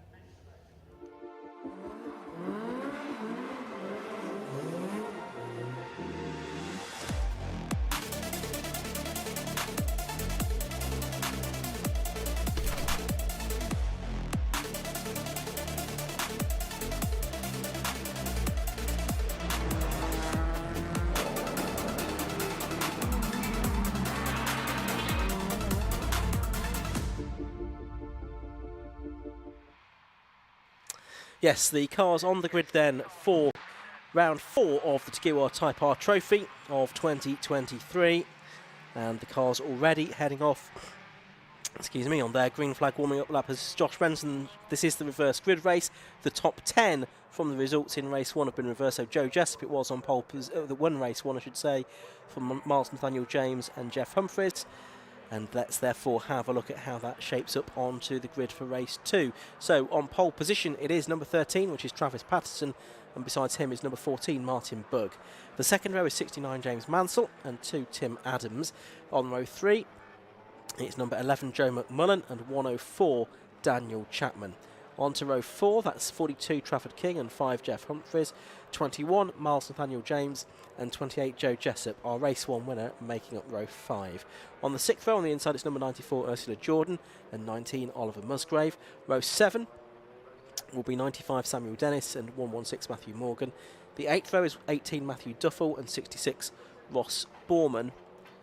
The next row is Jake Johnson, number 24, and 46, Jamie Flynn. On row 10, it's 96, Tim Leckland, and 17, Kevin Condon. The 11th row, 30, Craig Atkinson, and 74, Richard Lindsay. Richard Jones in 12, and Lee Rickard in 26, a lineup on row 12. Row 13 is Andy Idwine and Adam Parker in 92, 7 and 92 on row 13. 14th row, 97, Matt Digby, and 64, Adam Parsonage. James Delisle in 16 and Matt Wilkins in 86 on the 15th row. On the back of the grid is going to be Joe Dalgarno, who was disqualified from the first race because his car was found to be underweight. And so he will have to go from the back this time, having had a top 10 finish on the road in the earlier race. So Joe Jessup has won all 3 races so far this season, including the reverse grid race at Croft. Can he do likewise here in the reverse grid race at Brands Hatch? It'll be tough, I think, hard to pass here. And the cars, as we saw earlier on, very evenly matched indeed in terms of lap times. We had the top 6 separated by about 0.4 of a second in terms of their best laps earlier on. So pole position is the number 13 car of Travis Patterson. Besides him is the number 14 car of Martin Bugg, the 31-year-old carpenter from Leicestershire in his first season of racing, but he was the 29 UK Autograss champion in his particular class. And he's owned the car for about 6 months, having done a full underside rebuild on it. I think it's a privateer entry for Martin Bugg, so doing all the work himself and with his mates as well. Then you've got the car of James Mansell on the inside of the next row, but the red lights are already on, and the race gets underway then. And let's see who makes a good stop. Well, I can see the race 1 winner, James Jessup. Jessup was a bit boxed in, but we'll have a look at who's going to lead into the first corner. It looks like it's the car from the outside of the front row, Martin Bugg, that's got the lead. There's one sideways, though, and there's a coming together. Oh, just managed to avoid a coming together. That was Jessup. No, it wasn't. It was Chapman that was the car that was sideways, I think, and that lost a lot of places. Jeff Humphreys is trying to go around the outside of him. Joe Jessup trying to go up the inside of both of them, but hasn't really made up many places yet. But it's 14 that leads. Martin Bugg that leads then from 13 in second place. That's Travis Patterson as they filter down the Cooper Straight towards Surtees for the first time. We'll try and pick up how many places have been picked up by the lead. The winners for the first race towards the end of the lap, but the sideways goes the leader. That's Martin Bugg. Oh, and the Autograss racer, used to being sideways, got it sideways just where he didn't need to be there. He's got James Mansell caught up in that as well. Martin Bugg's race looks to be over already as he's just peering his way back onto the grid. And who does that leave in the lead? It's Travis Patterson that leads, I think, at the end of the first lap, but our timing screen hasn't yet updated itself, which isn't particularly helpful. But looking out of the window, it is, yes, Patterson ahead. It's 21 that appears to be second. It's Nathaniel James, isn't it? He's made his way really well through, and he's going to take the lead now, coming down into Graham Hill Bend. And a great job from him, Miles Nathaniel James. And I think, was that Tim Adams up there behind? I think it might well have been. Yeah, that's Tim Adams, I think, who's just come through into second at that point. Yeah, we'll try and pick that up in a moment, and hopefully our timing screen will be back working. But yeah, that is the number 2 car of Tim Adams in second place, isn't it? So he's going really well. Did some racing at Castle Coombe in their Hot Hatch Championship last 2 seasons ago. But it is now Miles Nathaniel James that comes through at the end of lap 2 in the lead of the race from Tim Adams in second. In third place, it is the number 13 car of Travis Patterson. And in fourth place, it is, I think, Daniel Chapman at the moment. Yes, it is, and Humphreys is 5th. And Joe Jessup is 6th, the race 1 winner and the winner of all of the previous races so far this season. So They're the... that's Patterson, Chapman and Humphreys, isn't it? Yeah, that's correct, yeah. So, extending his lead, though, is Miles Nathaniel James. Of course, did very well to be second just behind Jessup in race 1 here. So he's looking perhaps a strong favourite for victory here in this second race of the weekend. Yeah, if he can build a bit of a gap over the first few laps, then he could be home and dry. But Tim Adams is in the middle of that sort of buffer zone. And Chapman dives down the inside, grabs a place into the into paddock from McMullen. And there's Jeff Humphreys up the inside of the 13 car of Patterson as well. So he makes up a position also. Joe Jessup just behind here. You've got no timing tower on your screen, but you're not at any disadvantage over the rest of us because we don't have any timing either at this point in the race, I'm afraid. So we're having to do it all by eye.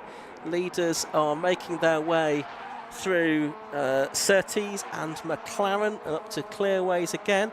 It's a decent lead, this, of perhaps 12 car lengths for Miles Nathaniel James over Tim Adams in second place. He's being caught by the car in third position, which is Daniel Chapman.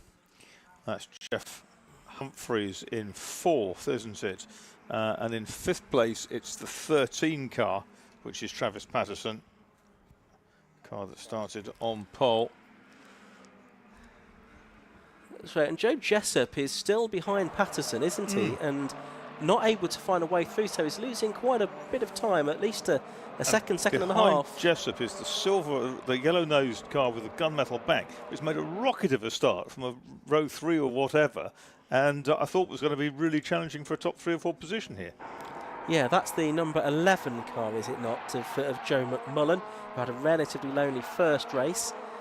Continues to be a bit more involved this time. Now, that was Daniel Chapman trying to find a way up Tim Adams, who's three-wheeling his way around Clearways that time. Jeff Humphreys going to the outside of Chapman as well, so those two are going to be side by side. That's going to bear fruit for Humphreys because he's managed to block Chapman in.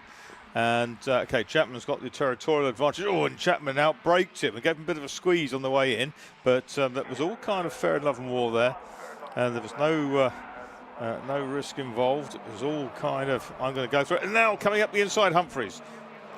Absolutely right. So he's not made anything of it yet, though, has he?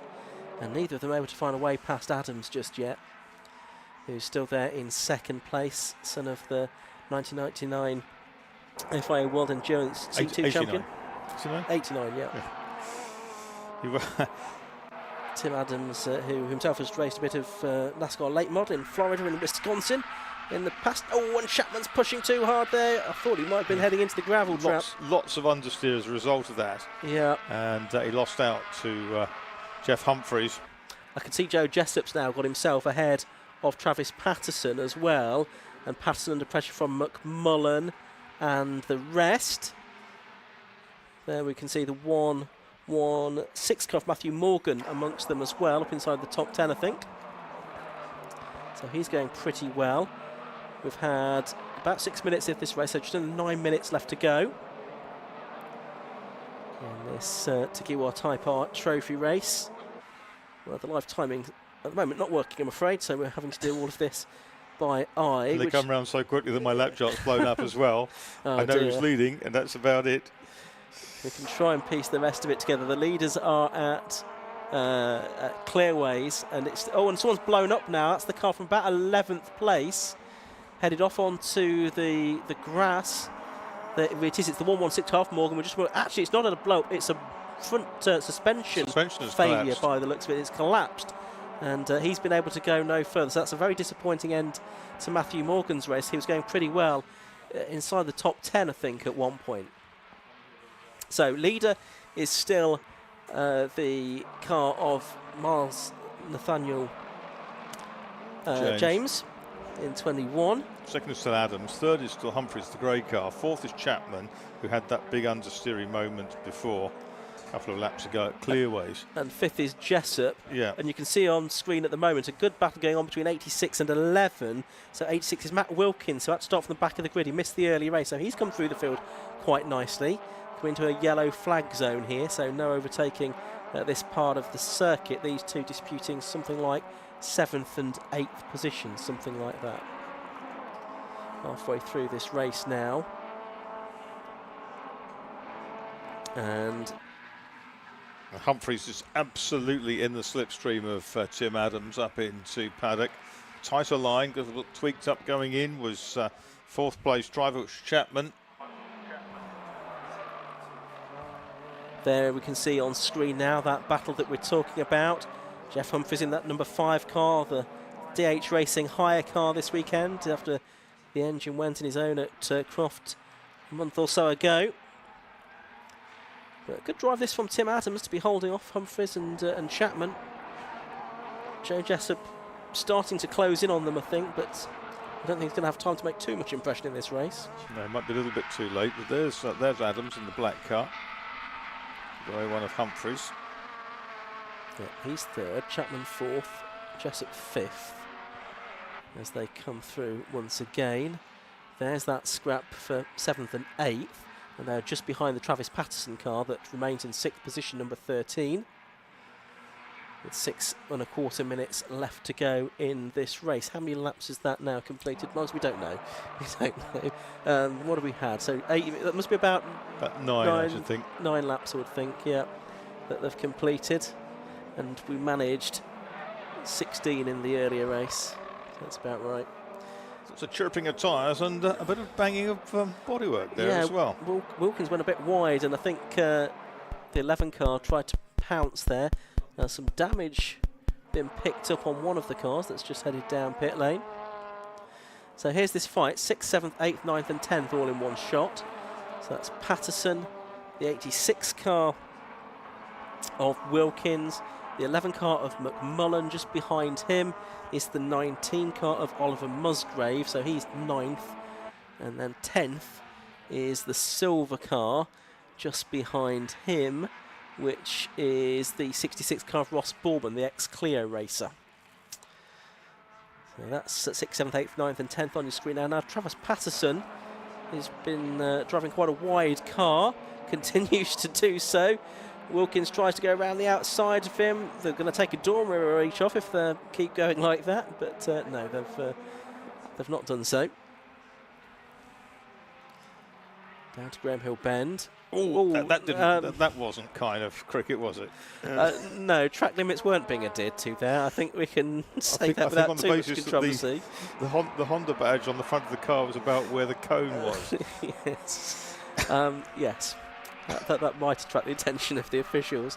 But anyway, so that's kind of worked in a sense for Matthew Wilkins in that he's got ahead, but a dim view may be taken of that. He's got ahead of Travis Patterson, though, with then Musgrave and Borman involved, not forgetting the 11 car of Joe McMullen. Matt Digby just going past our commentary box as well. He's made up some ground from the back of the grid. He must be, I think, 12th at the moment.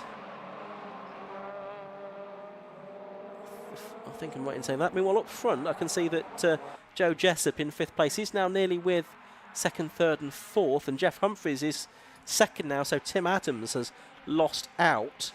And he's back to 4th place, so Jeff Humphries up to 2nd, and up to 3rd now is Daniel Chapman. Tim Adams is 4th, and Joe Jessup is 5th, but we didn't see how that unfolded. You can't see them on screen now. Yeah, I think the tyres are playing a part, aren't they, at this point?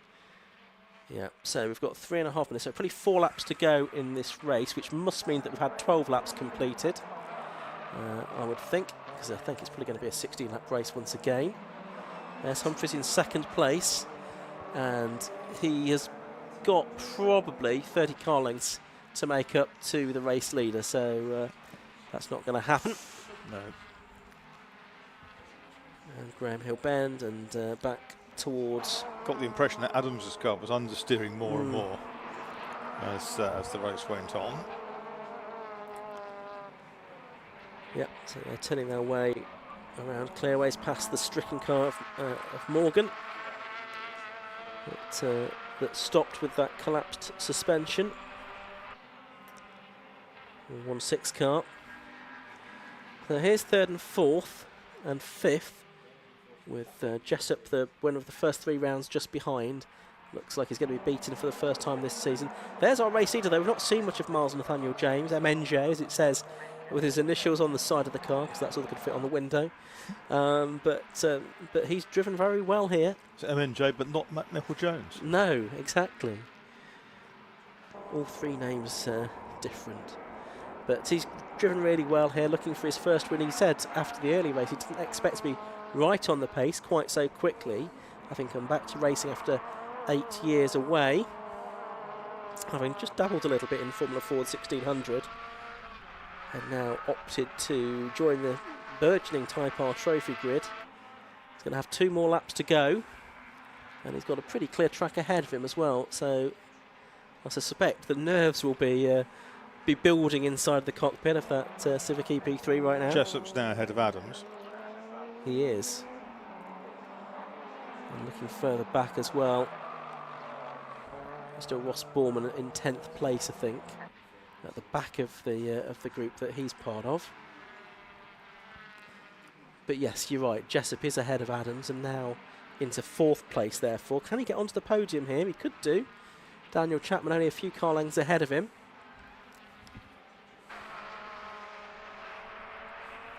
Ooh, a lock up there for Miles Nathaniel James, the race leader. And he'll be mindful of overdriving. He was about to get the last lap board, I think.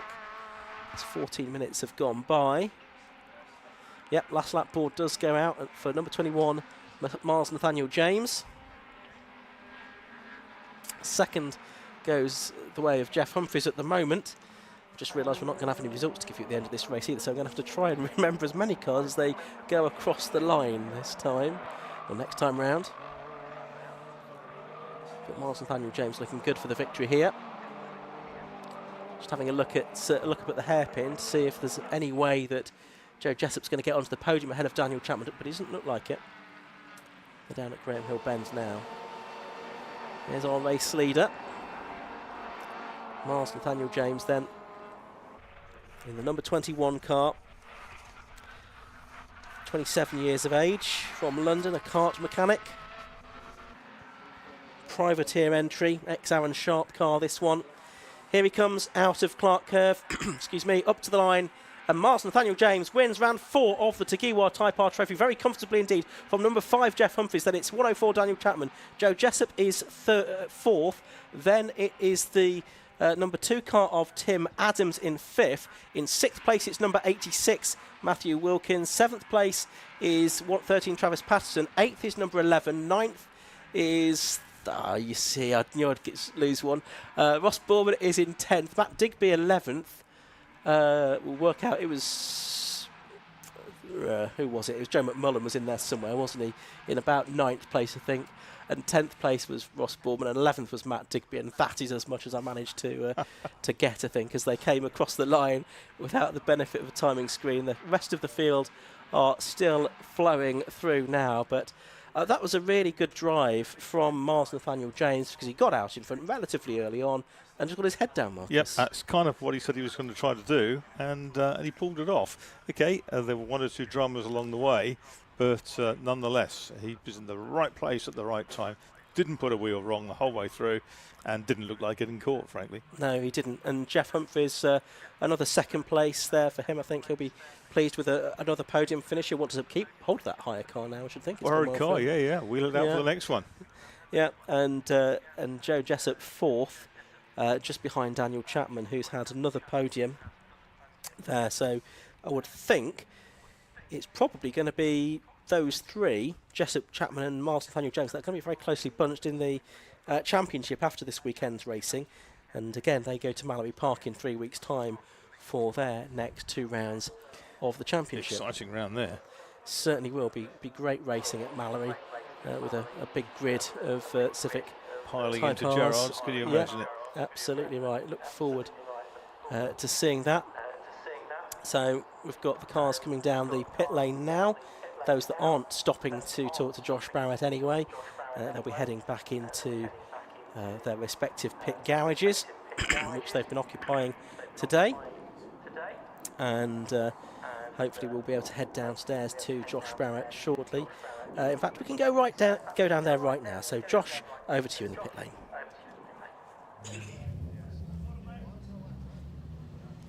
So another exciting race in the Tigua Type R Trophy. The race winner has arrived without his car. Miles, congratulations on a great victory and a brilliant first lap. Honestly, I didn't know how that was going to go. I spent the last 30 minutes formulating it all in my head. I finally got a good start because in the first race, my first gear popped out. That's why I lost a few positions. Got up to the inside of Traffic King and then went round Paddock Hill and just left the door wide open. So then I ended up in third place, and then so a bit of a rush right now. And then just picking my way through, but maturely though, I wasn't rushing it. And then once I got in front, I just kind of managed my pace. I wasn't going as quick as I could have done, but I was just keeping it safe and consistent. I didn't want to throw the win away. So. And that's your first win in cars? It is actually. I wasn't expecting it today. I mean, I knew the pace was there, but I wasn't sure how that first race was going to go starting in 9th. Yeah. But managed to pick our way through within a few laps. So yeah. And now, I guess this makes the championship quite a serious thing going forward for the rest of the year. I know. I mean, I thought it would be like maybe midway through the season that I'd start racing at the front, but it seems to have happened straight away. I'm still a little bit like, it hasn't quite sunk in yet. Well, congratulations, well done, big effort from you. I'd like to thank my sponsors, R2 and Rare Imports. Thank you very much. Great stuff, well done, Miles. In second place was Jeff Humphreys. Jeff, plenty of overtaking to do in that one. It went quite well. Yeah, it was good. I enjoyed that one. Bit more so than the first one, to be honest with you. Yeah, the first one was a little bit of a disappointment going from pole back to third, but no, it was good. And these reverse grids really sort of spice things up, particularly on a track like this. Absolutely, yeah, and it makes it fun, and it gives it an opportunity for the people that can't drive quite as quick as others to get up round the front and hustle with the quick boys. And you said about this being a rental car. Is this a car you're going to race a bit more going forward? It's not quite. You might want to rent it back to me after that. It's close racing, isn't it? Out absolutely, yeah, it's brilliant. Really good. Well, good to see you back on the podium this weekend. Then in third position was Dan Chapman. Third on the podium, this one, Dan, well done. And a real close battle there with you and with Jeff and Tim, I think. I think so, yeah. It was close all the way through. But it also makes it good, doesn't it? Same class, well, same car championship. You can't beat it. And obviously at Croft, we saw Joe pulled away a bit in that battle there. But today, it's been really tight, really close racing. I think that's the benefit of Brands Hatch. It brings everybody so close together. So, I don't know, really. I think it's so technical. It's a hard circuit. Yeah. And is it, although, like you say, it's quite short, but plenty of difficult corners. So does that take a little while to get your head around? Yeah, it does. And it's not my favourite circuit. I do struggle around here. So, to get a podium, I'm over the moon. I think up next, some new circuits on the calendar as well. Oh, I don't know. I think Mallory Park. Oh yeah, Mallory. There's Mallory next. Yeah. So, and we went there a few years ago before it was the actual championship. Yeah. So it'd be good to have quite a few cars around there now. Yeah, and I think that would be quite exciting racing around there, I'd imagine. Oh, it's a small circuit, isn't it? So I imagine it'll be good. It'll be good. Well, good luck with that and the rest of the season as well. Thank you so much. Thank you. So that's the Type R Trophy racing for the weekend completed. We have one more race to look forward to today, and that is for the Swallow Hill Homes F1000 Championships, the quickest cars here at Brands Hatch. Up next.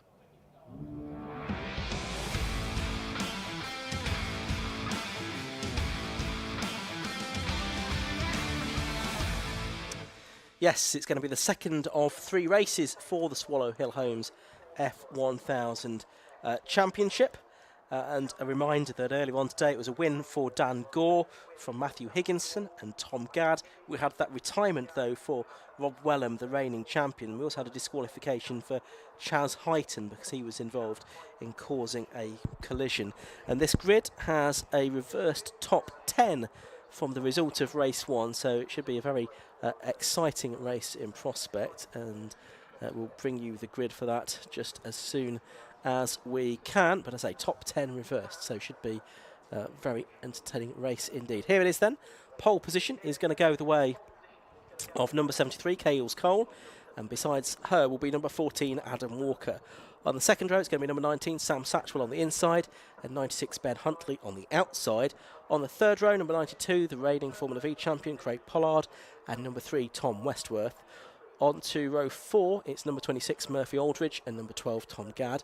On row 5, it's 83, Matthew Higginson, and number 80, Dan Gore. On the 6th row, it's 88, David Williams, and 70, Sebastian Malcolm. On row 7, it's 33, Rob Bailey, and 35, William St James. On the 8th row, number 7, Gunlauger Jonasson, and 95, David Tagg. Then on the 9th row should be number 1, Rob Wellham, if his car's been fixed, and number 17, Chaz Heighton.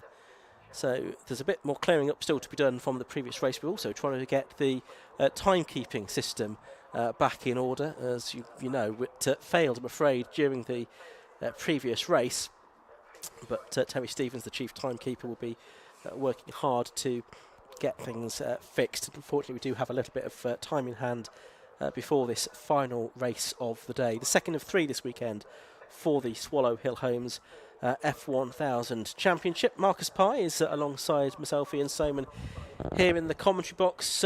And Marcus, we enjoyed an entertaining race for the F1000s earlier on, and a reverse grid race should be more enthralling still.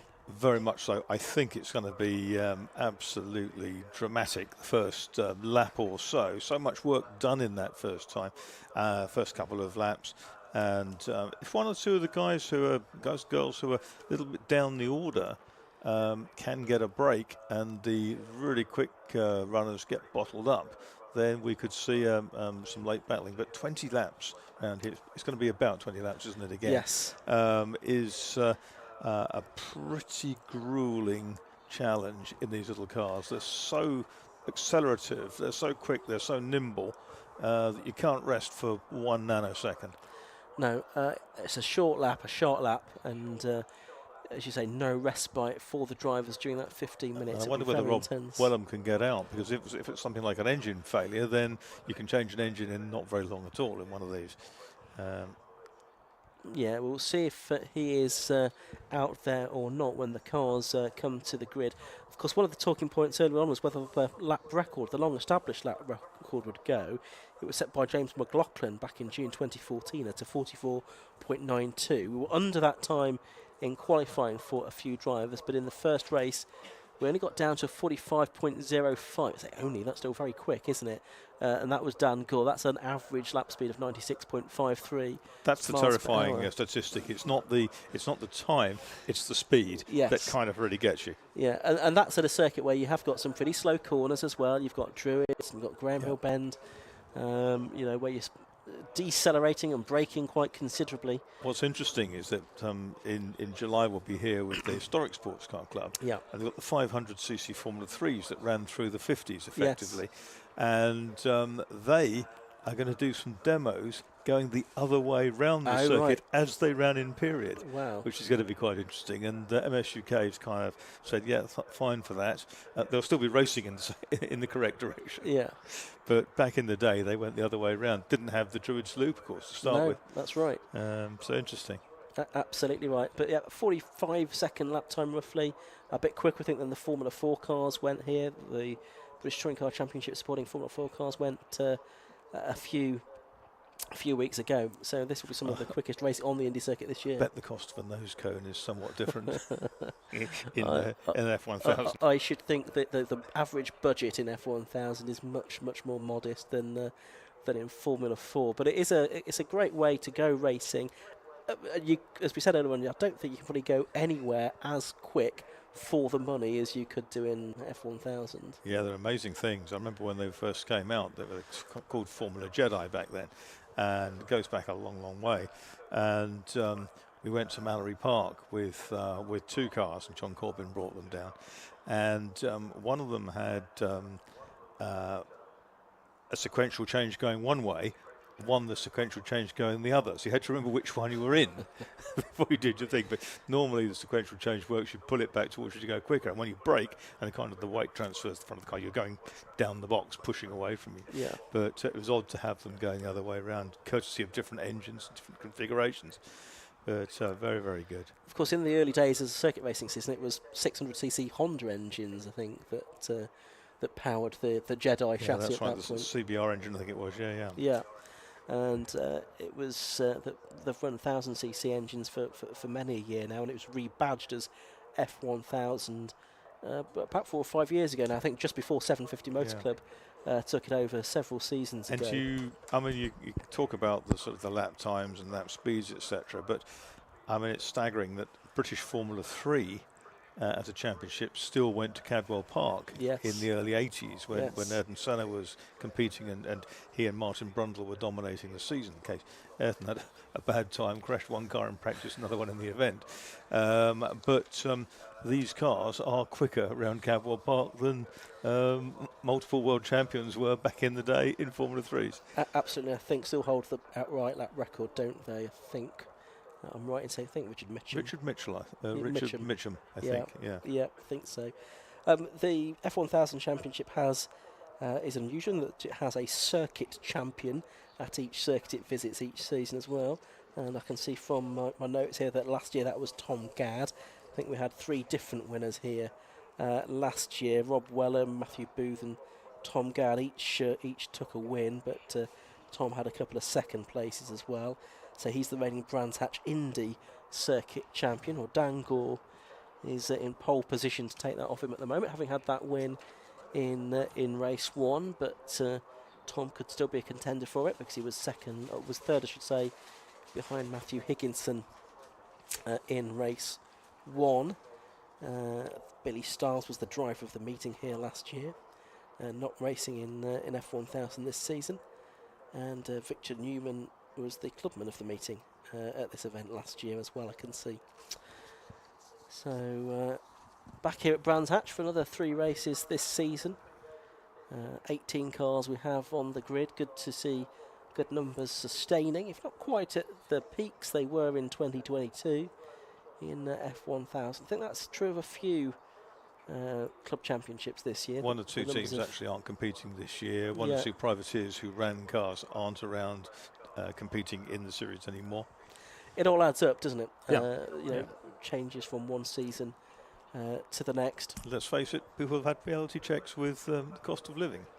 Absolutely right, and although this is an affordable way to go very quickly, it is still a not inconsiderable expense. It is still motor racing. In the context of your household budget, potentially. So that's certainly something to be borne in mind. But we still do have some very good quality drivers on this grid as well. And it's interesting that we have got people that have come across some other 750 Motor Club Championships like Craig Pollard. Cars have started to appear, which is a positive sign. Kaylee Cole's on pole position, the pink and blue car. Yeah, of course it's a staggered grid, so there is a car that is, there we go, next to her. That's Adam Walker in number 14. Now he's been racing since 2006. He's competed in every season of the championship since then. He's done no other karting or other motorsport experience when he started racing. His aim is to keep doing F1000 and hopefully get that elusive race win. He's finished 2nd and 3rd on numerous occasions but never managed a win other than a class win at Pembrey in 2007. He's also managed to finish 3rd in the overall championship in the past.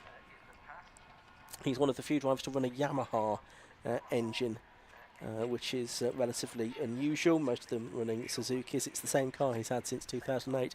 Now there's a gap on the second row as things stand, as we get the green flag lap underway. Satchwell, isn't it, missing? Yeah, Sam Satchwell, who finished 8th in the first race.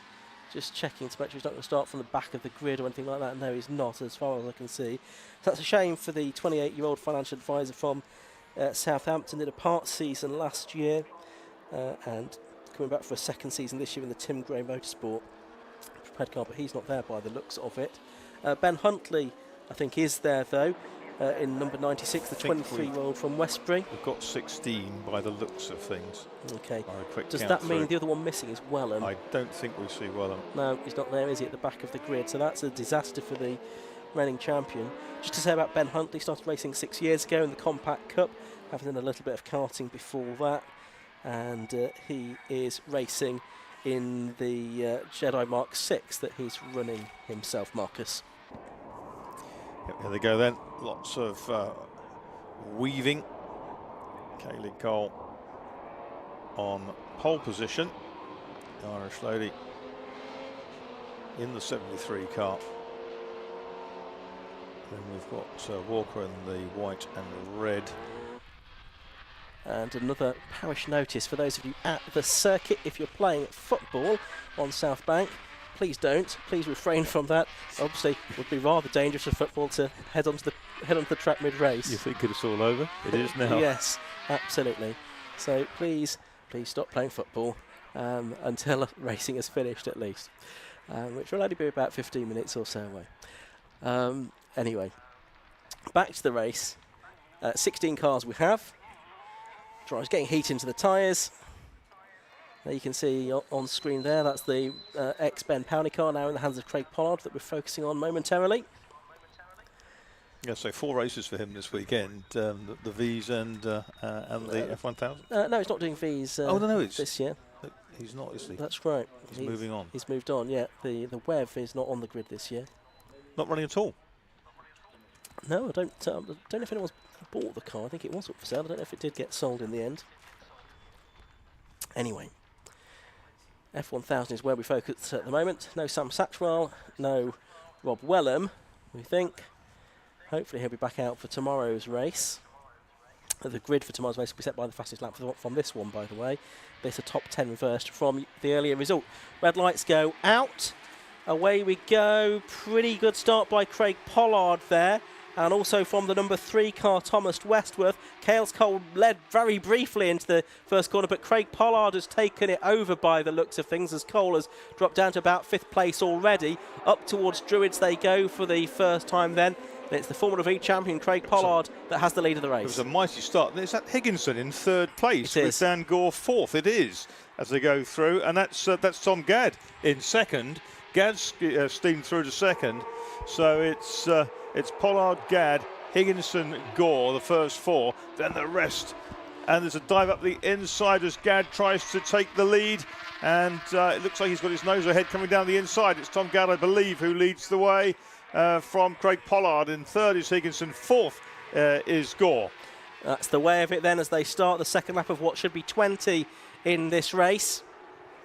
So 3 different leaders we had on the opening lap of the race. Pollard now down to 2nd. Higginson is going to try and essay a move to get that away from him on the way up to Druids, but he couldn't quite make that work. And they've got Dan Gore with them in 4th. There's a bit of a gap back then to 5th position, which I think is the Tom Westworth number 3 car in 5th place. Yes, it is. And then it's Murphy Aldridge, number 26, in 6th position. But it's Gadd out in front then and trying to make a bit of hay here and get away from Craig Pollard in the early stages of this race. Yep, here they come then. The first 4 sailing down past the pits. It's complete lap 2. And Gadd leads by best part of a second, 99 hundredths of a second. He flings his car at the apex of paddock, runs really wide, but keeps it all within limits. 1 or 2 down there, also courting the curbs on the exit, but that was a fantastic opening lap. And the first 4 settling in now with Westworth and Aldridge trying to claw their way back. Cales Cole under attack there on the exits of Graham Hill Bend from Ben Huntley in the number 96 car. So he went backwards a little bit at the starter field. And now trying to recover some lost ground as lap 3 of 20 about to be completed then by Tom Gadd. And he has a gap of 0.98 seconds over number 92 Craig Pollard in 2nd. Number 83 Matthew Higginson is 3rd. Number 80 Dan Gore is 4th. Number 3 Tom Westworth is 5th. And number 26 Murphy Aldridge in 6th position. Then a bit of a gap back to Adam Walker in the Yamaha engine Jedi in 7th place. Huntley and Cole have switched places again. They did last lap as well. So now battle going on for 8th and 9th position. Bailey's in the yellow car. Williams and Hyton's made a bit of ground from the back as well. Yeah, that's true. Disqualified from the first race for Corsican collision. Up to 12th place in this one. Final race of the day here at Brands Hatch. Who's going to be into the 44s, I wonder? If anybody. Oh, and off the circuit has gone number 70. That is Sebastian Malcolm into the barriers there, and you can see the frustration in Sebastian's emotions there. As Craig Pollard now is in the best lap of the race, 45.2, and Dan Gore's been off. Dan Gore has been off the circuit. He's got grass decorating his wing end plates there. Not something he was wanting as a design feature of the car. He's losing out to number 88, David Williams there, so he's back towards the bottom end of the top 10. So we've got yellow flags at Clearways, where we lost the Sebastian Malcolm number 70 car. The leaders are coming through to complete lap 5 now, and it's Tom Gadd still leading. The gap was 3/4 of a second. It's gone back out to 9/10 of a second. Pollard second, Higginson third, Westworth now fourth, and Aldridge fifth, with of course Dan Gore tumbling down the timing screen after the off at Paddock Hill Bend on lap 5. He has come through eventually in 11th place, Dan Gore. So it's gone a little bit sour for him after that victory in the first race. As we watch on screen, Matthew Higginson trying to catch Craig Pollard, but they're coming to the yellow flag zone at the clearways end of the circuit. Tom Gadd continuing to lead then. Are they going to do anything about that Sebastian Malcolm car? Are they happy to leave it there? We will see. 6 laps now in the book. Gadd continuing to lead, 9/10 still the margin. A long gap back to Westworth and Aldridge, isn't it? And then another big gap, and that's Huntley and Cole, I think. Yes, Cole goes through in the pink car. Dan Gore's not wasted too much time in getting back past Rob Bailey and company. Dan Gore back up into 9th place. Yep, he is. So he's made up a couple of positions since his off. We're watching Westworth and Aldridge on screen at the moment. Westworth, the 20-year-old from Merseyside, been karting since the age of 6 in his Team Sellers racing car, one car that he has had since the end of last season. It looks like we're going to get, though, the safety car boards out. Yes, I can see those displayed below our commentary position here. And that could reprieve Gore. It will help him, won't it? Because he was 14 seconds behind the leader, I think, something like that. Yeah. And it will close the gap, not necessarily in terms of positions, but in terms of the amount of time he's behind the leader, so it will help Dan Gore. He'll think he can jump 3 or 4 of them fairly quickly. That's what he'll believe he can do. Yes. If the car is absolutely fine, which by the looks of it is. Yeah, didn't quite see what happened. We just saw him arriving back on the circuit with having clearly been off onto the grass, having picked up some grass cuttings. So safety car is on track at the behind our commentary position. You can see the leading cars coming up behind it now, and safety car will start to pick up speed. And the drivers, of course, will try and keep as much heat as they can in their tyres. We saw in the Formula V race earlier on, after a safety car period, a couple of drivers had mistakes on cold tyres. Those, of course, treaded tyres. These are slicks for the F1000 car, so they'll be keen to avoid any mishaps once the race gets underway. There's 6.5 minutes to go, and I presume they will try then to recover that Sebastian Malcolm number 70 car for the driver from London. 20 years of age, a bartender from Southwark, and he is in another of the cars run by the Mattel Racing Cars squad. And he's also a Motorsport UK Academy graduate as well. Multiple winner in Daytona D-Max karting championships and Club 73 corporate karting as well. Having his the latest season in single-seaters. Started circuit racing in 2019. So you can see he's out of the car. It is just the car that needs to be recovered. There's no recovery vehicle yet on scene to do that, though. Not quite sure which direction it's expected to appear from. You see the nose buried underneath the tyre barrier there. Here he comes. Here's the van. Here's the lorry coming out. So yes, that's just making its way up the coupe straight now. I guess it's quite possible the car could just be lifted and just towed back out of the way on onto the Grand Prix circuit. Yeah, I would think it, once the vehicle gets there, it probably won't take too long to hoik out of the way. So we should still get a few minutes of racing, 7 minutes left as things stand. We're not obviously going to get the full 20 laps that we were expecting, though. Tom Gadd will be a little frustrated, I think, that his lead, modest though it was, just under a second, has disappeared. Yes, so it kind of fluctuated anywhere between 3/4 and a second, or a couple of hundredths. It's pretty helpful for Matthew Higginson as well, because it puts him right with. Yes, he can reset as well. Yeah. See if he can get another podium finish out of this. He was second earlier on, of course, behind Dan Gore and ahead of Tom Gadd. That move of Pollard's into paddock at the inside of Cayley Cole in the pink car was quite dramatic. Took no prisoners. It was, I'm coming through, and did. That's right, there is Cole. You can see him on screen now. She's running in 8th place. Dan Gore is the car behind her now. And Ben Huntley, who she was scrapping with before the safety car. There he is in the number 96 car just ahead. 23-year-old in his first season racing in F1000.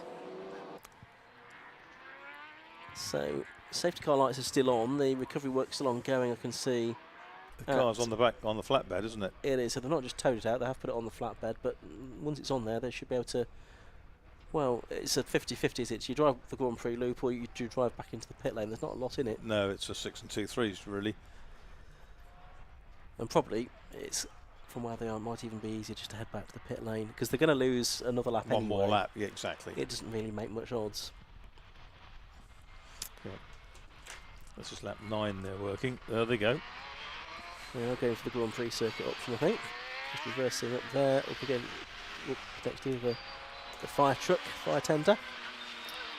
So it'll be one more lap behind the safety car and then we'll get going again. So that will take us to getting on for 12 minutes. So there'll probably be 4 more laps. You maybe squeeze 5 out of it, just depending on how quick this next lap is. But it will be Tom Gadd from Craig Pollard, Matthew Higginson, Tom Westworth, Murphy Aldridge, Adam Walker, and Ben Huntley. I suspect it might pay some of the people in the Crocodile to close the whole thing up. Yeah. So they can all go at the same time. Yeah, it's a little spread out at the moment. Straggly. Yeah. And clearly, standing up the best chance of gaining places after the restart. You want to be as close as possible to the car in front. The safety car's moving on to reasonable lick now as well. Yeah, so it's not really backing them up, but Gadd is. Yeah. And they've got 5 up together. Aldridge, I can see it in there. There's the Cole and Gore and Co. Williams, Bailey in that group. It's with Gadd to control this now. He's not gone yet. He's not gone yet. He's still not gone. He's still not gone. He's still not gone. He's still not gone. And now he goes. Now he goes. And he gets his foot down and he does pull out a few car lengths over Craig Pollard. So he has made a pretty decent fist of this restart. A bit further back, Murphy Aldridge tries to get past Tom Westworth. He's going to try and dive up the inside and up into 4th position and has done it. Nice move that. Good restart from Murphy Aldridge. He goes to 4th place, but it's Tom Gadd leading from Craig Pollard in 2nd. Matthew Higginson in 3rd as they round Druids once again. Yeah, Aldridge and Westworth are the next pair through. Round the outside of Cayley Cole has come Dan Gore, who's now moved up another place at the expense, I think that was of Benjamin Huntley. So this is now, we've had 11 laps. They're coming on to the 12th with 2.5 minutes-ish to go. Yeah, I think they'll get 4 more laps out of it probably. Yeah, Gadd and Pollard and Higginson together. Then it's Aldridge, Westworth, Walker and Gore. And there's, it looks like belts or something are flapping on Craig Pollard's 2nd position car. There's something loose you can see there next to the driver's helmet. I think it's the straps on the hands device or what, I'm not quite sure, but something flapping in the breeze there. You're right, over the left-hand side of the cockpit. Yeah, he's there in 2nd place still. Matthew Higginson in 3rd. And 4th is Murphy Aldridge, having made that move on Tom Westworth at the restart. He's pulled away a bit from Westworth now, so nicely done there from Murphy, who came into this meeting 4th in the championship. So living up to that here with P4 in the race. Gore back up to 6th, ahead of Walker. We've had the lap time in the 44s now as well. Tom Gadd on a 44.97, so he's only 500ths behind the lap record set by James McLaughlin now. If anyone's going to do it, he's best placed to do it with this clear track ahead of him. And the next lap might well be the time to do it as well. First driver in the 45s or below the 45s in race conditions so far today. So Gadd continuing to lead. Be 2 more laps to go at the end of this one.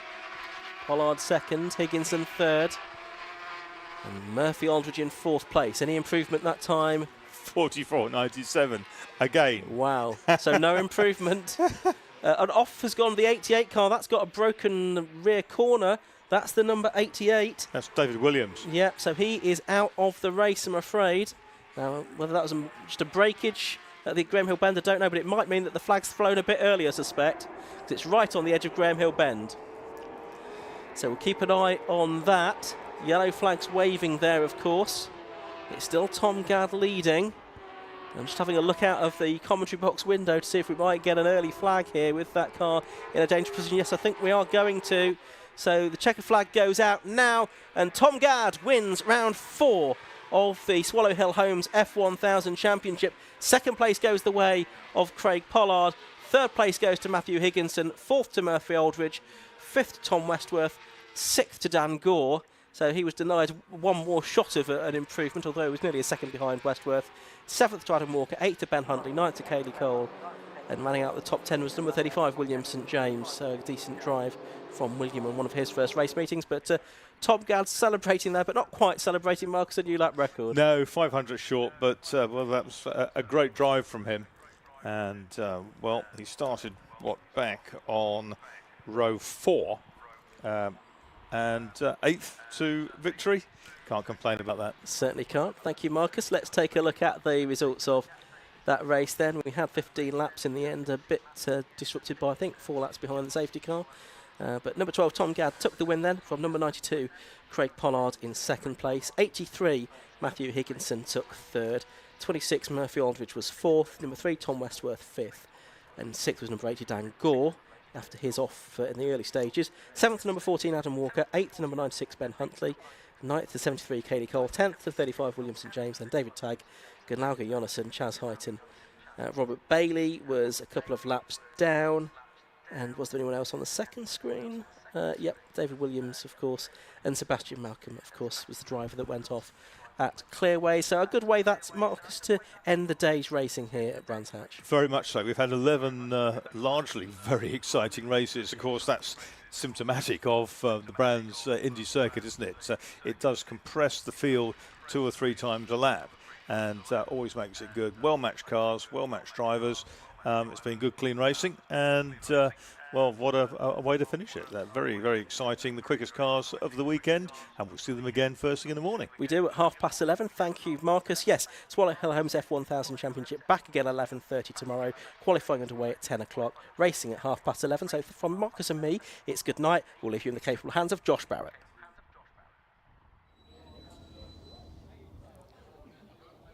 So we're down here for one last time with our F1000 Championship drivers. Tom Gadd, the race winner. Congratulations, Tom. An epic first lap helped that one a lot. Yeah, I don't usually do good starts. It's not what I'm known for, but I just managed to hook it up better than everyone else and found a gap around the outside. And yeah, made a few places, but made my life a lot easier. And then I think you just had that one further car to get past, which you managed quite quickly. Yeah, we always seem to start quite strong. Our setup really works well in the first sort of half of the race, so I knew I had to get it done soon because, like the first race, you end up getting a train that everyone's the same speed. So I knew I had to get it done soon. Tried to build a gap, but I think what happened in the first race happened again, where everyone was just doing exactly the same lap time. So shame about ending on the safety car, but and then they accidentally corner. But big thanks to all the marshals for sorting it out quickly, so we could at least get most of the race in. Did the safety car concern you at all as the pack was bunched back up? No, it does me a big favour. It saved me about 8 minutes of racing, which is, in one of these is about another 15 laps or so. So no, it did me a massive favour. I know Craig's quite new to the class, so I didn't know how well he knew the safety car, how the car reacts from the safety car. So I knew I'd maybe have a little bit of an advantage. Left it as late as possible, so they couldn't get a run down the straight. But yeah, just worked out in my favour. You set the fastest lap as well. Not quite a lap record, but I think the fastest lap around here this year, quicker than the F4 cars on the Token meeting a couple of weeks ago.